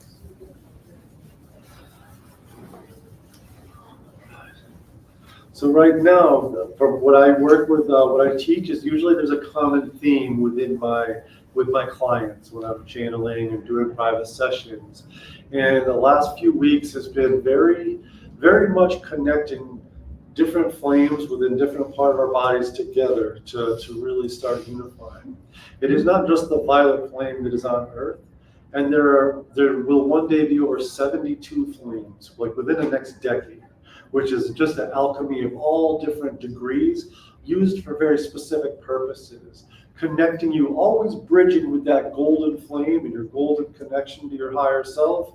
You will begin using purple and white flames to connect with like Atlantis, other aspects of us, other experiences we've had, okay, that have, they're actually happening as we speak. They're just, we're learning how to connect with them. Other dimensions that we are also living in at the same time that carries great wisdom, these kind of things. And these are the pathways that we can begin working through our brain, through the I'm not a scientist, but it's like the neurology of our brains, right? Like to really open up all the pathways. It can be done, but it takes our command. We have used our free will to like dumb ourselves down just to remember what it's like to rise back up. And this is the time that we're remembering the tools to do this. And it is electricity. It's fire, but it's like also electricity. And it's like fluid. It's everything, you know, where we are made of the fire. And so everything that takes shape is ultimately fire. Every electron, whether it's in water, every electron that revolves around your atom is fire. It's its own intelligence. And to remember that it's waiting to be purified and healed by us, who is mistreated and misqualified our bodies, every electron that's agreed to come for an incarnation within our body, within our life. Some of you may have noticed this is like when you wash your car, it seems like it runs better, all the things like this. It's alive. It's like, you know, it's when you treat life good, life treats you good back. All right. These are not just like nice things to say to be a better person, but when you're a better person, everything better starts happening. Okay. And these flames is my tool that I've changed my life. I work with clients to develop their self-mastery. As you're going through the process of the samskara clearing or the emotional traumas or emotional reactions that are coming up, the violet flame is just key. You don't need to like suppress it anymore, like I don't want to think about that, or you don't need to react. You can like acknowledge that thing that makes you want to react or defend yourself, and just start running. I am the violet flame. I am the violet flame. You know, no matter, sometimes it's very hard to get through those moments without sending another thing out into the universe, and that has nowhere to go except come back to us, right? But it doesn't serve us to have them sitting in our subconscious anymore. We're like coming up one at a time, boom, to clear. And the violet flame is a powerful, powerful tool for this. But then also projecting the pink flame upon yourself as like also another form of protection, the golden flames of illumination. So, you know, if you have to come up with an idea, you need to make a decision, any of these kind of things, there are different energies. And then there are overseers of these flames you will get to know as you start studying ascended masters and things about the archangels, more from a scientific perspective, not like human science, but like the teachings they have brought us themselves to help connect to these beings. And you start understanding like we are truly not alone in this. It's part of who we are. And there are brothers and sisters, They just want to, but they need us to call out and begin asking the questions from this octave to get the answers. But there's never been more help on the earth than there is right now from all sorts of celestial beings of higher dimensions, and they're eager to help us, but they still have to follow the decree of the center of the universe that says we have to ask for the call must come from the octave that the requirement is needed. But there's enough of us that are making that call now, which has started accelerating everything. And you guys are part of that. So this is an awesome time to be here. We've worked a long time to get the consciousness of the earth to this point right now. So it's a time to be proud and to observe. Don't let the turmoils that are sure to arise as the earth is going through her healing process. She's got to get rid of a lot of negative energy. But invoke that flame. If you see things happening, whether it's a lot of war energy or earthquakes and these kind of things, just take out your globe and just visualize violet flames around it and then let it go. But bless the earth. Say, God bless this earth. God bless America. God bless all my people. All of these things is very powerful to activate these gifts until you're fully in your full confidence. Your angels and your guardian angel will do the works. You don't really have to do much except think about it and open the door so that it can be done. The biggest thing that I can say is a suggestion is just when things come up that seem tumultuous within your own consciousness, it's just to breathe into it, okay? Just breathe that golden flame. Visualize a big flame in front of you and just breathe it into it like it's a scar that's coming in, that's all they are, no matter how they get activated. If it's somebody else doing something to you or something you see on the news, something that makes you want to react, just that's all it is just bringing another judgment to the surface, something that you're judging. And that is the key, is to unify your consciousness. We have to have zero judgment of anything. Okay, it is, and it is not easy. We've been programmed to judge everything as right and wrong and all of these different things. And it's, Jesus himself would just go forth and do your evil. I'll be here. He would not, because it was very, especially when you're in training as a master, and you're really focusing on unifying your consciousness in this process of self-mastery and evolution. It's a process, it's a practice, and it's not easy. I guess I say that. Do you have any questions? Anybody have anything to say? Anybody wants to share anything or have questions? Go for it. These levels of protection that you were talking about and the spinning kind of reminds me of something that someone shared with me before about the Merkaba or Merkaba, and one spins one way, another spins another way. Is that related? It absolutely is, and I do guided mediation journeys every Thursday morning. You can find at 8 a.m. Pacific time or Arizona time. I do a guided mediation journey, and my guides have exactly been having me activate that in people in the beginning of every journey. Okay, is the pyramid going, the right side pyramid coming down, spinning clockwise, and then the inverted pyramid coming up, spinning counterclockwise, and they lock into place. Okay, and then you just say Merkaba on, and they start spinning very fast, and you can start feeling with practice, you'll feel the magnetic energy pull your hair up, it's like a field of energy that you are creating with your mind, yet it is real, because your mind is real. And the Merkaba will help you do those feats of bilocation. First of all, it helps you protect you, and then if you are going to want to go astral traveling and you're doing work, but you're in your physical awareness, it is a very protective field around you to make things instantaneous. You can go visit, you can go through time, you can go, you have command of it with your words. I say things like Space Matrix, Space Matrix, bring me to the asteroid belt, or things like this, so I can observe and start blessing You know, there's a lot of trauma and things like that. I mean, but you can, that's just an example. You can go into the cities of the sun. You can go, and it's going to seem like it's your imagination at first until you're like, man, there's no way I can make this up. You know, it's like, this is something else. And but you can do a lot with the Merkaba field, and that's but they call it the Ka. The Ka is word for fire. All right, that is like a sacred fire, ethereal, electronic field around yourself. And the tube of light is something different. It's like an electronic belt. Okay, I mean, it looks like a bowling pin around you, kind of. I have people spin this because it makes it easier to hold the vision, because that's the universal law. To get something to crystallize into reality, if you were trying to manifest using laws of manifestation and doing the stuff, you want to visualize it a minimum of 17 seconds, like holding the vision without other thoughts coming in, right? And then you can let it go and let the universe start creating it. But with our own protective fields, it's the same way.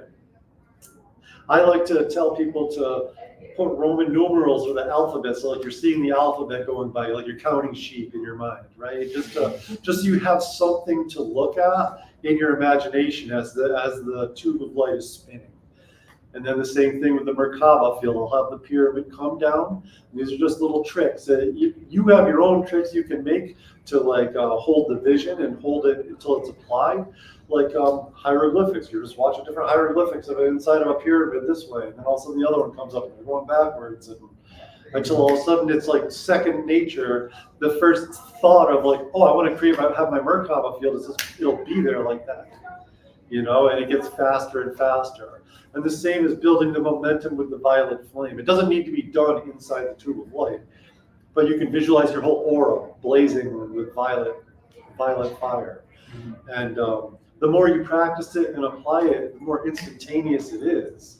You know, you start feeling agitated when you're at the store. You're like picking up on everybody's energy by just the thought of the word violet. Also, it just like goes away.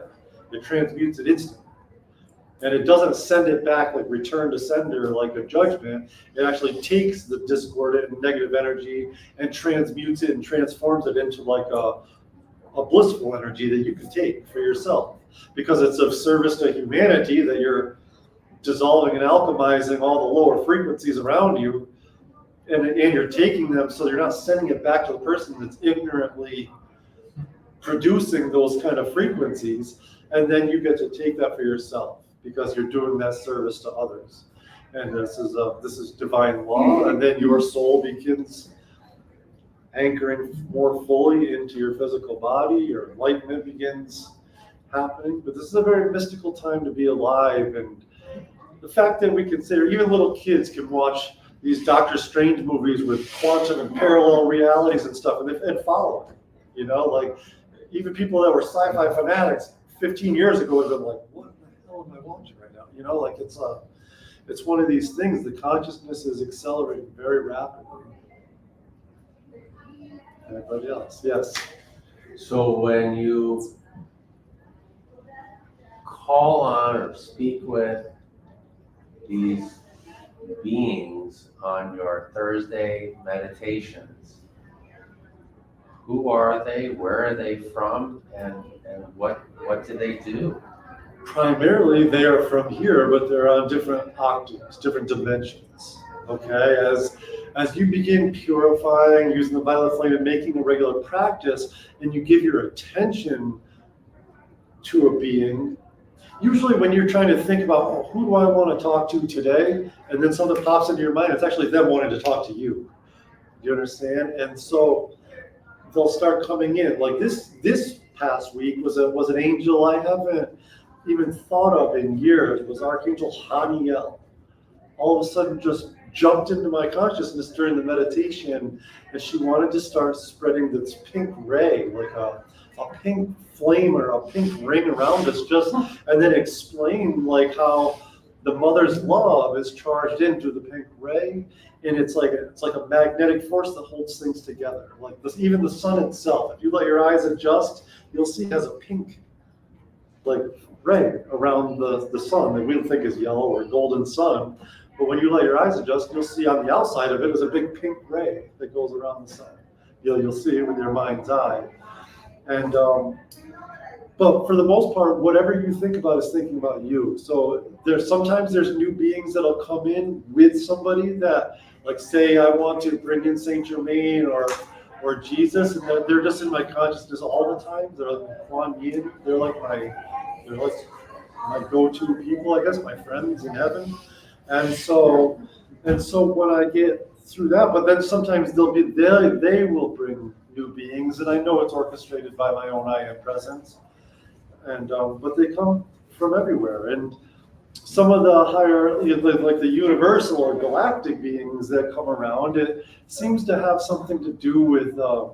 It comes in cycles. You'll hear people talk about different, like, star beings or higher celestial beings, like the Arcturians or Pleiadians and things like this. But it seems to be like a cycle. Like, they come in for like a couple weeks. It'll be like one group will want to come in and I think they're doing work on our DNA or something.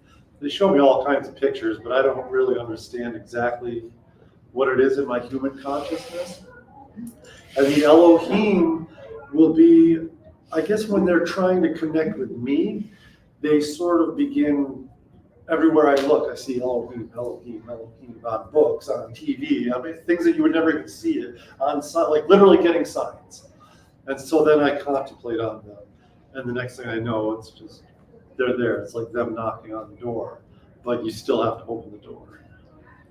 Like I said, that'd be like the easiest way to explain it.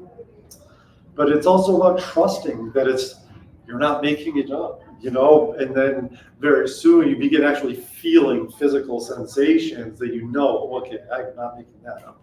You'll get your hair stands up and you get all the good feelings that move through your body when these divine beings are next to you. But I would say that's probably. But you must think about them or read a book about. As soon as you start opening up a book about a certain ascended master or a certain flame, that flame starts working with you, and you start feeling. It's almost like food for your soul. All right, guys, we're all set. You can start wrapping up, but if you want to do a few more minutes, you can. Does anybody have any more questions?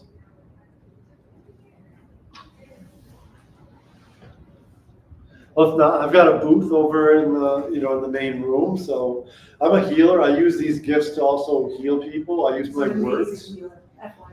No, I use the words to run. Sometimes it's hard to quite comprehend what these energies feel like. So all you need to do is just kind of remain neutral, and I can run the energies through you, and you can begin feeling it. So you can experience it for yourself, and then you'll know what to call on yourself. But like the age of like following gurus is over. Now the age of like helping everybody find their own inner guru and find their own inner power is what we're here for now. The self-mastery, and to help you experience things yourself, to know that this is real, I can do this, and then practice until like all of a sudden then you're teaching somebody how to do it. And it's very blissful. It's a very purifying time to be here. All right, guys. So thank you so much for being here.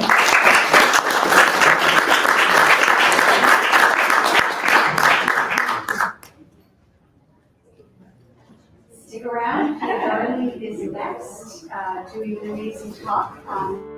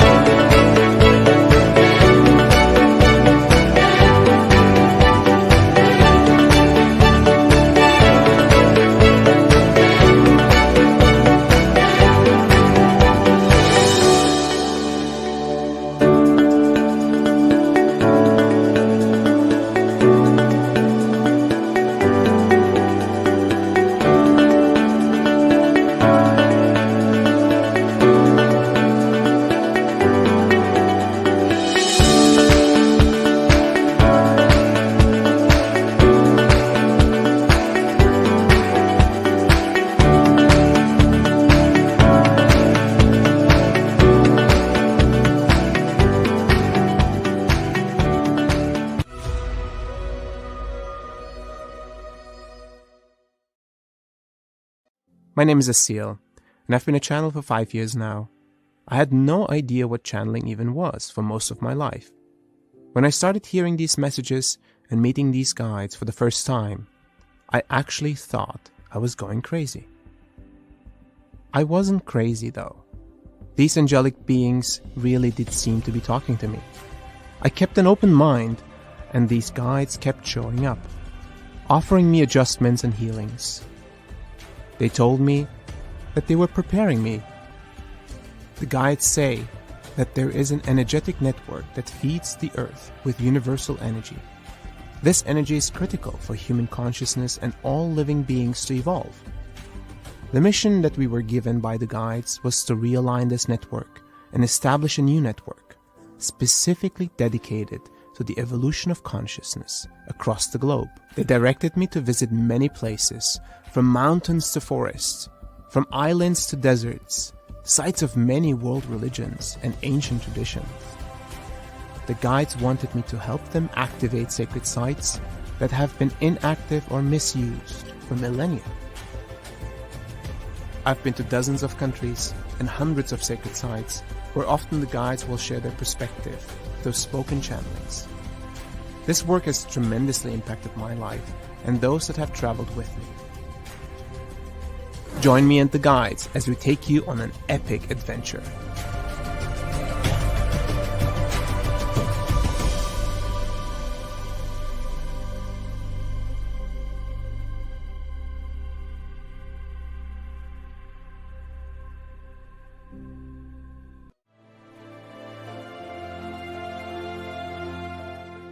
Thomas Workman and A.J. Kavanagh are intuitive channels.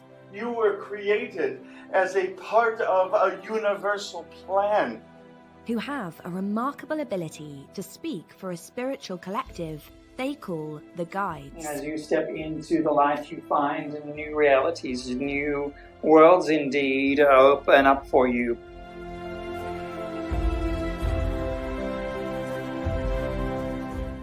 We often forget who we are, our eternal nature, and the wisdom that comes from that. The Infinite Pathway, Journey to Self-Realization.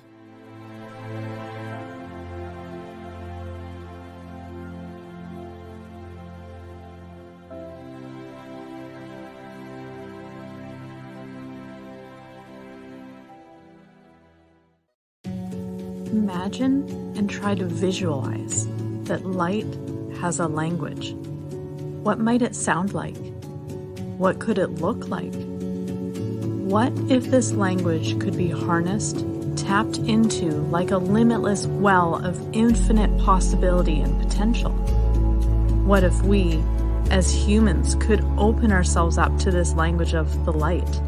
And by doing so, we open ourselves to the vast intelligence of the universe. Imagine the potential, a way for us to connect more consciously with the universe, more consciously with energy, and therefore more consciously within ourselves.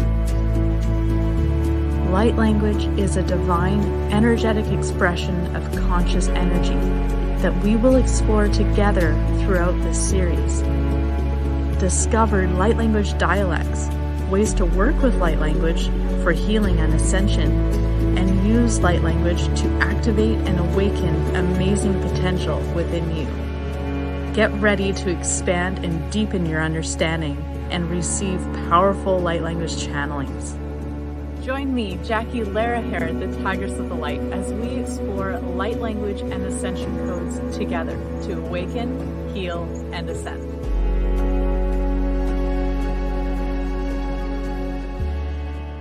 What is enlightenment? How do we get there? Is enlightenment possible for someone like you or me? For most of my life, I thought enlightenment was only reserved for a few chosen ones. But we no longer live in a world where we have to cut ourselves off and retreat to a mountaintop cave to reach nirvana. Enlightenment is within our reach in the here and now, and there are infinite ways to get there. Join me as I sit down with the leading spiritual teachers of our time to dive into and explore the enlightenment experience. Together, we discuss how enlightenment is our collective journey at this time of humanity's evolution, and we explore tools, tips, and practices to support us on our own personal enlightenment journey. Each one of us can experience enlightenment in the midst of our human experience, and it is our divine birthright to do so. Yeah, I know exactly what that is. Yeah. I'm Jared. I'm a medium. I always say medium just means middleman. I try to take what I get from spirit and pass it on to you without mixing it with my own thoughts, my own ideas, and letting my own ego get in the way. I just felt her say, I can smile now because I'm not in pain. The truth is that I don't have some magic gift. It's just communicating with spirit. And it was very accurate. I didn't think my grandma would come through, but I know she's always really close to me. All those things came through, and he was just like, boom, boom, boom. And it was. So he did struggle. Just a tiny bit, but that tells you somebody's real. The truth is that I'm just a construction worker. I'm not some guru. Spirit said to me, you need to teach these people that this is something that they can use in their everyday life. The minute I let my ego go too far and it gets too big and I start taking credit for this work, then spirit takes this away from me. I have to keep my ego the right size. I call it medium-sized ego. We have an amazing man, Manuel. Hi, Manuel. Helping us with our live stream today. Hi, everyone. Welcome back. Welcome back to our 3 o'clock talk. Thank you to everybody who is here live. Thank you to everybody who is joining us on such a beautiful, gorgeous day today. You are spending your day with us inside, and that means a lot to us, and it means a lot for your journey as well. It's letting the universe know that you are serious about this consciousness stuff. And thank you to everybody joining us in the live stream or watching it on the replay. We appreciate you. We feel blessed by you, and thank you for being here. I am so honored to introduce one of my soul sisters here, Pia Darling. Pia and I have known each other how long now? A year? A year. Well, but in this lifetime. Right? Right. And I am always fascinated by what she does, by how passionate she is about what she does. And so you are all in for a treat today. Pia Darling fuses 30 years as a corporate team leader and 30 plus years of healing, inner growth, and spiritual practice to offer the gift of accelerated transformation, clarity, and confidence. Pia's deeply embodied work guides her clients to transform current challenges into stepping stones, integrate old traumas, and activate their personal heart harmonizing resonance. By inviting in Pia's insight, wisdom, and magic, we will all experience and embrace expanded self-acceptance, happiness, and align more fully with our soul's deep purpose. Today with Pia, we are going to learn all about our heart line, a portal to uplift and transform relationships. Are you ready? Yeah. I'm ready. Pia, are you ready? I'm ready. All right, let's welcome Pia. Thank you, Barbara. Hello, everyone. Thank you all so much for being here. I know it is a gorgeous day outside, and here you are, and this is going to be a really, really deep, interesting way to understand yourselves more. It's all about relationship, right? It's the relationship. The most important relationship is the relationship with ourselves. So we're going to dive deep here and see what can be found, what treasures we find within ourselves. So you might be here because you're looking to find a partner or energize an existing relationship. It might be that because you're looking to understand or change relationships at work or with friendships.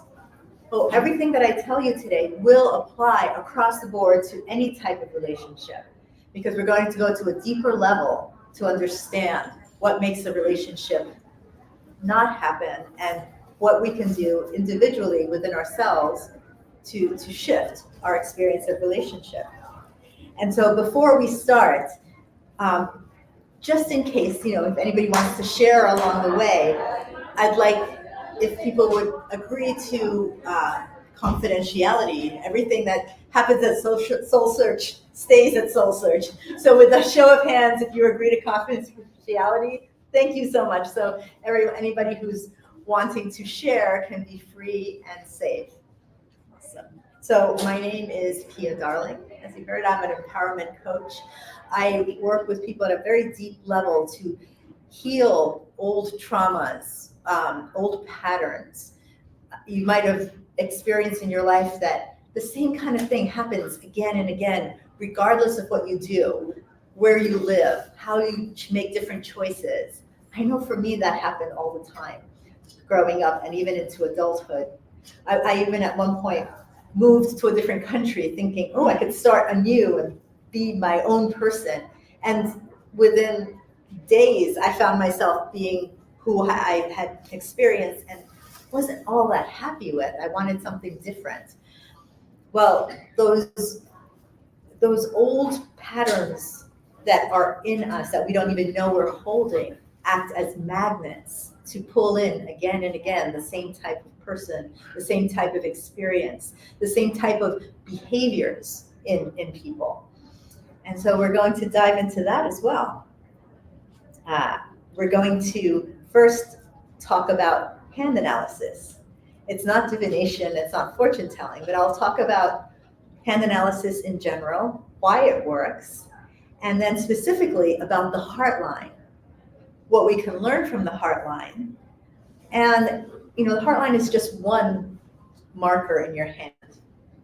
That means it's like one chapter in the story of your life. So it's one piece of what makes you up. For a full hand analysis, that brings in all your whole, everything about you.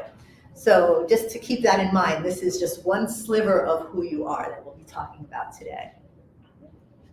And then I'll be talking about a second piece of work that changed my life called Core Awakening Journey, and how that healed very old traumas, old patterns that kept me in the same groove again and again. And suddenly finding myself, oh, life shifted, and I didn't have to do anything in those moments of those old situations showing up. I just had a different response without trying after going through this work. So I want to share that with you as well. Okay, so I'll have, and just to expand on that, I used to be terribly shy. That was my growing up. I couldn't talk to more than one person at a time. And even that made me sweat. It was awful. I couldn't get myself to engage, and I wanted to, but I kept on coming up against a glass wall over and over again. I wanted to be someone different. When I see people being the life of the party or calling out across the room to someone else or just, being their loud, fun self, oh gosh, I wanted to be that so much. But how did didn't know how to get from here to there. And that taught me that when we do have a response to someone being a certain way and we appreciate it or we long for it, that's probably because we have that within us. And that part is wanting to come forth. So it's an interesting thing to keep in mind as you go through your life. Okay. So the formula that I realized later after I went through my whole transformation, it's summed up in 3 words: connect, align, express. So connect was connect with myself. Connect with myself in a way that I didn't know I was missing. I had at that point in my life already a couple of decades of spiritual practice under my belt, living in an ashram, meditating hours a day. And I thought that had shifted and changed me, that I had everything that I needed, right? Huge, spiritual experiences. And then I came across this work that took me into a connection within myself where I found myself kind of face to face, belly to belly with myself right here. And I was safe in my body suddenly and on the planet. I felt like I belonged when I didn't before for half my life or so. So there's more to this self-connection, that when that is found, when you find this place, oh my gosh, that's when you know, like, okay, here I am fully whole, and from here, then I can go do life and change and shift. So that's connect. The next one is align. So as you all know, since you in Soul Search, you probably know that we are magnetic beings. We are attracting our lives to us. You know, the law of attraction is always in effect, right? So we are constantly putting out a vibration that then calls forth everything to meet it, right? And when we are not aligned with the truth of who we are, with our strengths, with our purpose, when we're not here, we are attracting, but from a skewed kind of staticky place. So what comes forth may not be what is ours. It doesn't meet us the way we'd like to be met. That was align. And then the part 3 was then express. And express is when you have to connect and align done, then your expression, your movement out into the world and what you do is just natural and free flowing, and without a thought, without a strategy, without coping mechanisms, you can move through life and just be yourself. And that is just the biggest gift ever. So I'll get into first hand analysis. So hand analysis is not divination, not fortune telling. Hand analysis, it's a blueprint of how you are. I'll tell you the science behind it, hand analysis. Your hand has a huge concentration of neurotransmitters, the same type of material that your brain connects to, neurotransmitters. So whatever is happening in your conscious mind, your subconscious, your unconscious, your synapses are sending out these electrical impulses as all of that is churning. These little sparks that are full of information about you are flooding through your body, looking to make contact. And so they find the neurotransmitters on your hand and make contact and tweak your skin and tweak your muscle and keep tweaking and tweaking. And this picture, it's an outpicturing, it's a blueprint of how you process. So that's the science part. The art part then is this enormous amount of knowledge base, understanding all the possible lines, how they interact, and then bringing that together into the story of who you are and understanding who you are at your core. So aligning with your type, aligning with who you truly are, is important to attract the right person or people to you. Not only does it attract people, but the people that are already existing in your life, it will attract behaviors from them that align. When we're aligned, we actually draw out an alignment in others. That's why role models can be so powerful when they are aligned and in a place where they can impact other people. It's a model. So like attracts like. So an alignment that happens here can draw in alignment out there.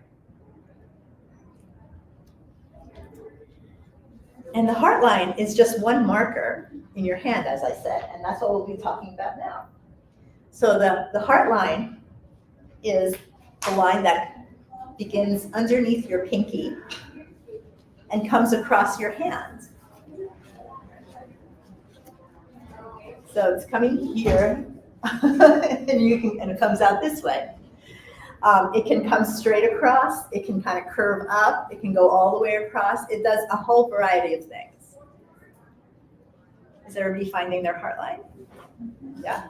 Which hand are we looking at? Well, we're going to be looking at both because they mean different things.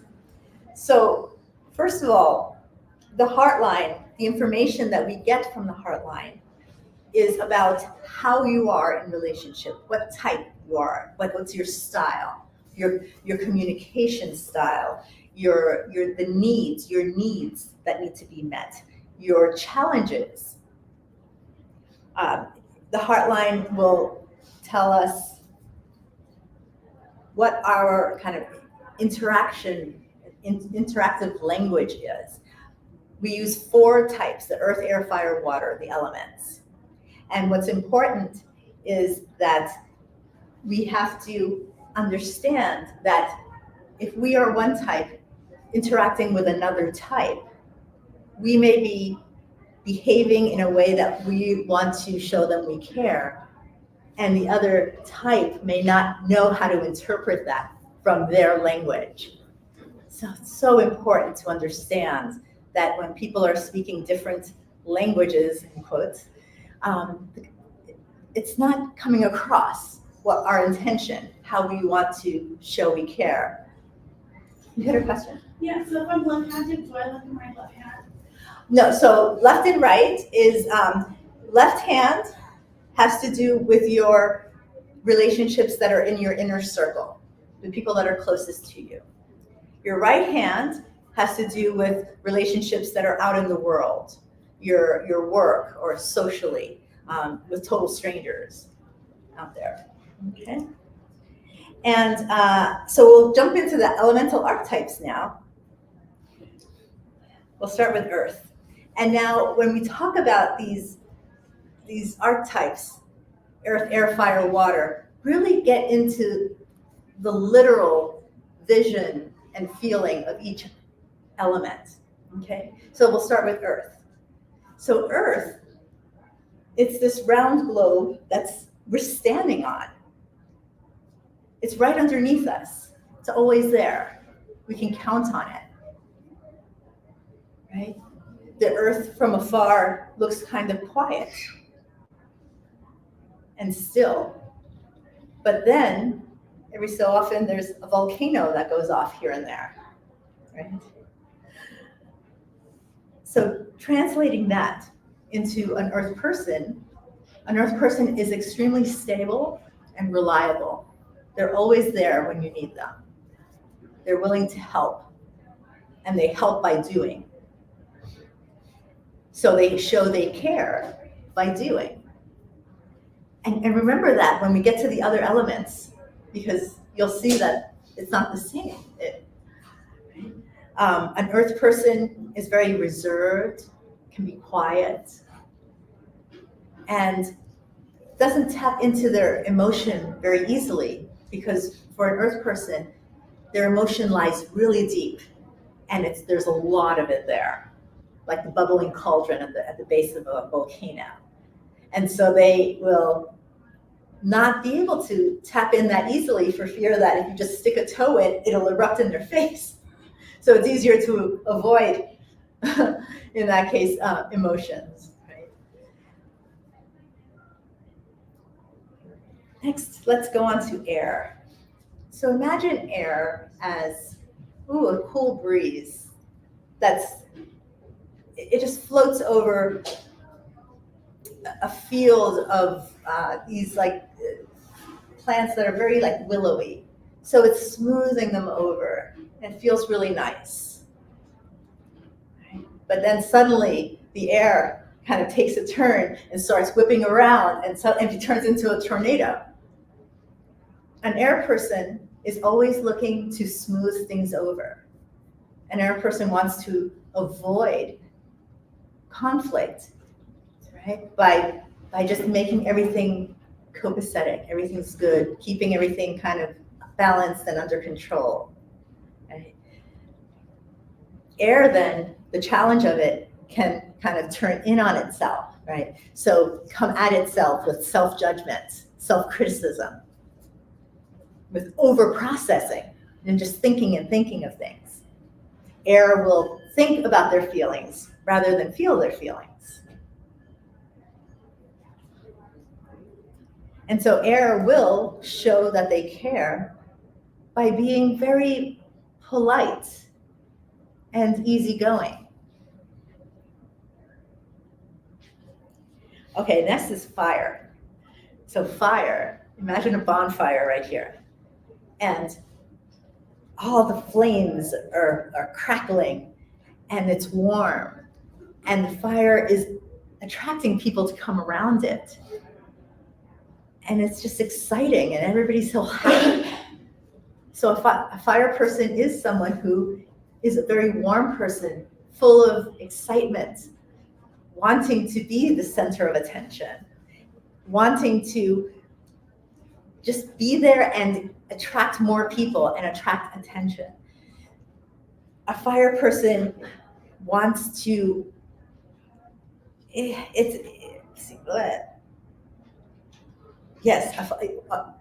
stimulated by other people as well.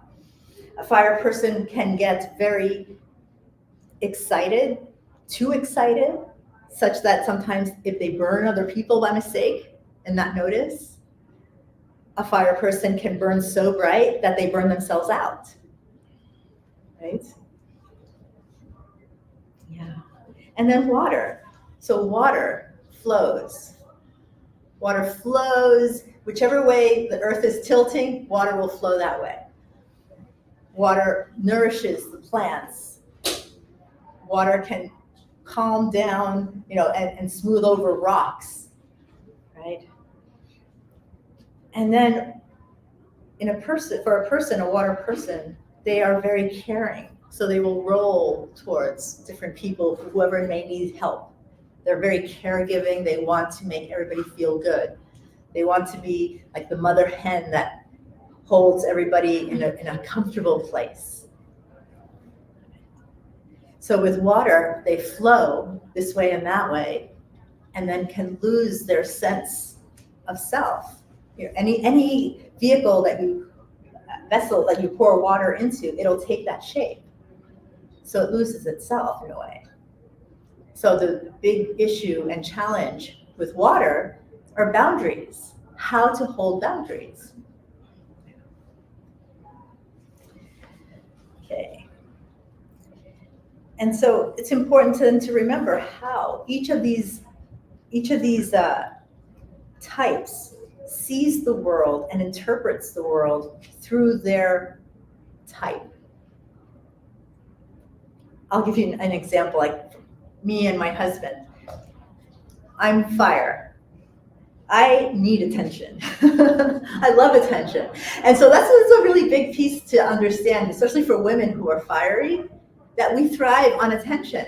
And in terms of like the culture, it's like, we're kind of, it's an old thing taught to be modest or quiet or something. No, we thrive on attention and it's okay and it makes us feel good. So own it.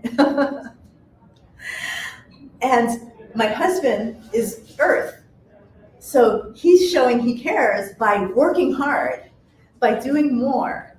And he's doing it for me, he tells me. Yeah, but I need your attention. Oh, but I'm doing this for you. Oh, but I need your attention. So luckily we understand this about each other and we joke about it, right? But if we weren't aware of it, it could be like it results in a split. Who knows? Because that's how easy it is to misinterpret what's being done and said. And unfortunately, it's not clear. It's not clear until you learn. You don't know what you don't know until you know it. Okay. So what I'd like to do is, if I just pass this around in case, this is a lot of information, and I'll be sending out a summary of, if you'd like to pass that around, please. If you'd like to, I will send you out a summary of what we go over here, okay? I'd like to also tell you a story about how the lines change on the hands. So when I first had my hand read, like 10 years ago or so, I was told that I was fire, but going into water, behaving like water, which actually is, I see it a lot. I see it a lot, especially in women, but in men as well, every so often, but especially with women.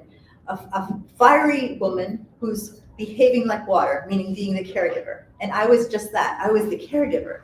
I would take care of everybody in my family and everybody else around.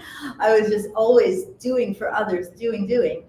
And like I said earlier, seeing those people, those fiery people that would get people's attention and be loud. And I just wanted to be that way, but I wasn't. And so when I was told that I am actually fire, wow, what a validation. It gave me permission to be me. And whereas in the past, I would come up against this glass wall, like I said, for some reason, and then at that point, I had done a lot of other inner work, but still, it was just a way of like, oh, this is who I am. I can be this now. I don't have to make it a problem. I am this. And it was just such a relief. And I just haven't turned back since. I totally enjoy. I wouldn't have been able to do anything like this back earlier in my life. It was impossible. And now I actually look forward to it every time. It's really fun for me. Yeah. So I'm just keeping track of the time and what I have to say because I don't want to miss telling. I have so much more to tell you. Okay, so normally around this time, I would tell stories of people that I've read for. But I'd like to actually ask you all if you'd like your story told right here. And which means I would look at your hand with my magnifying glass, look at your heart line, tell you what I see, and then you tell me how true it is and how it fits with your life. So we can see a couple. Oh, here, that was the first hand that came up. So come on up because we're on TV. Okay. Great. What's your name? Esther. Esther. Thanks, Esther. So let's see. So would you like to know about your inner circle or out in your life? My inner circle. Okay, left hand, please.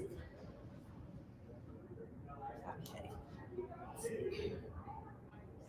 So you have a water heart line. So a water heart line, as I said, has to do with someone who is a caregiver, who's the epitome of a mom, wants to care for others, wants to make others feel good, likes doing for others so that they're comfortable in their environment.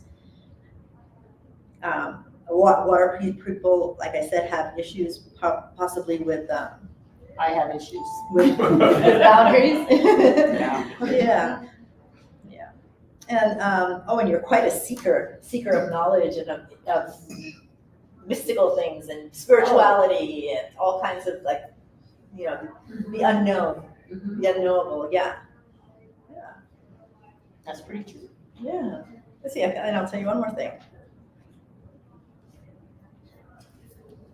Yeah, so you've got what we call a Persephone line, which is Persephone from Greek mythology.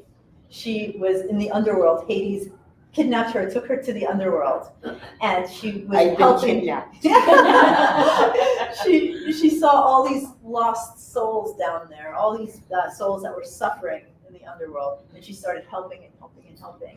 And she became known as a savior of lost souls. And the marker that you have says that you have an innate gift to support others in the depths of their suffering, their emotional suffering, their deep suffering. And that people probably come up to you to tell you their story and their woes, because they're naturally attracted to you because you have this, that just looking for support, but without even knowing, it's a very subconscious, unconscious thing. Persephone, yeah. Does that I'll look that up. I'll seek that out. Yeah, this is the Persephone line right here. Oh wow. Okay. Is that true for you? I have to say yes. Yeah. In some senses of the word, yes. I kind of thought I was a water sign because I'm a Cancer. So, you know, Yeah. and I have a Pisces rising, so it's like I'm double water. Okay. So that's, thank you. Yeah, you're welcome. Yeah, thank you, Esther. Yeah, so astrology doesn't directly connect with earth, air, fire, water, but in the end, the stories kind of come out equal. But just like in astrology, that's only like one or two planets, and then there's so many more. In your hand, this is only one line that we're looking at today, plus a couple of others with you, Esther. There's more to your story. Would you like your hand read? Okay, come on in. All right, what's your name? Peter. Peter. Yeah. Peter. Okay, let's see.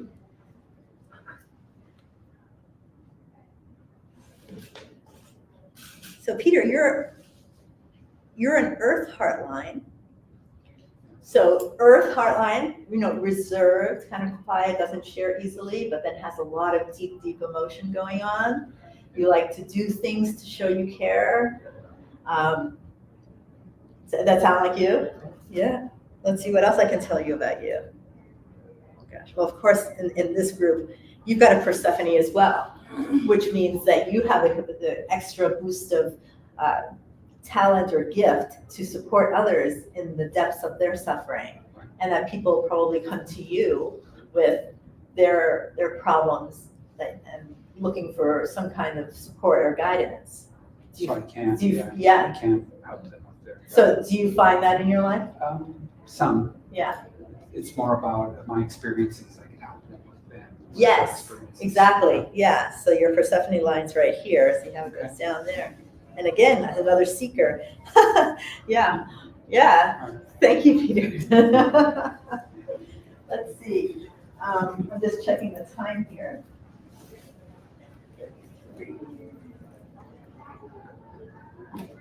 Okay, I'll do one other really quickly.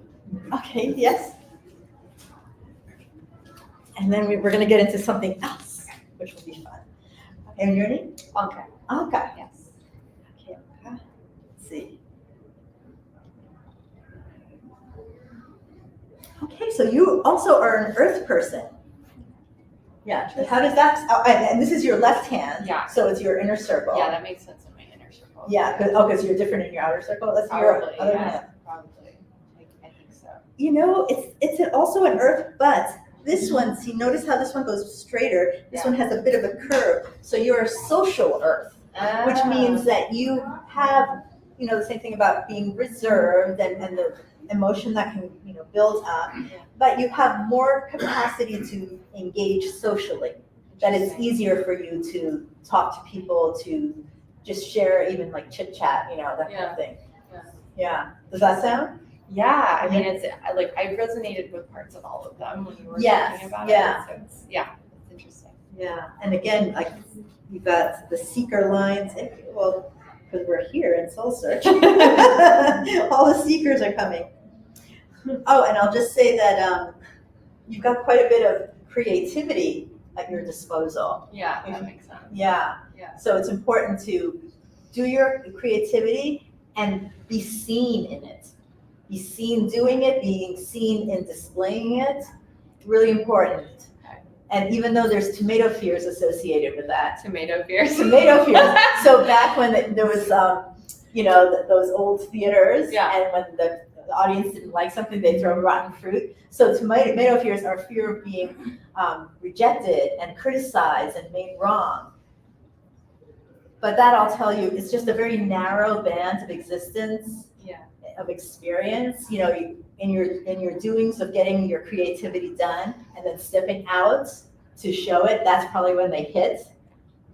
And so just keep going. It's because it's like 3 steps worth of movement to get through that, because when you're seen in it, it feeds you.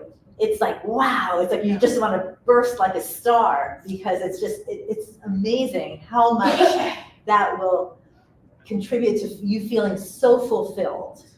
Yeah, that makes sense. Yeah. So it's like, it's breaking through that kind of boundary of like being seen, allowing. Yes, just that narrow band. Yeah. Yes. Been there a long time. Yeah. And that's normal. And just keep going with it. It's very normal with creative people. Okay. All right. Thank you, Anka.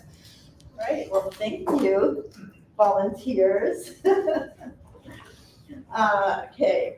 So I have a table here. So I'm doing mini readings, 10-minute readings. So please come by the table, and I'll be here tomorrow as well. So I would love to read everybody's hands if I could. And out there I can. Unfortunately, not right here.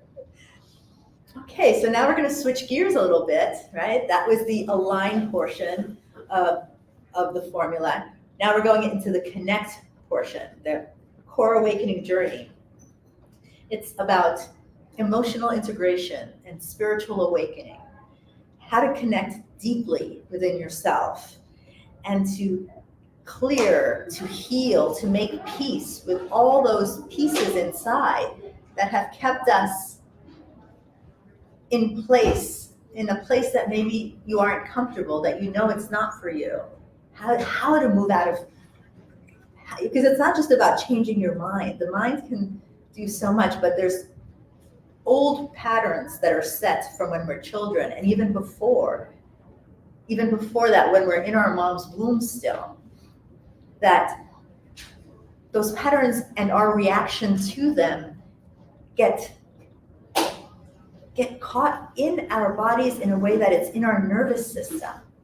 It's literally chemical within us. So how to get into that? And that's the work that I do with people.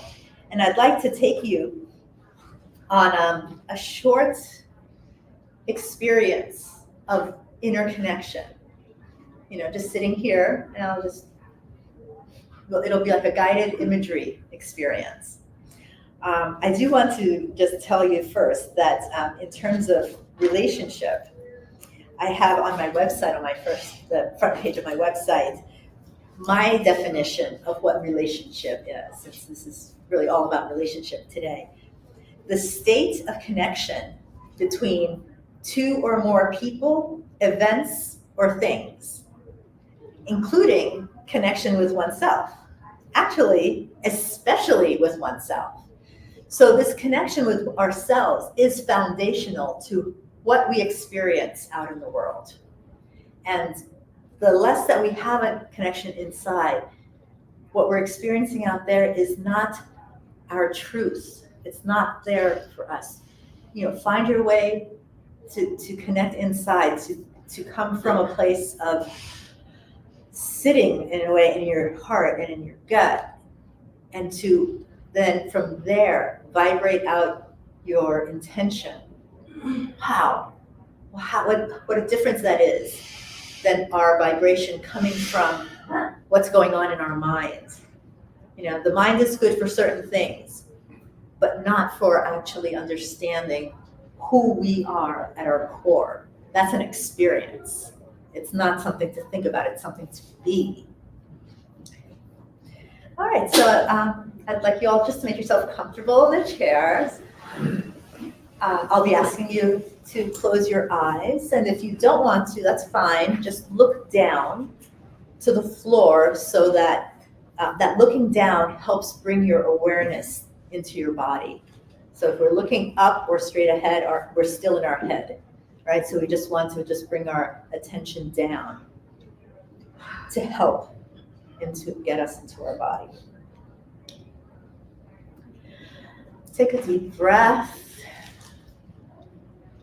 Let it go. And let yourself now, breathing naturally, breathing what's normal, noticing your body as you breathe, following your breath. Following your breath means noticing the inhale, feeling the air in your nose, noticing how your body, your chest, or your belly rise on the inhale and relax on the exhale. Let yourself continue to breathe and notice, be aware.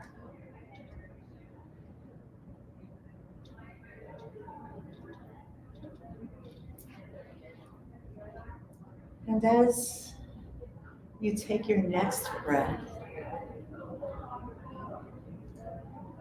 on the inhale, bring the air down into your waist or hip area. On the exhale, curl your toes so you can feel yourself go down into your feet. You can press your feet on the floor, curl your toes. And as you're breathing and feeling your feet, you may experience like a sensation of going down in an elevator kind of fast. A heaviness inside. Let yourself go deeper and deeper.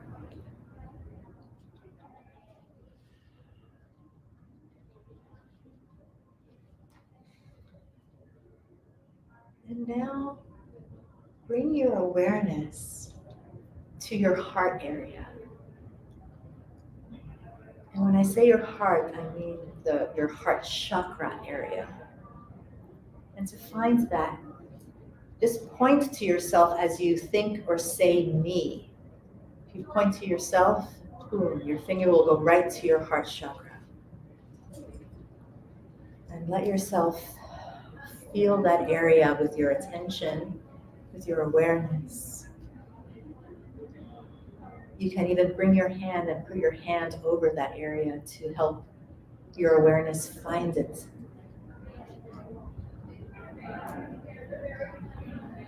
Let yourself breathe into that area and expand your heart area.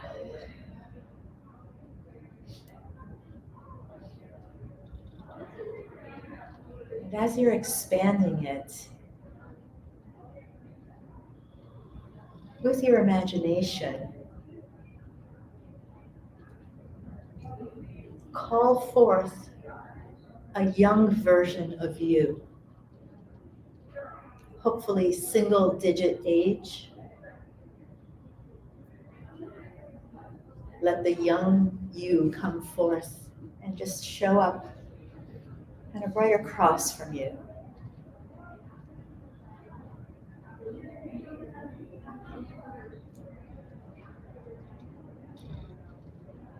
Some people are visual and can see it. Others may have a knowing or a feeling that the young version of you is there. If you're not finding it, imagine it. Imagination is real for your body. So imagine a young version of you. And sitting across from your young version, beam that young version with your heart, with your love, beam that to them. Show them that you care. This child. Show the child you your love with a smile.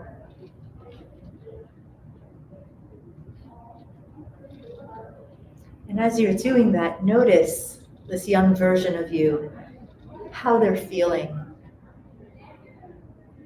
They may feel uncomfortable because they may not have had a visit from you ever, perhaps.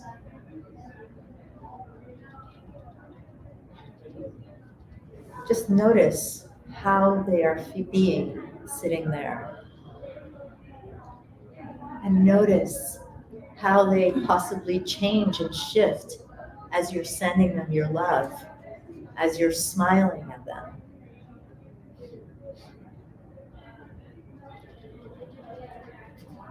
Let yourself really hold them in a virtual embrace because they're sitting over there.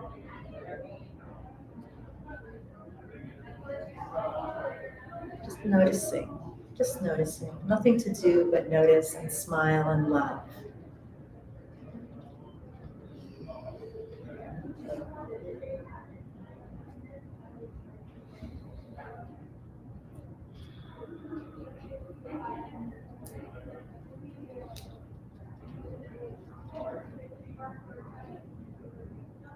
And now you can let them go back to where they came from. Just let them float back to where they reside. Send them off with a smile, maybe some words of care.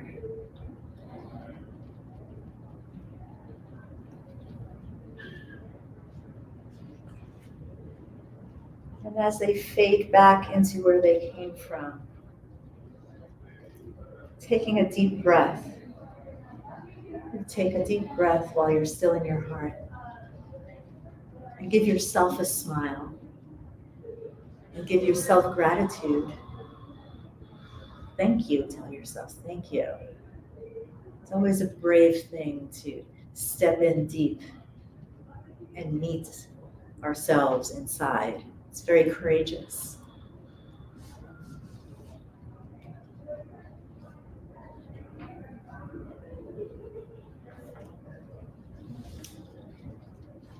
And gently coming back into the room with your awareness, letting yourself move around a bit, stretch, feel the chair you're sitting on, and let yourself be here now.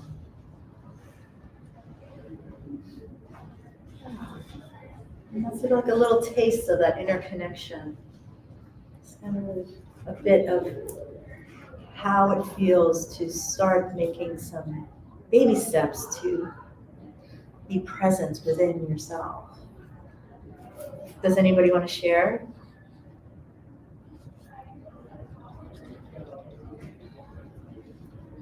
Do you also do hypnosis? I do, yeah. Yeah.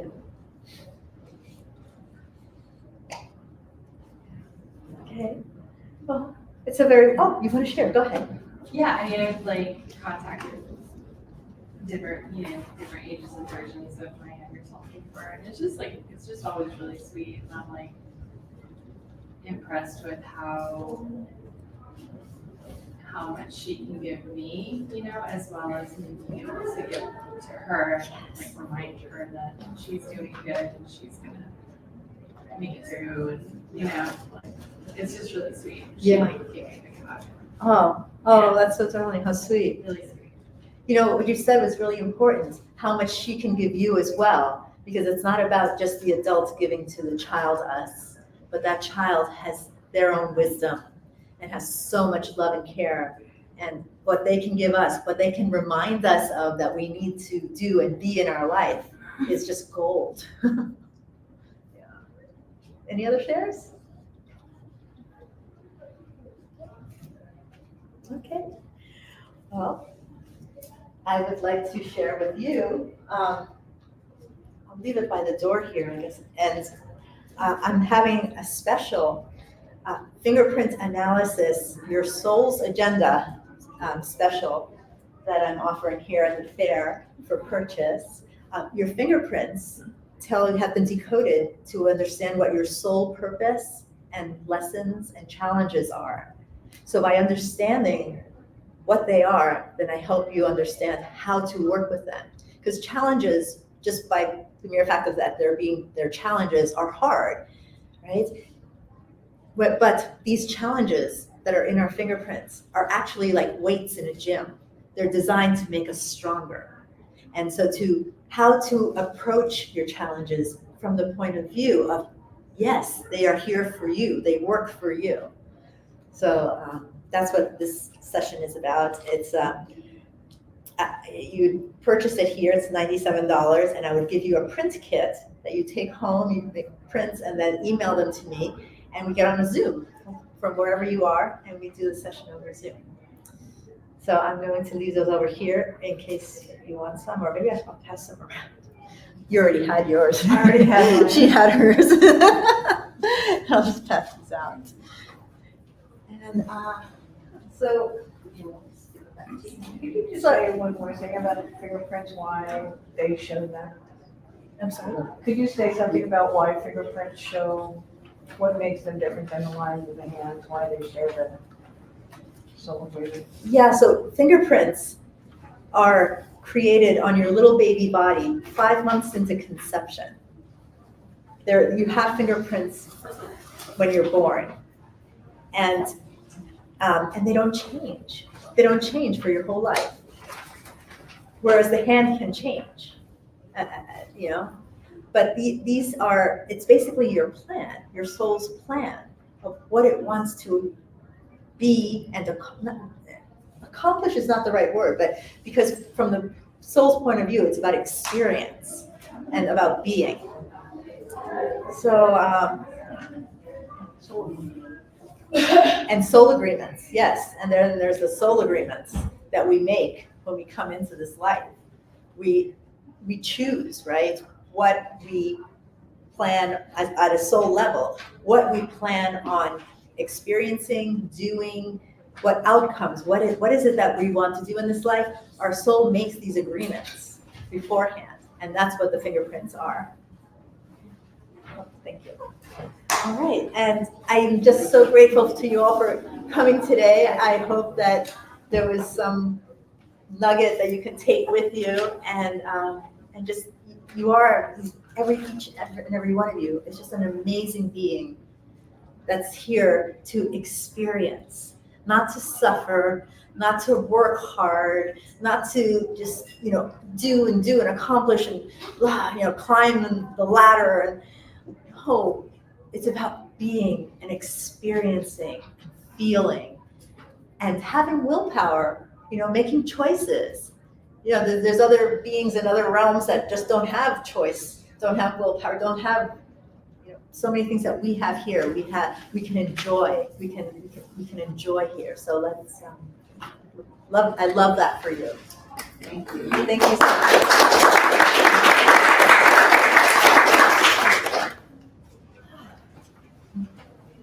And please come have a reading at my table. I'm in the hallway, right down this hallway right here.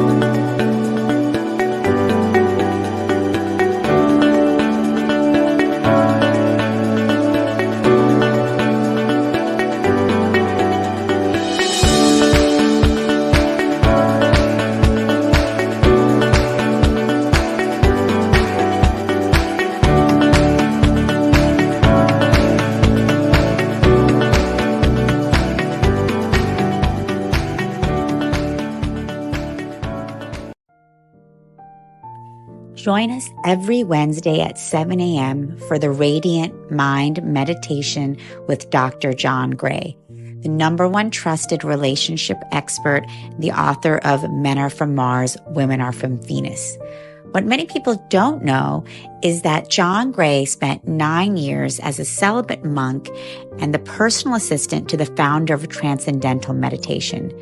During this time, he learned powerful meditation practices and techniques, which he has developed and refined for the last 50 years. He now brings us his resonance, wisdom, and energy every week on Wednesdays at 7 a.m. on the Soul Search Instagram Live, Facebook Live, and YouTube. Join us every Wednesday.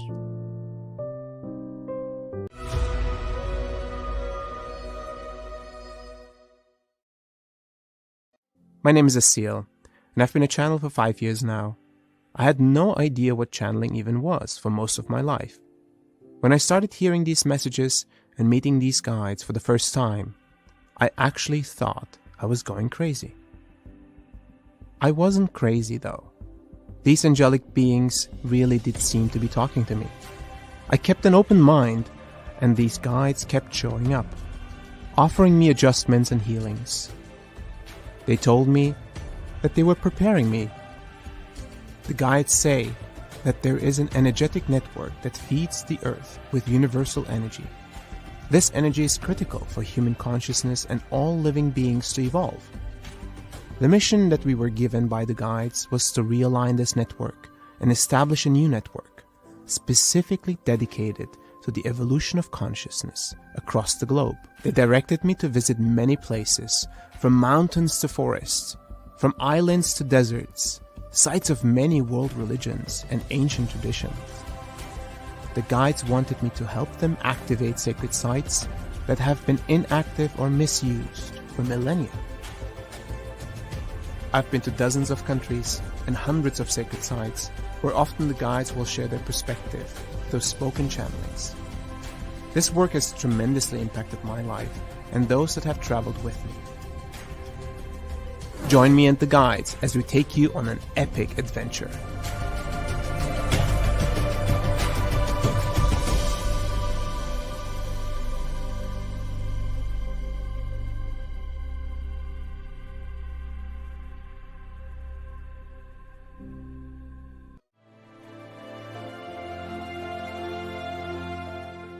Thomas Workman and A.J. Kavanagh are intuitive channels. You were created as a part of a universal plan.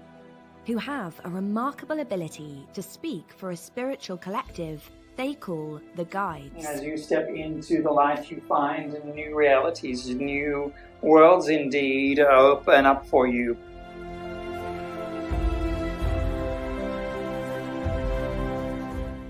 We often forget who we are, our eternal nature, and the wisdom that comes from that.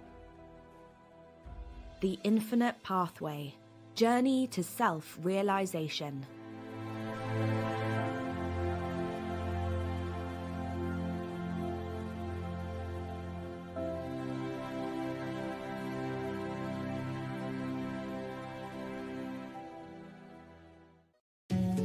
Imagine and try to visualize that light has a language.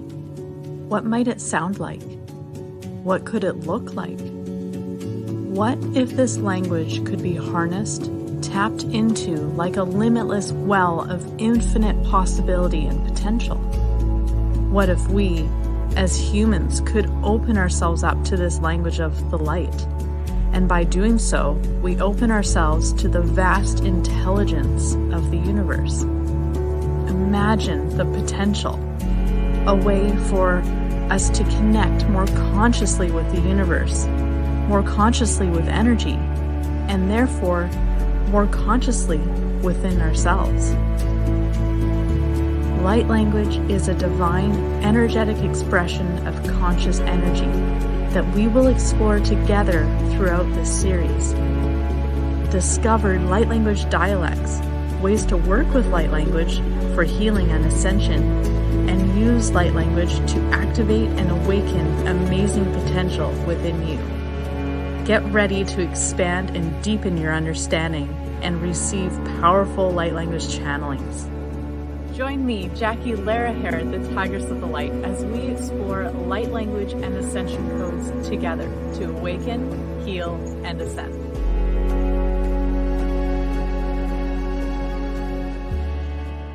What is enlightenment? How do we get there? Is enlightenment possible for someone like you or me? For most of my life, I thought enlightenment was only reserved for a few chosen ones. But we no longer live in a world where we have to cut ourselves off and retreat to a mountaintop cave to reach nirvana. Enlightenment is within our reach in the here and now, and there are infinite ways to get there. Join me as I sit down with the leading spiritual teachers of our time to dive into and explore the enlightenment experience. Together, we discuss how enlightenment is our collective journey at this time of humanity's evolution, and we explore tools, tips, and practices to support us on our own personal enlightenment journey. Each one of us can experience enlightenment in the midst of our human experience, and it is our divine birthright to do so. Yeah, I know exactly what that is. Yeah. I'm Jared. I'm a medium. I always say medium just means middleman. I try to take what I get from spirit and pass it on to you without mixing it with my own thoughts, my own ideas, and letting my own ego get in the way. I just felt her say, I can smile now because I'm not in pain. The truth is that I don't have some magic gift. It's just communicating with spirit. And it was very accurate. I didn't think my grandma would come through, but I know she's always really close to me. All those things came through, and he was just like, boom, boom, boom. And it was. So he did struggle. Just a tiny bit, but that tells you somebody's real. The truth is that I'm just a construction worker. I'm not some guru. Spirit said to me, you need to teach these people that this is something that they can use in their everyday life. The minute I let my ego go too far and it gets too big and I start taking credit for this work, then spirit takes this away from me. I have to keep my ego the right size. I call it medium-sized ego. By coming together, we can create quantum magic that boosts each one of us and actually contributes to the healing of all life on our planet. The purpose of this TV show is to inspire you, inform you, entertain you, and awaken you to the love and power of your true quantum self. You see, you are a vital part of the healing of our planet. Come as you are. Come with your light, your curiosity, and your desire for freedom and awakening. And also come with your deep pains and struggles, because those are welcome here as well. Hello, everyone. Hi. Welcome to the Soul Search Enlightenment Expo. Welcome to our live stream audience tuning in. We're so excited to have you here for a very special event with Marilyn Harper that has just been brought to us by Spirit. For those of you who are following our schedule, we did have another channeling planned at this time, but we have now planned a beautiful spiritual Q&A with our community. And we're really excited to do this because so many of you come to our expos and also join us online on our events, as well as on Facebook and Instagram and YouTube. And you guys are always asking us questions, sending in all types of questions about awakening, the spiritual journey, spiritual path, all of these terms that you hear at the expo all day: Akashic records, ascended masters, channeling. There's so many things. So what we decided to do was let's have a community meet and greet, spiritual Q&A, so you guys can ask some of your questions. And I'm really honored and excited to be here today. I'm Tanjua, the founder of Soul Search, and I'm here with spiritual teacher, guide, and channel Marilyn Harper. Marilyn channels the Adirondda, beings from the 17th dimension. And if you guys were here for her earlier event, when she brought Adirondda through all of the lights, went out in this room. So the energy was super palpable, and definitely we really invite all of you to stay with us this evening, where Marilyn will be doing a 6:30 p.m. event channeling heart-to-heart connections with Adironda and the Council of Light. Council of Light are the Ascended Masters that she channels, as well as the Archangels. So that will be a spectacular and profound experience. So definitely tune in for that. But now we're really blessed to be able to have an intimate Q&A. I know. It's like so exciting. It's like, let's just get down to the nitty gritty here. What do you want to know? And so without further ado, I could open it up if you'd like to say anything else. You know what?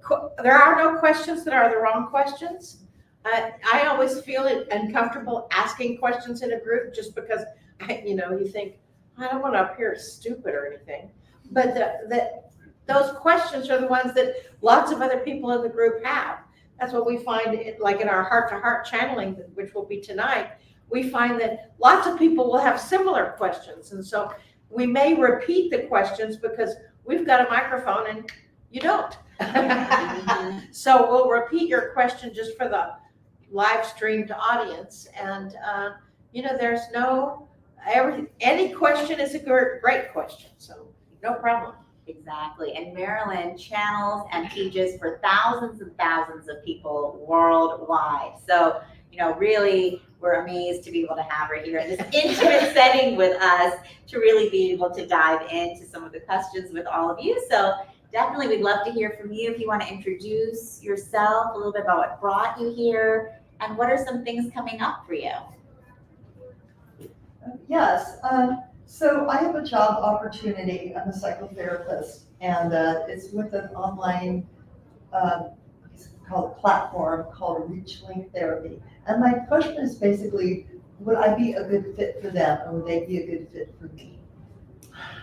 Would they meet my needs? That would be a great question for Adironda. What's their logo? I have to use it on my cell phone. I see a tree in my mind's eye, and I see some kind of a leaf. So I would say that would be a positive thing, that it would cause you, symbolically, that would cause you to grow and cause you to kind of expand where you have been in the past. You say it's online? Yes, or I would meet with clients online through video. That's the new thing. If you have an aversion to online, get over it. Because that's the way of the future. If I can learn it, anybody can learn it. And it's like, I need to change my bracelet on that thought. But it's kind of one of those things that when she was asking the question, I immediately saw a tree, and I saw one leaf expanding and then growing into other leaves. So to me, that represents, it helps you grow roots, new images. And I wondered if that was like maybe a logo or something. Well, it doesn't look like a tree. I think it's a. Well, it's a heart. Oh, it's a heart. Oh, is that what that is? Oh, okay. So I would say that might be a good fit. It certainly couldn't hurt to try. Have you done online psychotherapy before? Yes, I currently do through another online platform. And so will you have to change platforms? I could stay with this one and just have clients on each. But I think long term, I would want to switch if it seems like Reach Link, and hire me. It seems like an expansion of what you're doing now. Yeah. And so it sounds like a good thing. Do you get anything else? Yeah, no, I think it feels expansive. And I think that's what, a lot of us, we come to events like this looking for answers for, what is my next step in my career or in my business, my job. A lot of us feel stuck in what we're doing now, and that's totally normal because everything is changing and shifting so fast. Everything is accelerating at such a rapid pace right now. So rather than feeling bad or beating ourselves up about, why don't I know what to do? What is wrong with me? We tend to go that side. But then when we can tune in energetically and say, how does this feel in my body? Do I feel expansive or do I feel contracted? And then we can start following that energy. And so Marilyn's tuned in and tapped into that energy with you. But for all of us, you know, we come here for that guidance a lot of the time. And that's amazing because we have so many gifted healers and practitioners that can support that. But we also have those abilities as well that we can start tapping into. And when we come to a place like this, when we're in the resonance of so many people that are tuned in and tapped in, it helps turn it on for us as well. So thanks for the question. Yeah, so expansiveness, the trees growing and spreading out branches and roots. Yeah. You know, and so many, and it's heart-centered, or appears to be. So many times we ask for really specific guidance, and you know, we may get that guidance in pictures or images, and we get the opportunity to interpret that information and see what resonates with us and what doesn't. So I would say anytime you have guidance like that, and the metaphor of the tree, that would be a positive thing. And each one of you has the power to do that. And when I say if you're not in an online, if you have an adversity to online, and I say get over it, it's like, you know, that's kind of the wave of the future. And even a cell phone is a mini computer. And you can do so much by opening yourself up to that kind of technology. And it's powerful that you can have a psychotherapist online. That, thank you, COVID. I mean, you know, really. I was listening to that and I'm thinking like, well, that's not a lateral move. Like it sounds to me like the way I'm listening is she can learn a lot from that move. Right. You know, it's like kind of like a new ground for her or something like that, you know? Right, that was kind of the image with the tree. Yeah. And that came in like immediate as soon as you asked the question. And many times spirit does that. They show you a picture or you have an image in your mind when you ask a question and you think, oh, what does that mean? And then you discount it when that could be the image that presents the new expanded version. And so, yeah, that's a good point. Thank you. And thank you for your question. Thank you very much. I was thinking somebody would say, how do you get into the Akashic Records? So how about us, any spiritual questions? Or any other questions? Well, first of all, great question. First of all, how many of you guys have heard of the Akashic Records and know it? Okay, great. Anybody hasn't heard of the Akashic Records and doesn't have a clue what they are? Okay, good. Okay, listen to our recording at 4 o'clock. At 1 o'clock. No. The Akashic Records are a record keeper of every thought, idea, situation, conversation, lifetime that you have ever had from the inception of your soul. And it is logged into your cellular structure and logged into your cellular field, which is 26 feet across. And so in the Akash, you can actually go back into when you were in the womb. You can go back into past life. A lot of people get really caught up in, oh, well, I did this in a past life, or I was the Queen of England in a past life, or I was, you know, very few people say, well, I was a scullery maid in a past life. But you were. By the time you get to this life, you've been everything, and you've done everything. You've been the murderer, and you've been the murderee. You've been the victim, you've been the banker, and you've been the poverty person. You've been all of those things by the time you get here, unless you're brand new to this planet. And some people are. And so to get into the Akashic Records, there's several Akashic Records readers here, I believe. So, you know, does anybody here in this room teach others how to get into the Akashic Records or are an Akashic Records reader? I hope I don't upset you. I never read the books when I started down this path.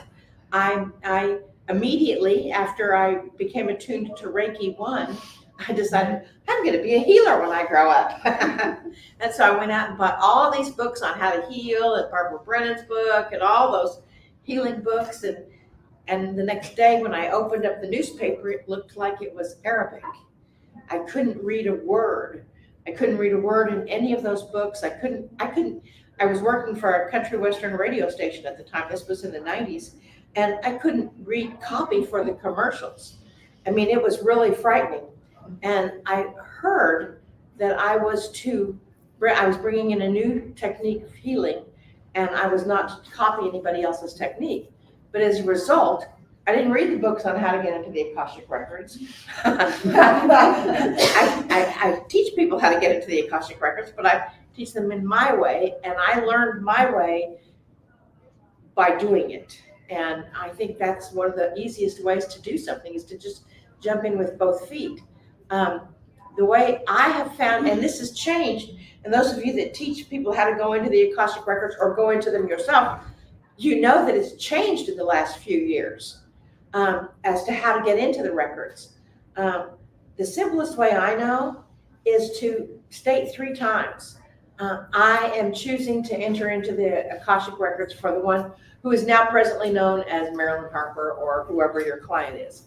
I am intending to go into the Hall of the Akash for the one who is now presently known as, and fill in the blank, and I am entering into the Great Hall of the Akash, or the Akashic Records, or however you want to describe that. And to just state your intention. That's why during my talk at 1, it was like, intention is everything. State your intention very clearly. In the past, before, 2015 or 16, maybe 12, I don't remember. You had to go down a path and go into the hall, and you had this vision of what the hall looked like. And now it's like, boom, boom, boom, you're in. Then it's like, if you're asking about a particular pattern or habit, some people have a habit of having a relationship with someone that's not available, or they have a habit of getting fired from every job, or not liking their colleagues at their job, or they have a habit of, whatever. So you can go into the Akash, see where that habit was formed, and by the very formation of it, you can release and integrate it, because your logical brain can know, oh, well, the reason I did this is because, when I was 2, this is what happened to my family. And even though, like, I had a wonderful family, and I was still imprinted by things, so this happened, so therefore I don't have to repeat that again. And I've had some people that have had, have done something really horrible, and they feel like they have to punish themselves in this life, and there is no such thing as karma any longer. It's done. I mean, that's the old frequency. And so Source does not want you to suffer because in some past life you hit somebody over the head and they died. They want you to learn from that, learn about how to solve a problem with love and compassion, and do it differently next time. And to me, that's why you would go into the Akashic Records. I mean, you can go into the Akashic Records and it's great fun entertainment. Yes, I was a hat designer in the 1700s. How fun is that? But, you may be an architect, or you may have been an architect at Chartres Cathedral in France. And so that talent is going to show up in this life. And I like to take people, and I do it in groups several times, into the Akashic Records to find out what their best talent is, or what their strongest ability is, and where that started. And that's really a more powerful energy, instead of, how can I justify that I feel like I'm a bad person? Instead, how can I justify that I have this amazing talent, and how do I use it? And to come at it from a positive standpoint. So in the Akashic Records, I mean, I encourage you to get a reading from an Akashic Records reader, and to practice going into the Akashic Records yourself. And if you have trouble going in, it could be because your ego is kind of getting involved and trying to filter that information. And what I have found is the ego really loves to keep everything really dramatic. So they can come in and save you, right? And so,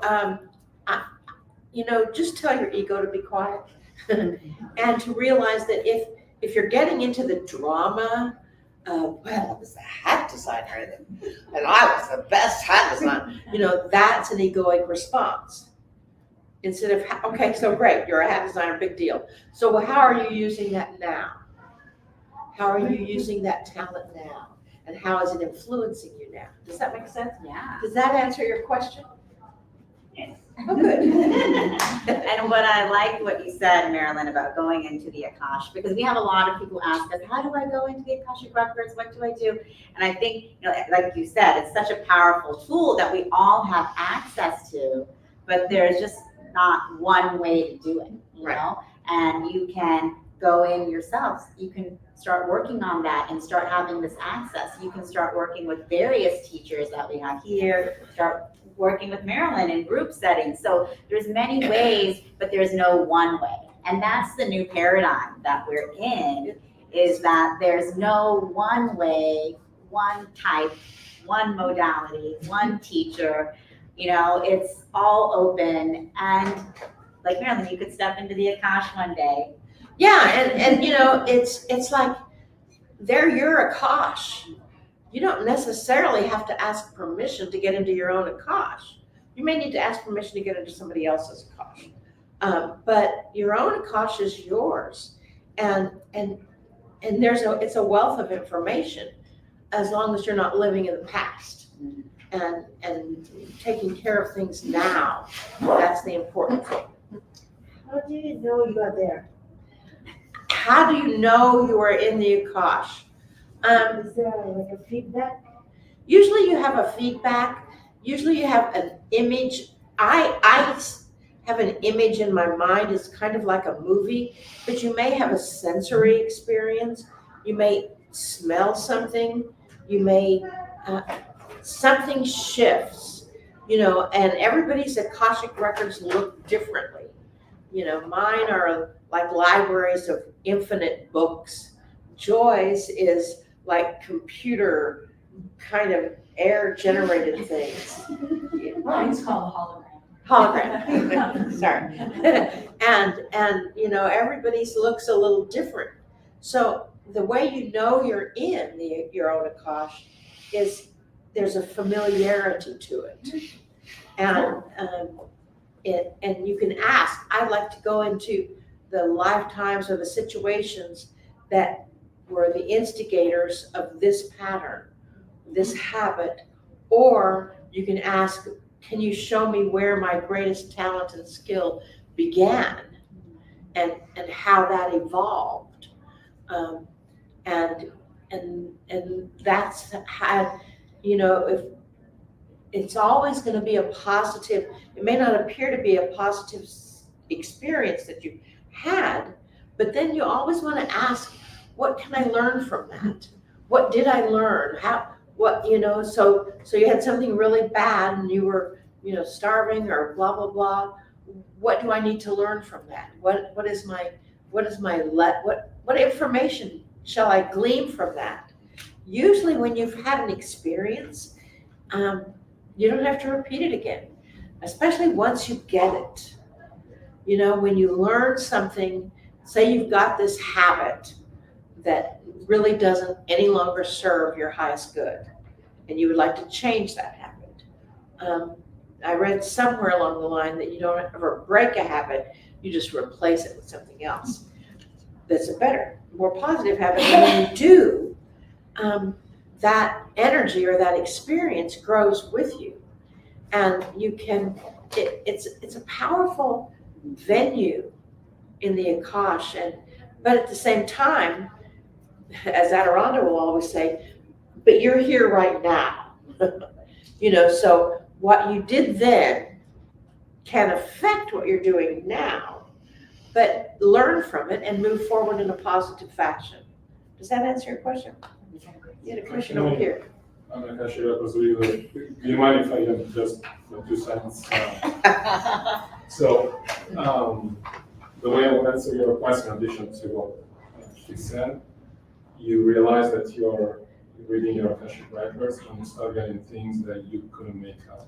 Okay? And that are useful to you. Because from the Akashic records, basically, you usually get what you need. Not necessarily what you want. It's not like a tarot card reading where you pull cards and say, oh, this needs this now. So you start, getting things that you need. And, you wouldn't really make up. So that's in addition to what she said, I would, pay attention to it. So. Thank you. Thank you. Sure. Yeah, and just Sorry, for our live stream audience, he said that you may start getting information you'll start getting information that you need, but you may not have expected. And that'll start resonating with you as, oh, this is something that's coming in. Right, and I want to suggest that if you see something, change your and you don't understand it, change your perspective and look at it from a different angle if you're seeing an image.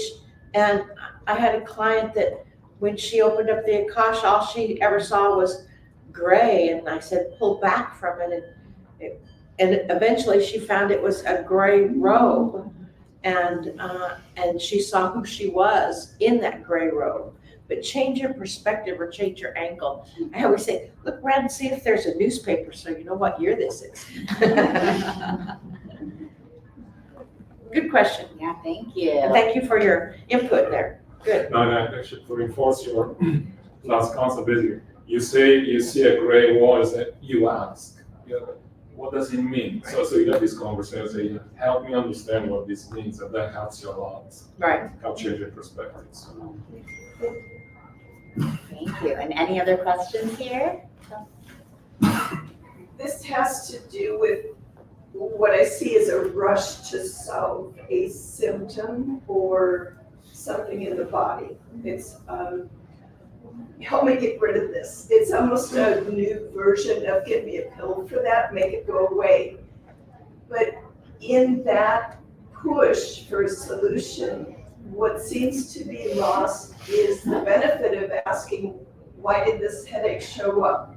Did I consume something different in the last 24 hours? Am I exposed to someone else's energy and learn from what's going on? And I'd like to get your thoughts on the balance between those two. And so you're saying, I'm not sure, I want to make sure I'm clear on the question. So the balance between, I want to repair this challenge that I'm having in my life. Maybe it's headaches or maybe it's something else. And how do you know is the balance between what I'm supposed to experience and what I would choose to experience without, taking the blue pill or the red pill? there's an opportunity that can be lost if you don't take the moment to, what is there to learn about this? Yes, and that's correct. So in any given situation, in my opinion, you are the creator of everything in your life. I mean, even the hard, icky stuff, you still created that. And so always take that moment to say, what am I to learn from this? Why did this happen? How am I to evolve from this? I was talking with someone that had had a car wreck, and it's like, okay, so did you get hit from behind? You're on the wrong path. You get to change things. You're not moving forward as quickly as you could. So there's all kinds of symbolism in that. I fell and had a tumble with a giant trash can. It's a long story, and had a spiral break in my arm. So I got the opportunity to lay in a hospital bed for 30 days or so and figure out, okay, so what was that about? And you always want to ask yourself those questions. And you may not like the answer, but it's still the answer that you obviously needed to hear at that time.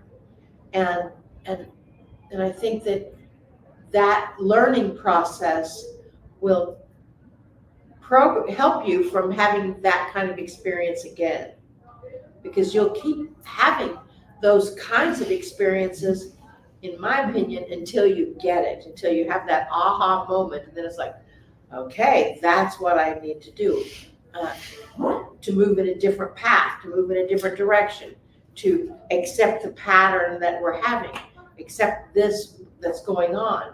And in that capacity, that's a major question, is what am I to learn from this? What am I, and without the quick fix, even if you need to have a quicker fix so you can go to work or whatever, you still get the opportunity to ask those kinds of questions.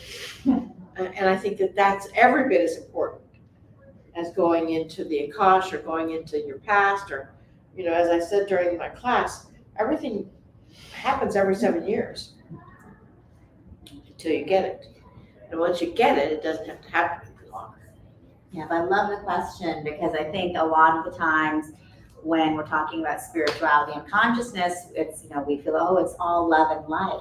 And we don't want to step into the shadow side. We're like, oh, we don't want to go to the negative side, or that's negative. Let me just get that reading. Okay, I feel better. And we can just jump from one thing to another. And I think going in and feeling the feelings, whether you are going into your Akash, whether you are having a reading with our QHHT hypnosis session, or working with a spiritual teacher, or doing your own meditative practice, right? It's not about the escapism, which can just be like anything else, but it's how do we actually feel what's happening and understand that that's okay and that that's a part of our experience. And having that awareness then can allow us to take that next step. And so it's, just like anything else, we can always jump from one thing to another, but it's when we can go in and feel the pain, feel the fear, feel the suffering, feel the agony, feel the disappointment, and understand and have that awareness, then we can start to move through that and move with it, not in a negative way. Exactly. Say more about the 7 year, every 7 years. The 7 year itch, it's true. There's a 7 year cycle that humans go through. Now, it may show up in 6 years, it may show up in 8 years, but it's about 7 years, and that the emotional impact repeats in the universe, source, whoever, gives you the opportunity to learn and grow and learn and grow. And they continue to give you those experiences that you can grow from so you can evolve. Because all of our intention is to evolve to the highest level possible. So then we ascend, and then we get to be the ascended masters. But so it's been my experience that those kind of patterns repeat on a regular basis about every 7 years. And you can look back, if you think of a terrific trauma that you have had in your life, or an emotional impact. My brother, who lives in Sacramento and is not metaphysical at all, knows nothing about this. He's still saying, so tell me again what you do for your living. and I gave him that 7 year cycle, and he said, and he went back to when he lost his job, and then went back every 7 years until he was 4 years old. And when he was 4 years old, he was doing something that he wasn't supposed to be doing. And he got hurt in that capacity. And he said that whenever he was having fun, there must be something bad that's going to happen. So he didn't allow himself to have fun. And whenever he was having fun at a job or a relationship or a friendship or whatever, then he would create some emergency that would cause him to end that job, that relationship, that friendship, whatever. And so that's kind of that 7 year cycle. And you can find that in your own life. And it's one of our learning processes. And it's not about having a quick fix. It's not about, it's about learning, because we all want to evolve, right?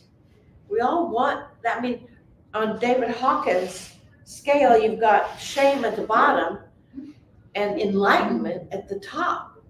And that's where we want. That's where we want to be, is that I love the name Enlightenment Expo. You know, how much better could it get? And so, and does that answer your question? Did you forget the question? I forgot the question. Don't forget the question. 7-year cycle, that's right. Exactly. Well, I love that, and I'm definitely going to go and take a look at my 7-year cycles. I'm sure that will be telling. And you know, exactly, we call these Enlightenment Expos. Why? Because we're all on a journey to enlightenment together, and it's not something that's only reserved for monks in a cave or super spiritual people that are fasting all the time. And doesn't mean that's not a path and that's not a way, but it's a journey for all of us, and we're all doing this together. And again, this is the leading edge. This is the new paradigm of where we're in together. And yes. So are we moving into 5D? I believe so. I believe we're there. Yeah. It's my, and this is my opinion, which is different than most people. And just to repeat the question for our audience, she asked, are we moving into 5D? And how many of you guys know what 5D is? Okay, good. Who doesn't know what 5D is? Okay, that's good. So in 1999, when Adirondack first came in, I was given the 3 seats on an airplane on my way to Davis, California. And I got to stretch out and go to sleep, and I had this amazing dream. And in that dream, because I asked, what the heck am I doing here? Because I just started channeling. I didn't know what was going on. I was like, what? And had this huge energy came through me. And that was when Adirondack couldn't even open their eyes or move my body yet. And they said the planet is moving into the 5th dimension. So it's been in the 3rd dimension, and it's moving into the 5th dimension. And it's going to go through the 4th dimension in the process. And the 4th dimension is the dimension of chaos. And we've had a little bit of that. and we're coming out of that. But to me, it's Adirondack's information that you can't have some of it be in the 5th dimension and some things not be in the 5th dimension. The planet as a whole is in the 5th dimension. However, what we're experiencing now is trying to figure out what the heck that means. You know, how do we live in a world when you think, oh my goodness, I would love to have a hot fudge sundae, and somebody comes by and says, you know, I've got a buy one get one free. Would you like to go? You know, that's kind of 5th dimensional thinking is instant manifestation. That's why, you know, we say pay so much attention to your thoughts, because your thoughts are your purchase order to the universe, and they are so powerful. You know, I know before I broke my arm, I was thinking, I sure don't like the way we're doing this stuff. I don't get it at all. I'm not reading off a teleprompter. I can't do that. I will wing it and go all through this and says, okay. Finally, I was like, okay, I will just, you know, whatever. So I broke my arm so I could get the opportunity to sit somewhere and say, why did this happen? And so even those in the 5th dimension, that's why we are in the 5th dimension. Even those minor thoughts, those minor feelings are still purchase orders. Now, why it doesn't work with winning the lottery, I don't know. But it's still one of those things. And there's a lot of teachers that I will try to argue with me. And I say, you know, you can believe whatever you want. It doesn't make sense for part of the people to be living in the 5th dimension, the 5D, and part of the people not to be. But the ones that appear to be struggling are the ones that are having trouble with all of that energy, because it's an influx, huge energy, and a huge energy transformation for fifth dimension, which is why Adirondack came here, is to help with the shift of the planet. You're blessed. So does that, I mean, you may have a completely different idea. I mean, no, I agree with what you're saying. And in terms of the fifth dimension, like you might have heard the term new earth, you know, we're creating this new earth together, this new reality. Because when we look around us, we see, you know, poverty, war, chaos, you know, destruction, racism, sexism, you know, and we look around, we're like, why does all of this stuff still exist today? Aren't we beyond this? We are beyond it. We are, that's the fifth dimension. We are, the fifth dimension is the world that we know is the one that we are creating for ourselves and for all of humanity. But what is happening is because we do manifest what we create, what we think about, you know, we're still trying to work ourselves out of that third dimensional programming that I'm not enough, that I have to get more than the other person. There's not enough to go around. We're all in competition. The environment doesn't matter.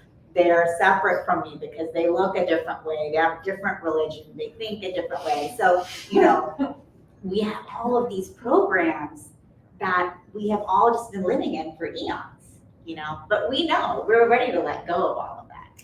And so that's what we're doing together is we are in the fifth dimension, but it's like tuning our radio frequency to be like, okay, Yeah. I'm out of that old program. I'm out of that old program. This is my new, and it takes practice. It takes work. It takes going into your Akash or getting a healing, doing somatic, you know, breath work, so many things because the programs are there. And you know, it's a bit like when you take the experience of when you learned to walk. You know, you were here this little lump that would make sounds and have things come out of both ends, and then all of a sudden, within a year or two, you were walking and transporting and communicating. Well, you know, it may take the earth beings longer to accommodate that, but look at everything that's changed since 2012. I mean, before 2012, there was like, I don't know, Adirondack said there was like 17 or 18% of the population of the world, the planet, that were light workers. And now they may not necessarily call themselves light workers, but they were doing work of the light. And then in 2012, then in 2013 or 14, there was like 20% or 21%. Well, we've grown a full percentage in the past 2 years. So, I mean, with work like what you're doing, I mean, you look how many, all those parents with all those lacrosse kids, they're saying, what are psychic fairs? I mean, you're enlightening people en masse. But the age of Aquarius, does that factor in or is that all? Absolutely, Yes. Absolutely it does. It's, I mean, we've been singing about it for, I'll give you my age here. I was singing about it, I had lots of hair. So, in relation to the fifth dimension, 5D, we are saying that the thoughts, you know, are much faster in manifestation. And like example, you broke your arm, or somebody has a chronic condition and they have to journal because it's kind of crazy. The doctors will say, okay, journal, or, you know. And so your attention is going on the negative, and that means it will manifest more of the negative stuff. So how do you separate that? Like without putting the emotion in it, but then, you know, you're writing it, it's in your mind, it's in your thoughts. You know, that's a great question. And to repeat the question, if I can, so when you're having a negative approach and the doctors are working with you and you're journaling about it and you go into the negative, how do you transform that into the positive? Did I read? Yeah, because you don't want to put all your time, you know, recording all the symptoms. That's correct. So how do you balance it? You don't want to create your time into recreating the symptoms. Well, change your bracelet. In my opinion, that's your awareness. And first of all, we're not saying that you don't feel it. You know, light workers are probably the worst at glossing over all of those negative feelings because they want to be in that Zen place. And what they're doing is just stuffing those feelings down. So then when they're in that Zen place, something falls over in their house, then they have huge emotional impact because it's been catching up with them for the last 5 years. But it's Or they get disease. Or they get disease, or they get an illness of some sort if they fall and break their arm. But in that capacity, I learned a lot when I broke my arm. In that capacity, I think that not to deny yourself feeling, feeling your pain, feeling that I feel victimized. I feel this is the way I'm feeling. And exploring it on paper is good because the heart speaks to the mind, which comes out the hand. And as long as you allow yourself to really express it, express your feelings, then it's kind of like, I think you have to give yourself a little bit of a time limit, and say, okay, so this is the way I felt. This is what I learned from it. This is what I'd like to do instead of. So help me create that in my world. And then kind of reframe it in that capacity. Mm-hmm. Does that help? Yeah.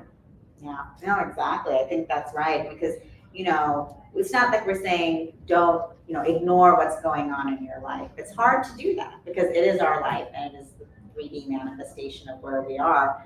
But we can go in, feel the feelings, acknowledge the feelings, acknowledge where you're at. But if it's, not to then make that your whole world, which is what can happen a lot of the time with us. We can go down into that spiral and then it's hard to find our way out, and when we can have that awareness of like, I feel the feelings and now let me create my reality. Now let me create. Don't you think that's like the perfect entry point for forgiveness? Like when you finally get to that point, that's when you just forgive. Exactly. Yes. And if you're having trouble forgiving, because forgiveness is really a challenge to some. If you're having trouble, and you have to forgive everyone of everything, most importantly yourself. I mean, the statement, Adirondack came up with a statement many years ago, I am willing to forgive. And that statement, I am willing, sort of wills it into place. Mm-hmm. And then how you know that you're done is you can pray for their happiness and pray for your own happiness. And if you can feel that emotion, that feeling of really choosing for all people involved to be happy and really honestly, then you know that you have accomplished forgiveness. But I think forgiveness is the key. Yeah, exactly, very much so. And I'll get to your question one second. And I think that is the key. Forgiveness and finding that love is the key to the fifth dimension. Because when we are truly in forgiveness and in love of all, then could we ever stand to see another homeless person on the street? Could we ever stand to see someone be killed on TV? We could never stand it because our love is so deep and so great for all. And so how we come into that is through self-forgiveness, self-love, and then forgiveness for all, love for all. And that's what Adirondack brings through so powerfully for all of us to be able to feel that emotion in a way that we've forgotten. So. I appreciate how prayer has come into this conversation. You mentioned earlier that you have a Christian background, and those of us who still practice our religious faith, we have that struggle, with what is traditional thinking to what is more progressive, more enlightenment, more ascension, and we still live in environments in our communities and our cultures that don't understand our shift. How did you navigate that? Kicking and screaming, no. No, actually, to me, when I finally got it, because I was, as you saw in the video, I was deacon in the Christian church. I was very invested I was in charge of the children's youth group. I'm a minister too. So yeah, exactly. And to me, when I woke up, God just got bigger. You know, Adironda always says, there's no more us and them. You have to find a way to communicate who you are without judgment of who they are.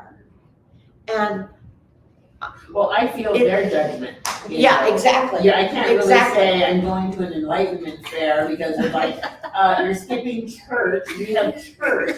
But I'm going to be with church. You know, this Exactly. to me is community, and spiritual leaders have also taught me, you know, and nuns, you know, that you don't necessarily have to be in the structure of a building for prayer. Your communication, your service, your altruism, whatever you want to call it, you know, that's prayer too, as long as your association is with what your higher power, your universe, your whatever you look up to in that sense. Real quickly, because I know we're running out of time, this is what I did.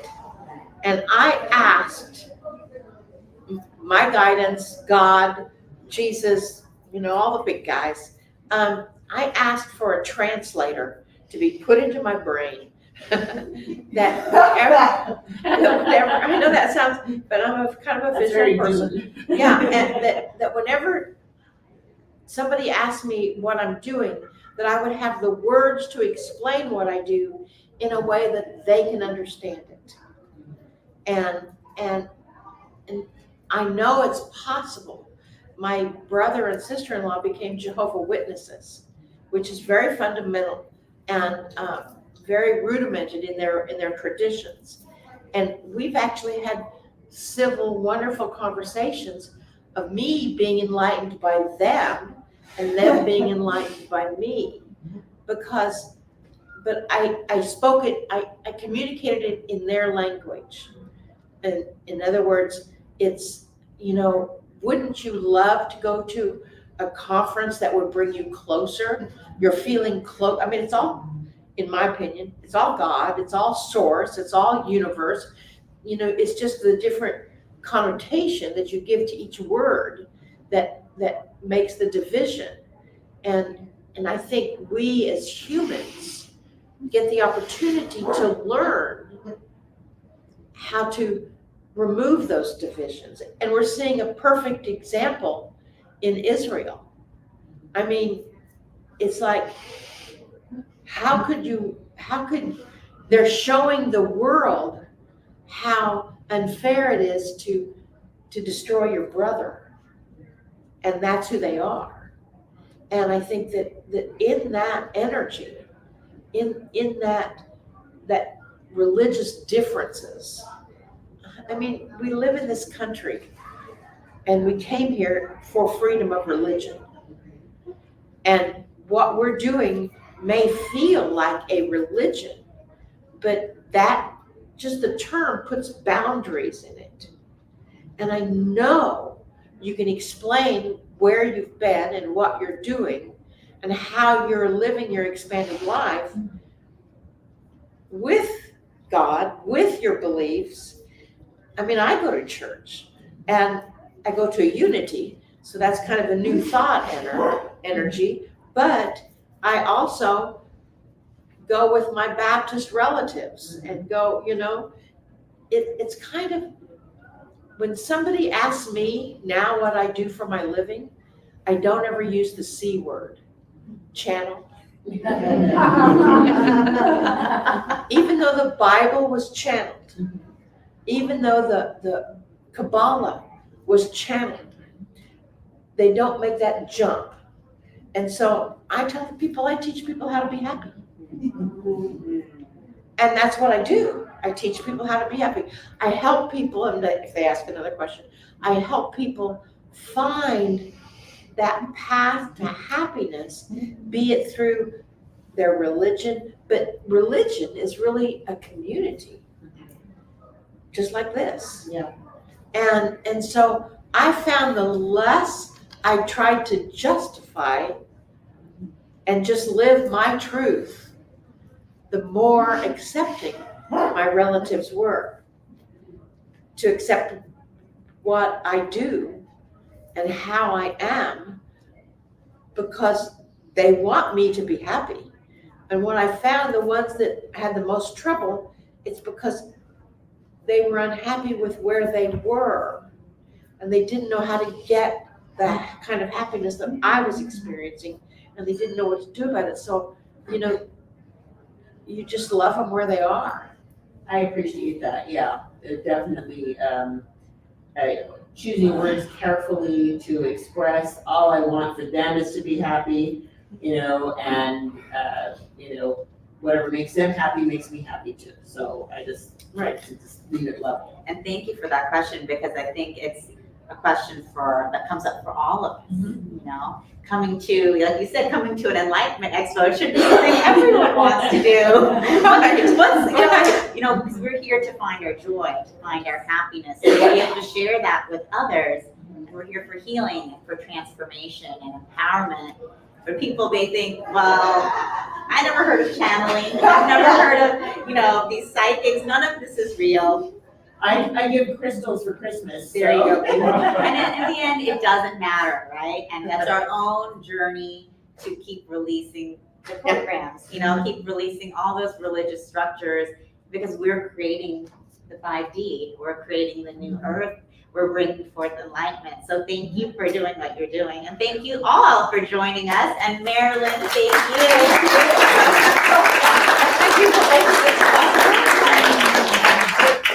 Thank you all for your questions, and for the community, and for co-creating all of this with us, because we don't do it alone. We do it together.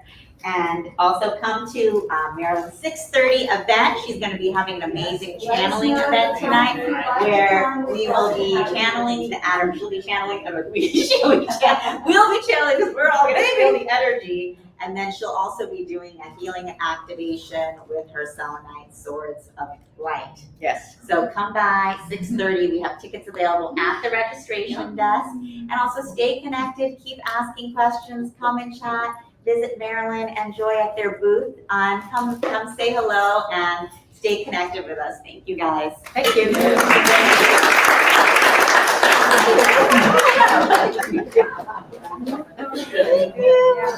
That was fun. Yeah, it was fun.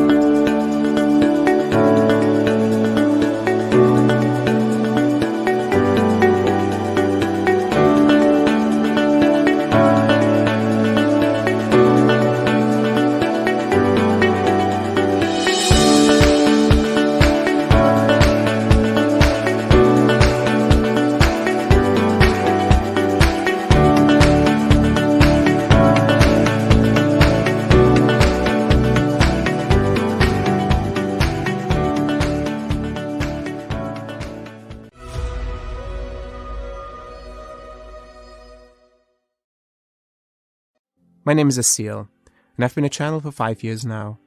I had no idea what channeling even was for most of my life.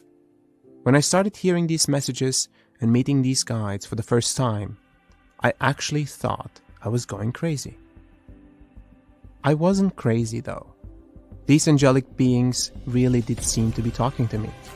I kept an open mind, and these guides kept showing up, offering me adjustments and healings. They told me that they were preparing me. The guides say that there is an energetic network that feeds the earth with universal energy. This energy is critical for human consciousness and all living beings to evolve.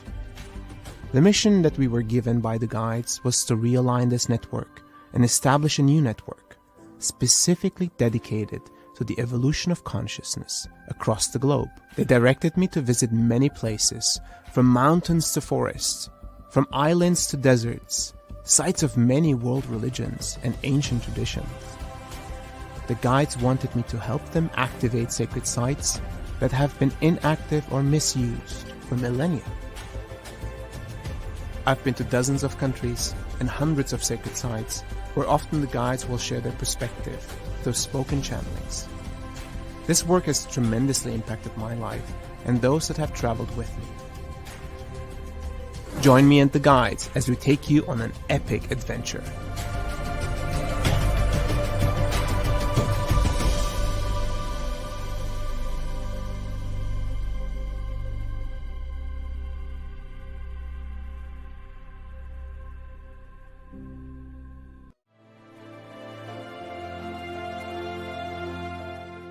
Thomas Workman and A.J. Kavanagh are intuitive channels. You were created as a part of a universal plan. Who have a remarkable ability to speak for a spiritual collective they call the Guides. As you step into the light, you find new realities, new worlds indeed open up for you.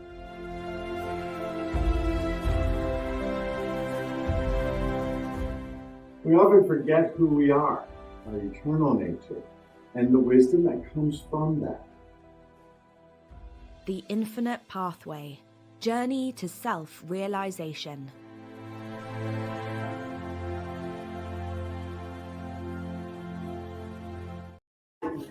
And we are live. Hello, everybody. Welcome back. For those of you who are here in this room with us, thank you. Can we all say hello to everybody who's live streaming? Hello. You are loved as if you were a part of this room. Everybody who's streaming live with us, everybody who's going to be watching the replay, we feel your energy, we feel your love, and thank you so, so much. This is our last talk for the day, but tomorrow you are all invited back. We have all new speakers every hour on the hour from 10 to 6, starting with my Reiki Circle at 10 o'clock. I'm Barbara, for those who don't know me, and culminating in our special guest, Dr. John Gray, at 5 o'clock. So please come back, and whether you're live streaming or in person, we're just so blessed and excited to have you, so thank you. So I am just so excited to introduce our last speaker of the day. Her energy and loveliness, I can feel it in the room. It resonates everywhere. You are all in for a treat. Niha. I knew that. Niha. It's been a long day, everybody, but a great one. Niha Saxena has been a master certified life and law of attraction coach for 11 years, helping individuals create a life they love by harnessing the power of the law of attraction. Niha believes that everyone has the power within them to create a life they love. And she's here today to help guide and support us on that journey. Today, Niha will help us to understand the power of our minds, which is the key to creating our reality. She will guide us in exploring the magnificent power we all have within so that we can all live the life of our dreams. I'm all for that. Thank you. So without further ado, let's see how to do it. Hello, good evening, guys. Thank you so much for being here. And it's so great to see these lovely smiling faces here. Well, I have been introduced in a very beautiful way already, But then again, my name is Neha, and yes, I am a Master Certified Law and Law of Attraction coach. Along with that, I also run my holistic interior design business. Well, that's another story. So anyway, let me just go ahead and talk about this very popular thing, law of attraction. How many of us really believe in law of attraction? I do. Okay, awesome, right? Okay, that's encouraging actually, right? Otherwise, thank you so much. Sure. Right? Yeah, otherwise, many times I also get to hear that, well, we have heard of law of attraction, but I don't know whether it really works or not. So before I dive deep into manifestation and law of attraction, I have a quick question. How many of you, and the reason I'm saying are aware of the things that you have manifested is because trust me, every person who's sitting here has been manifesting right, left, and center. You believe it or not. But how many of you have really manifested things and you're aware of it? Awesome. Anybody who would like to share their journey?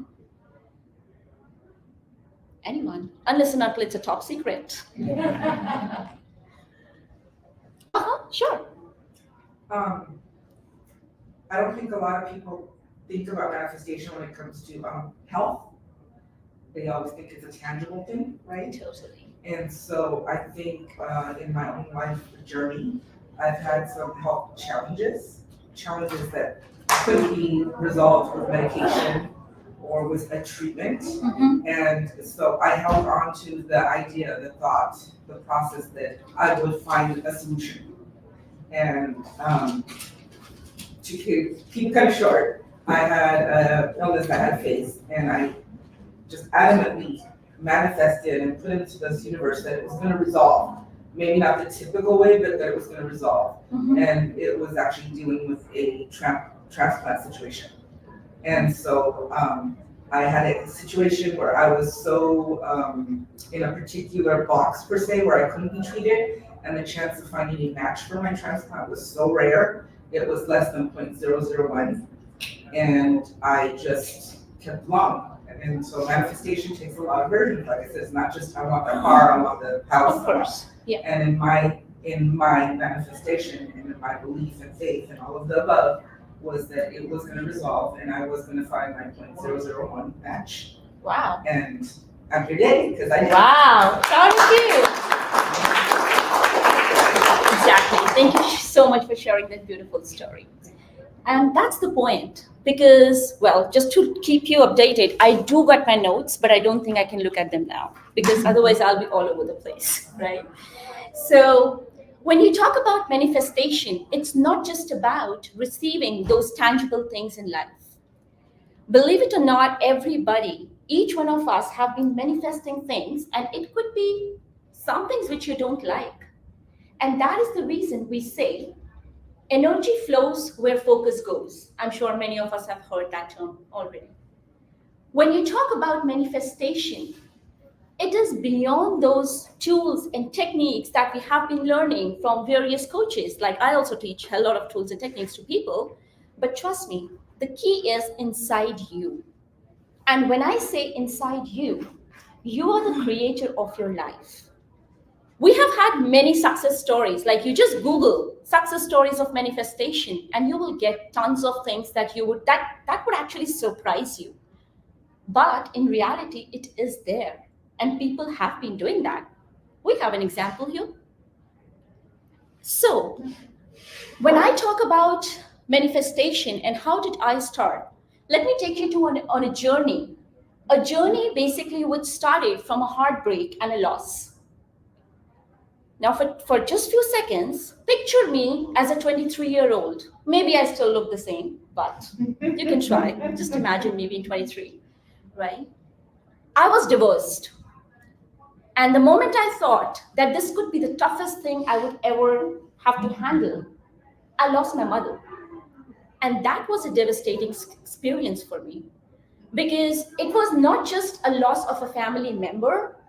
It was a loss which was there, which I couldn't describe to people. And that just put me into that phase wherein I was afraid of entering my own house because my mom was no more there. And that's when, and I thought I'm going crazy. Trust me, I literally thought I'm going crazy in those days. And that was the point. In the darkest moments, I figured out that there is something inside me which is encouraging me to do better. There was this inner voice, and we had a beautiful discussion about your inner calling, inner voice right before my session, right? There was this inner voice which was giving me that nudge that, okay, you can do something better.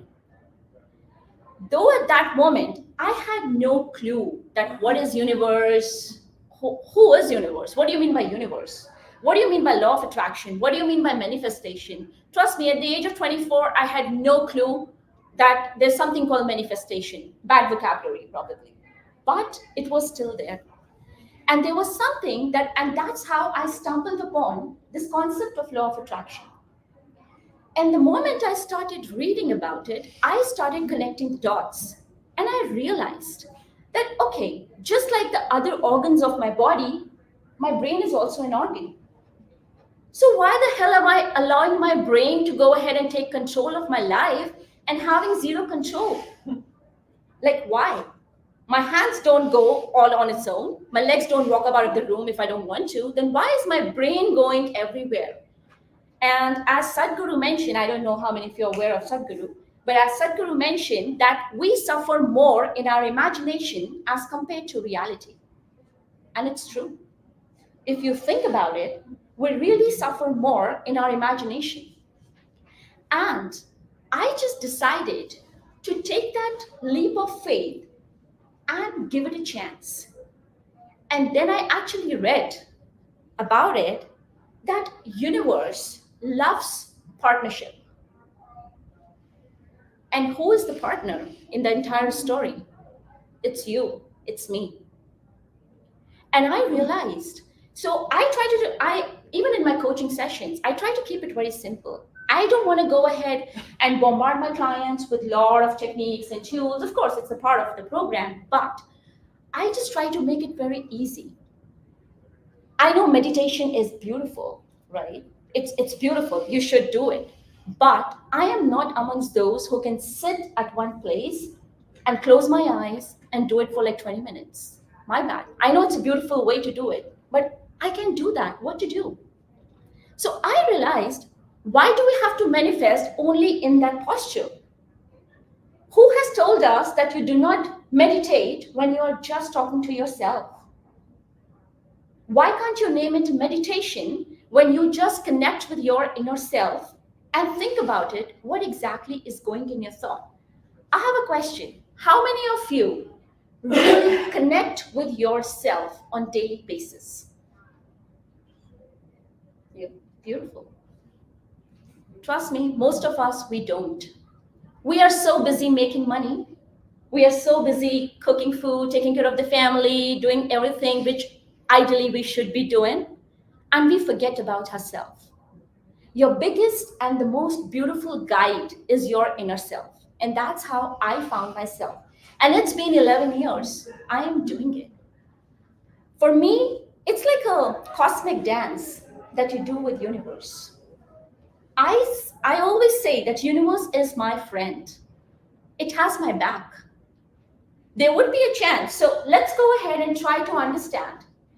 How about imagining universe to be a version of cosmic GPS?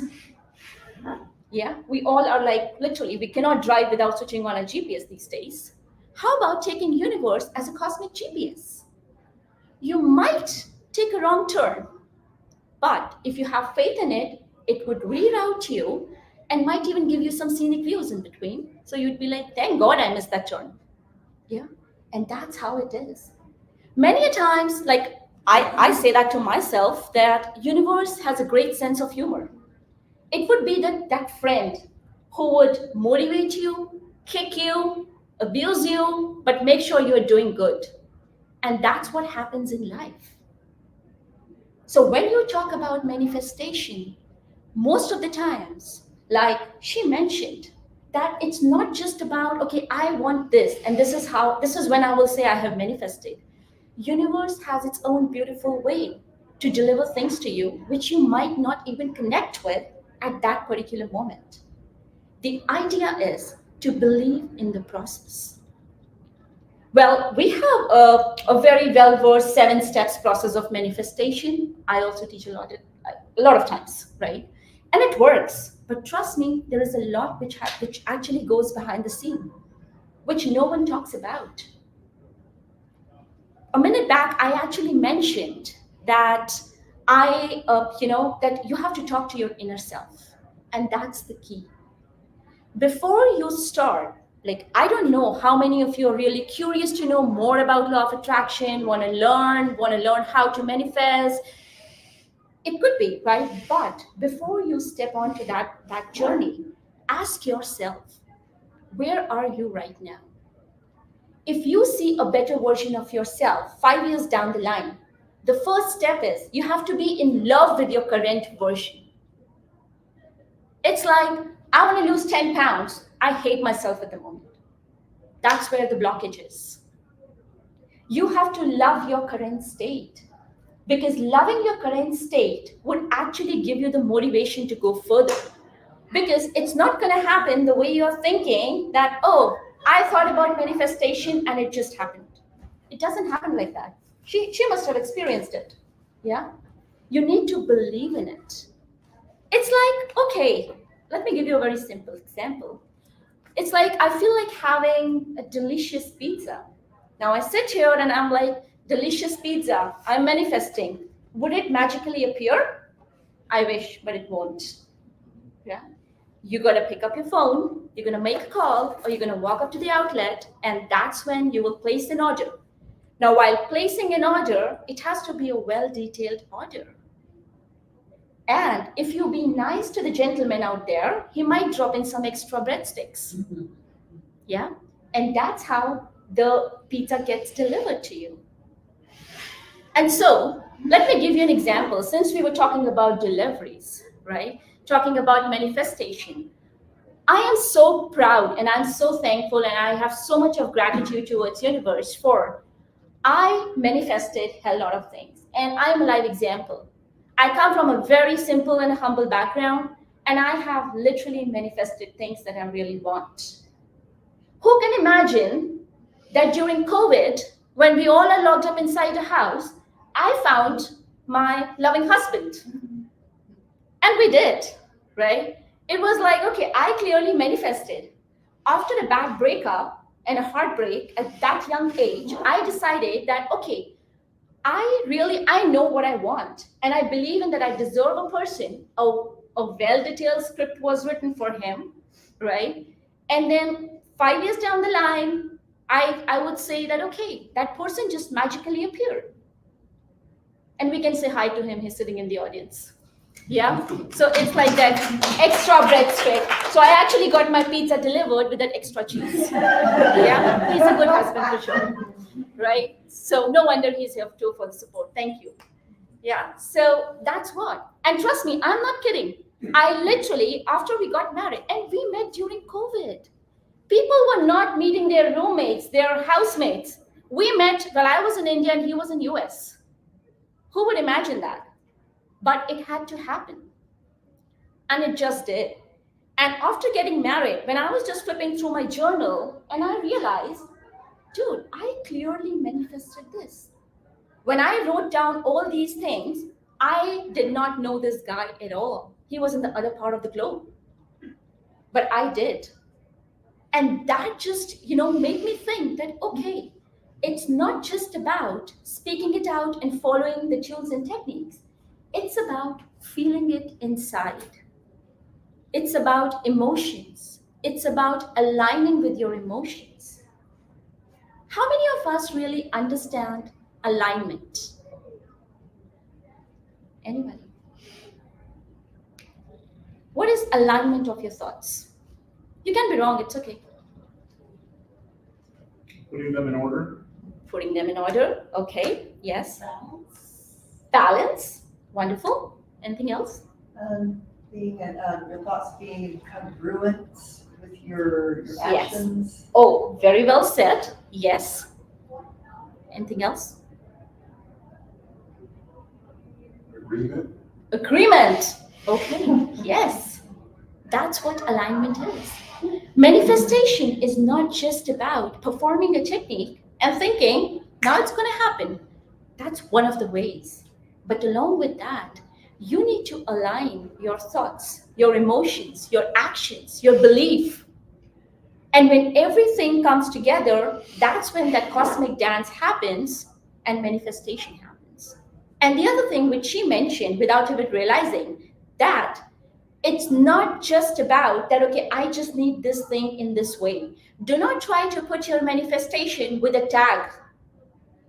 I want this thing in this way. Believe in universe. Believe in the superpower, your God, the religion that you follow. Believe in that.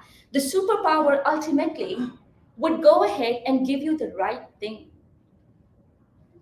And like I said, that many times that you might just take a different route, you take a wrong turn, but eventually you will go ahead and get on the right route if you will go ahead and believe in it.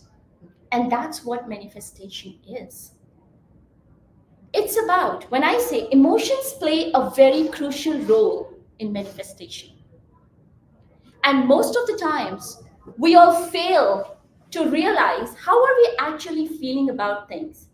Okay, let me just throw a question. Have any one of you ever experienced that there was something that you were looking for, like you were desperate for that thing, but when that thing actually came to you, you were not that excited?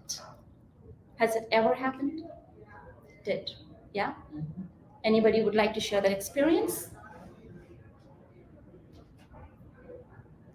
Well, it's hard to discuss. Yeah, I know. Yeah. But you're right. It's wanting something so much, manifesting it, and now you have it, and it's like, well, I didn't really want it. Exactly. Yeah, it happens. Many a time, and trust me, if you will now, maybe after the session, once you go out, think about it. Have you ever received something which you were dying to receive? And when you actually got it, you lost the excitement. But any thoughts? Why did this happen? Why do you think it happened? It was the thrill of not having it, that it was not having it that brought the excitement. Yes. It wasn't having it, it was the idea. Exactly. Yeah. Most of the times, we are driven by the fact that, like we say, fear of missing out. We have just this thing that, okay, we do not have it. And everybody in my friend circle is having this. I do not have it. You work hard, you go crazy. But when you actually receive it, you just don't feel right about it. And that is the reason it's very important to connect with your inner self. I have a very simple technique. And trust me, if you look at my lifestyle, as for my husband, I'm the person who's chilling the most the entire day. Yeah, right. He has seen me chilling all the time. I have a very simple way. You won't see me meditating. You won't see me praying anywhere. I believe in every religion. You take me anywhere, I'll go with you. I'll be very happy to do that. But I think my lifestyle includes manifestation by default. And of course, it comes with practice, right? It's been more than a decade that I'm doing it. When I eat, I do mindful eating. When I cook, I do mindful cooking. When I sleep, I don't know. My brain is just wired so well now that by default, it just says before sleeping, thank you for a wonderful day, looking forward to the next day. Simple. When I get up in the morning, I just say, thank you for giving me a fantastic day in my head. And trust me, it doesn't take any of my time. And that's what I try to tell my clients. If you are trying to learn manifestation, do not make it like a course book. It's about how much do you believe in it. It's about being easy, being relaxed. Because the thumb rule is, when you believe in something, you're very comfortable with it, isn't it? Like, you like your best friend, and if your best friend is coming home, you don't go crazy, running all around the house, I have to clean up the house, I have to cook, you're comfortable, right? When you are sitting at your home, you're comfortable. And talking about home, that is the reason I decided to expand my business and I opened another firm, which is Holistic Interior Designing, where I help people to design their houses and turn it into a manifestation tool, making sure the aesthetics are at place. Because for me, your environment is actually playing a crucial role when you are with the place you are living. And like we were discussing in the previous session, that it's hard not to focus on things which are negative, which is whatever is going around in the world. It's like war is happening somewhere. How can I not think about it? I understand. But also, the idea is, and I think, yeah, they did mention it there, that acknowledge it, accept it, but do not live in it. At times, yes, you know that my current reality is this is not going in the way I really want it, but I have a belief universe has my back. It will work out. Because the beauty of life is that if you won't have, it's like if you won't have a weekend or if you won't have a weekday, how would you really enjoy weekends? Right? In order to enjoy Sunday and Friday night and Saturday, you need to have Monday to Thursday. Yeah. If there is no bad, how would there be good? So the beauty of life is that you need to have those ups and downs. You need to have those moments which would kind of challenge you to do better in life. And that's what law of attraction is. It is, I always say that it is all scientific. And it is scientific. How many of us have heard about neuroplasticity? Anybody would like to say, what do you understand about it? Jenna? Sorry to put you on a spot, but then you were like... Yeah. So sorry, I just got out of an amazing session. But I'm sorry, I have no words right now. No worries. Yeah. Anybody else wants to say something about neuroplasticity if you've heard of it? Never mind. Neuroplasticity. And trust me, Google it. And I'm sure many of you would after going out from the session. So neuroplasticity, let me put it in very simple words. It's mental gym. The way you tune in the frequency of a radio to get to the right channel, you do the rewiring of your brain. And the rewiring is done through this mental gym, which is called neuroplasticity. And it has been proven scientifically that the regular thoughts, the constant thoughts that you carry in your mind are created or based on the environment that you have, the tribe that you hang out with, the things that you read, the things that you say. And that's how your brain picks up the signals and it finally starts giving you those thoughts. So it's a complete cycle. It's a complete cycle. When you desire for something, first of all, the first step is not sitting with your notebook and started journaling. It's not about the tools and techniques. It's about sit with the emotion and ask yourself, why do I want it? Because it's just going to remove that barrier, which we were just talking, that once you receive it, you won't question yourself, why the hell did I even think of it? It's more like, okay, why do I want it? Do I really want it?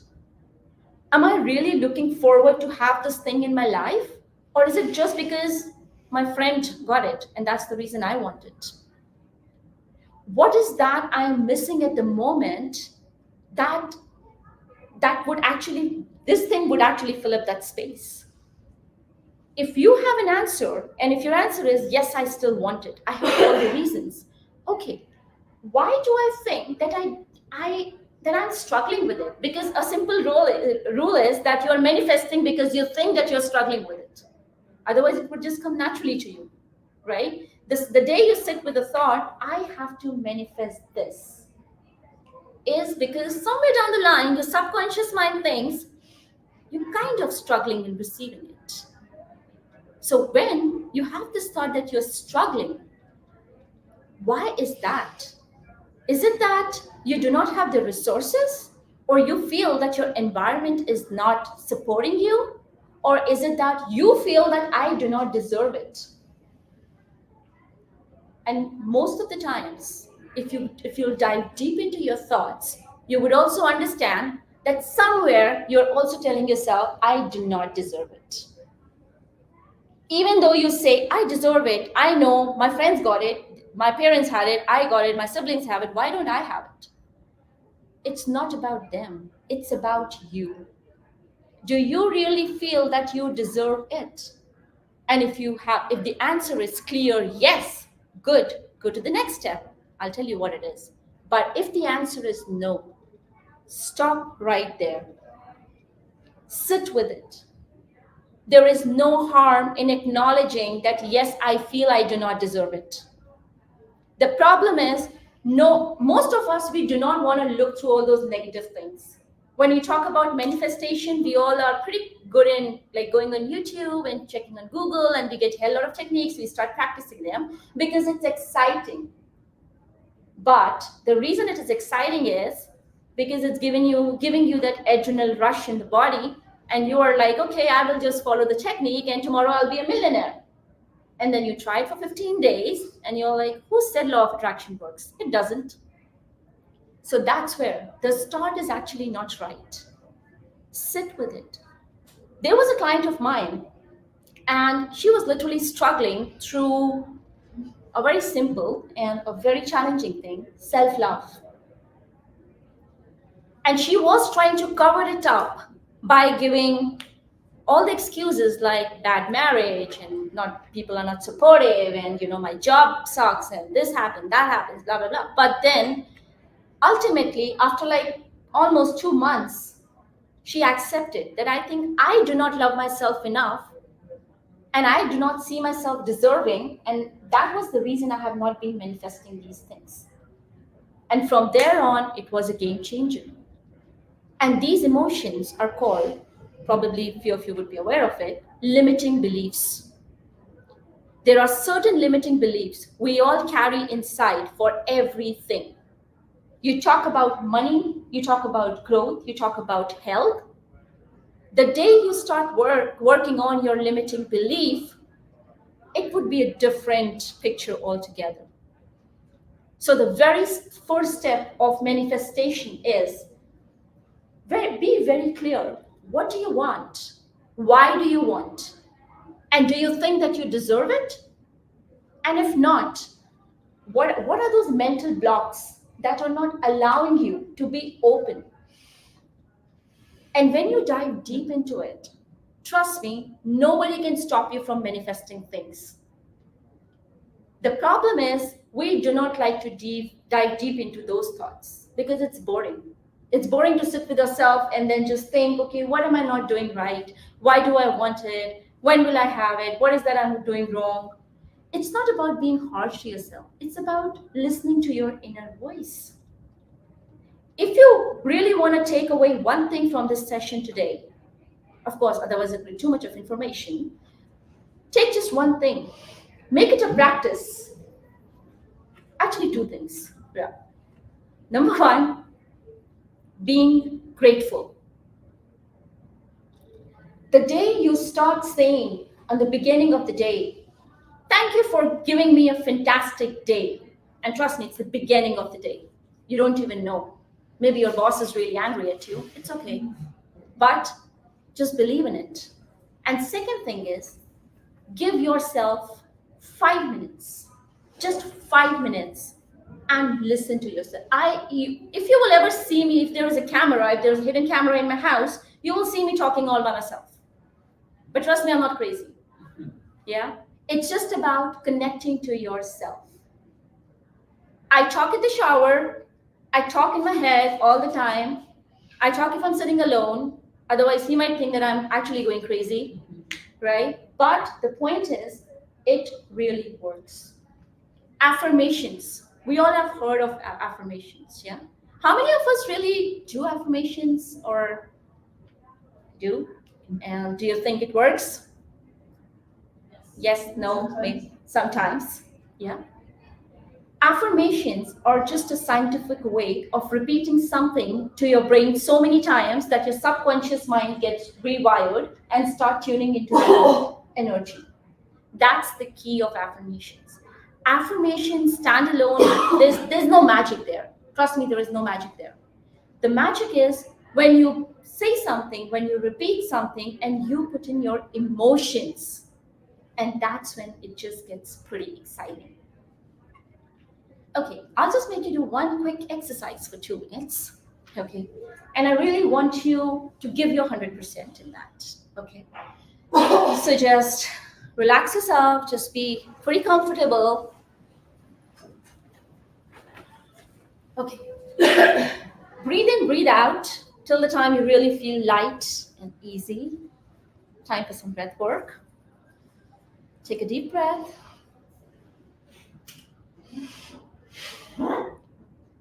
And close your eyes. And now, just ask yourself that one thing that you really want in your life. And you do not have to share it with anyone. So don't be afraid to think of anything.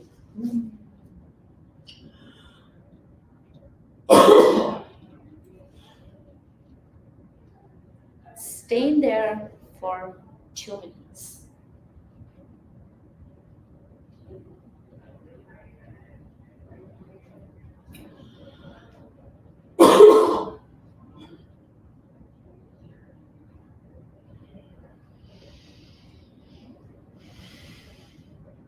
Dive deep into your desire.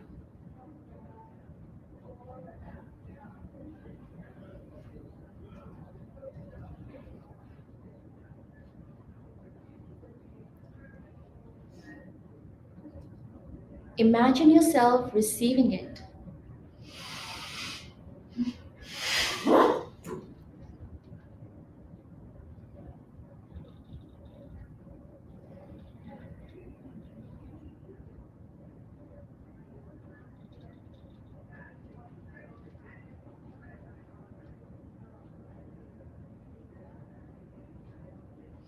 And see that version of yourself living with that desire.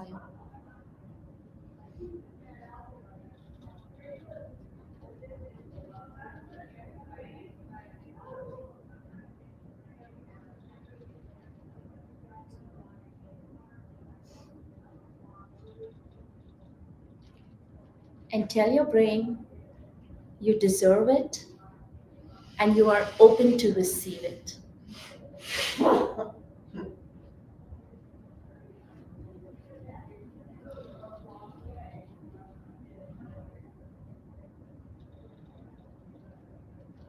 Give this command to your brain 7 times. You deserve it and you are open to receive it.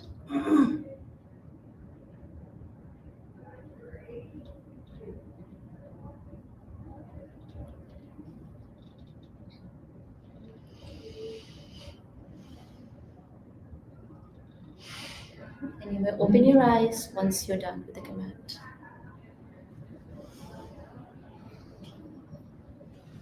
How was it? Was it nice? Were you struggling to visualize it? For how many of you it was really clear? The moment you thought of your deepest desire, you were able to visualize it. Very clear? Awesome, awesome. How many of us were struggling a bit to visualize it?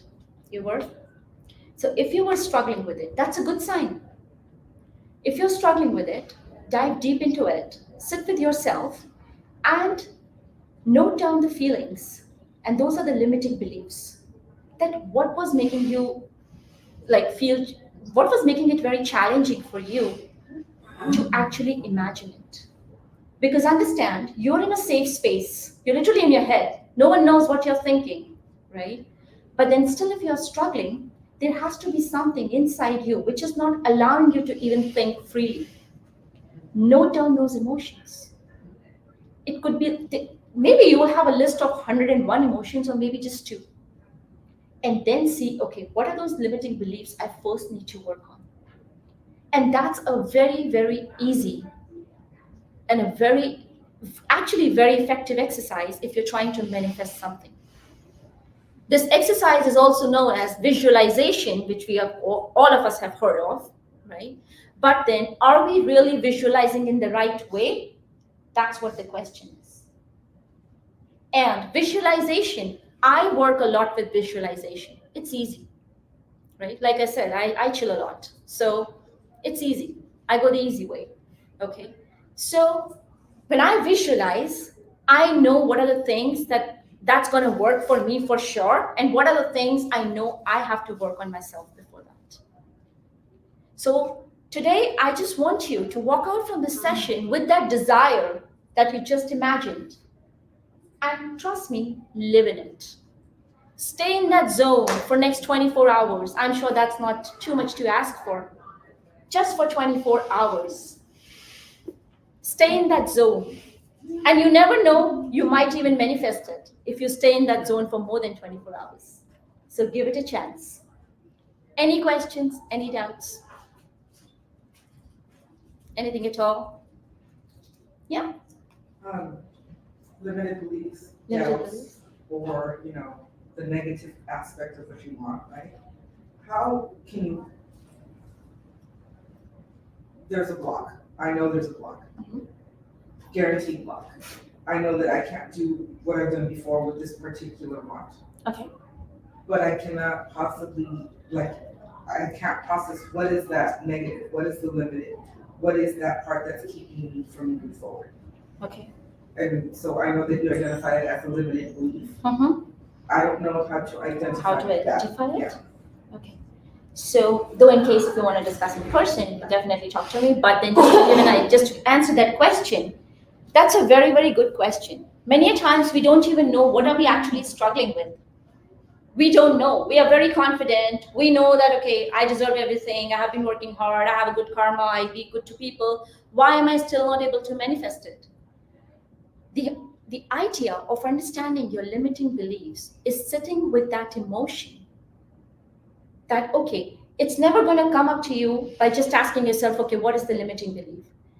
You put down I like to write, when I'm thinking, I just try to put down my thoughts on a paper.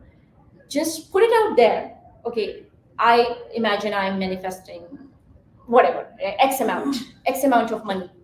So I am manifesting X amount of money. Now, when I say that, what are different emotions that immediately occur to me? It could be anxiety. It could be excitement. It could be I'm getting nervous, or I'm getting those body chills when I think of it. When I look at money, what do I get? What do I feel? Do I get really nervous? Write down the feelings that you're instantly getting in your body.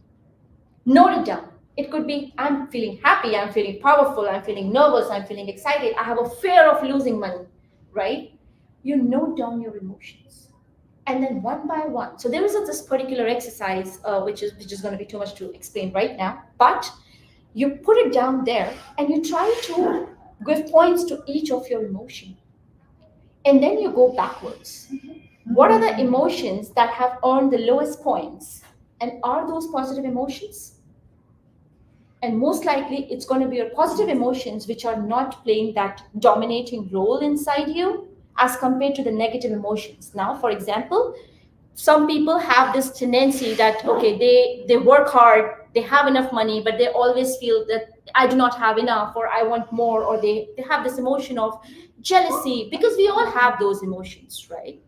The idea is you put it out. When I think of money, do I get scared? Do I feel I'm deserving? Do I feel powerful? What do I see? Do I see myself working really hard and struggling all through my life so that finally I can have my dream house? But it's also about, at this state, how happy I am with my situation. Because always remember, when you are manifesting, a lot depends on what is the intention that you're starting with. Are you trying to manifest something out of jealousy? And trust me, jealousy is not a bad thing. I always say it's also a signal that you also want it in your life. So take it as a motivation. There's nothing bad about being jealous unless and until you plan to kill someone out of jealousy, right? Don't do that. So If there is a jealousy, it's a reminder that you also want it. Maybe you should work for it. So talking about identifying your limiting beliefs, the first step is identify the emotions. Maybe someone already has that thing, whatever the thing is, right? So look at that person. How do you feel when you see other person already is enjoying that particular thing that you are trying to manifest? Are you feeling jealous? Are you feeling nervous? Are you scared? Note down those emotions. And then one by one, you dive deep into every emotion and try to work through them. So that is why manifestation is not just a 7-step process, it's beyond that. And when you do the work behind the scenes, the 7-step process would be, okay, it just worked. So with this, I would like to end my session. And thank you so much, guys. In case if anyone of you is interested to know more about my work, you can follow me on Instagram. I have given my cards, and there is a small token of love in those envelopes for you. So let me know if you have any questions. I'd be more than happy to assist you. Thank you so much, guys. Thank you.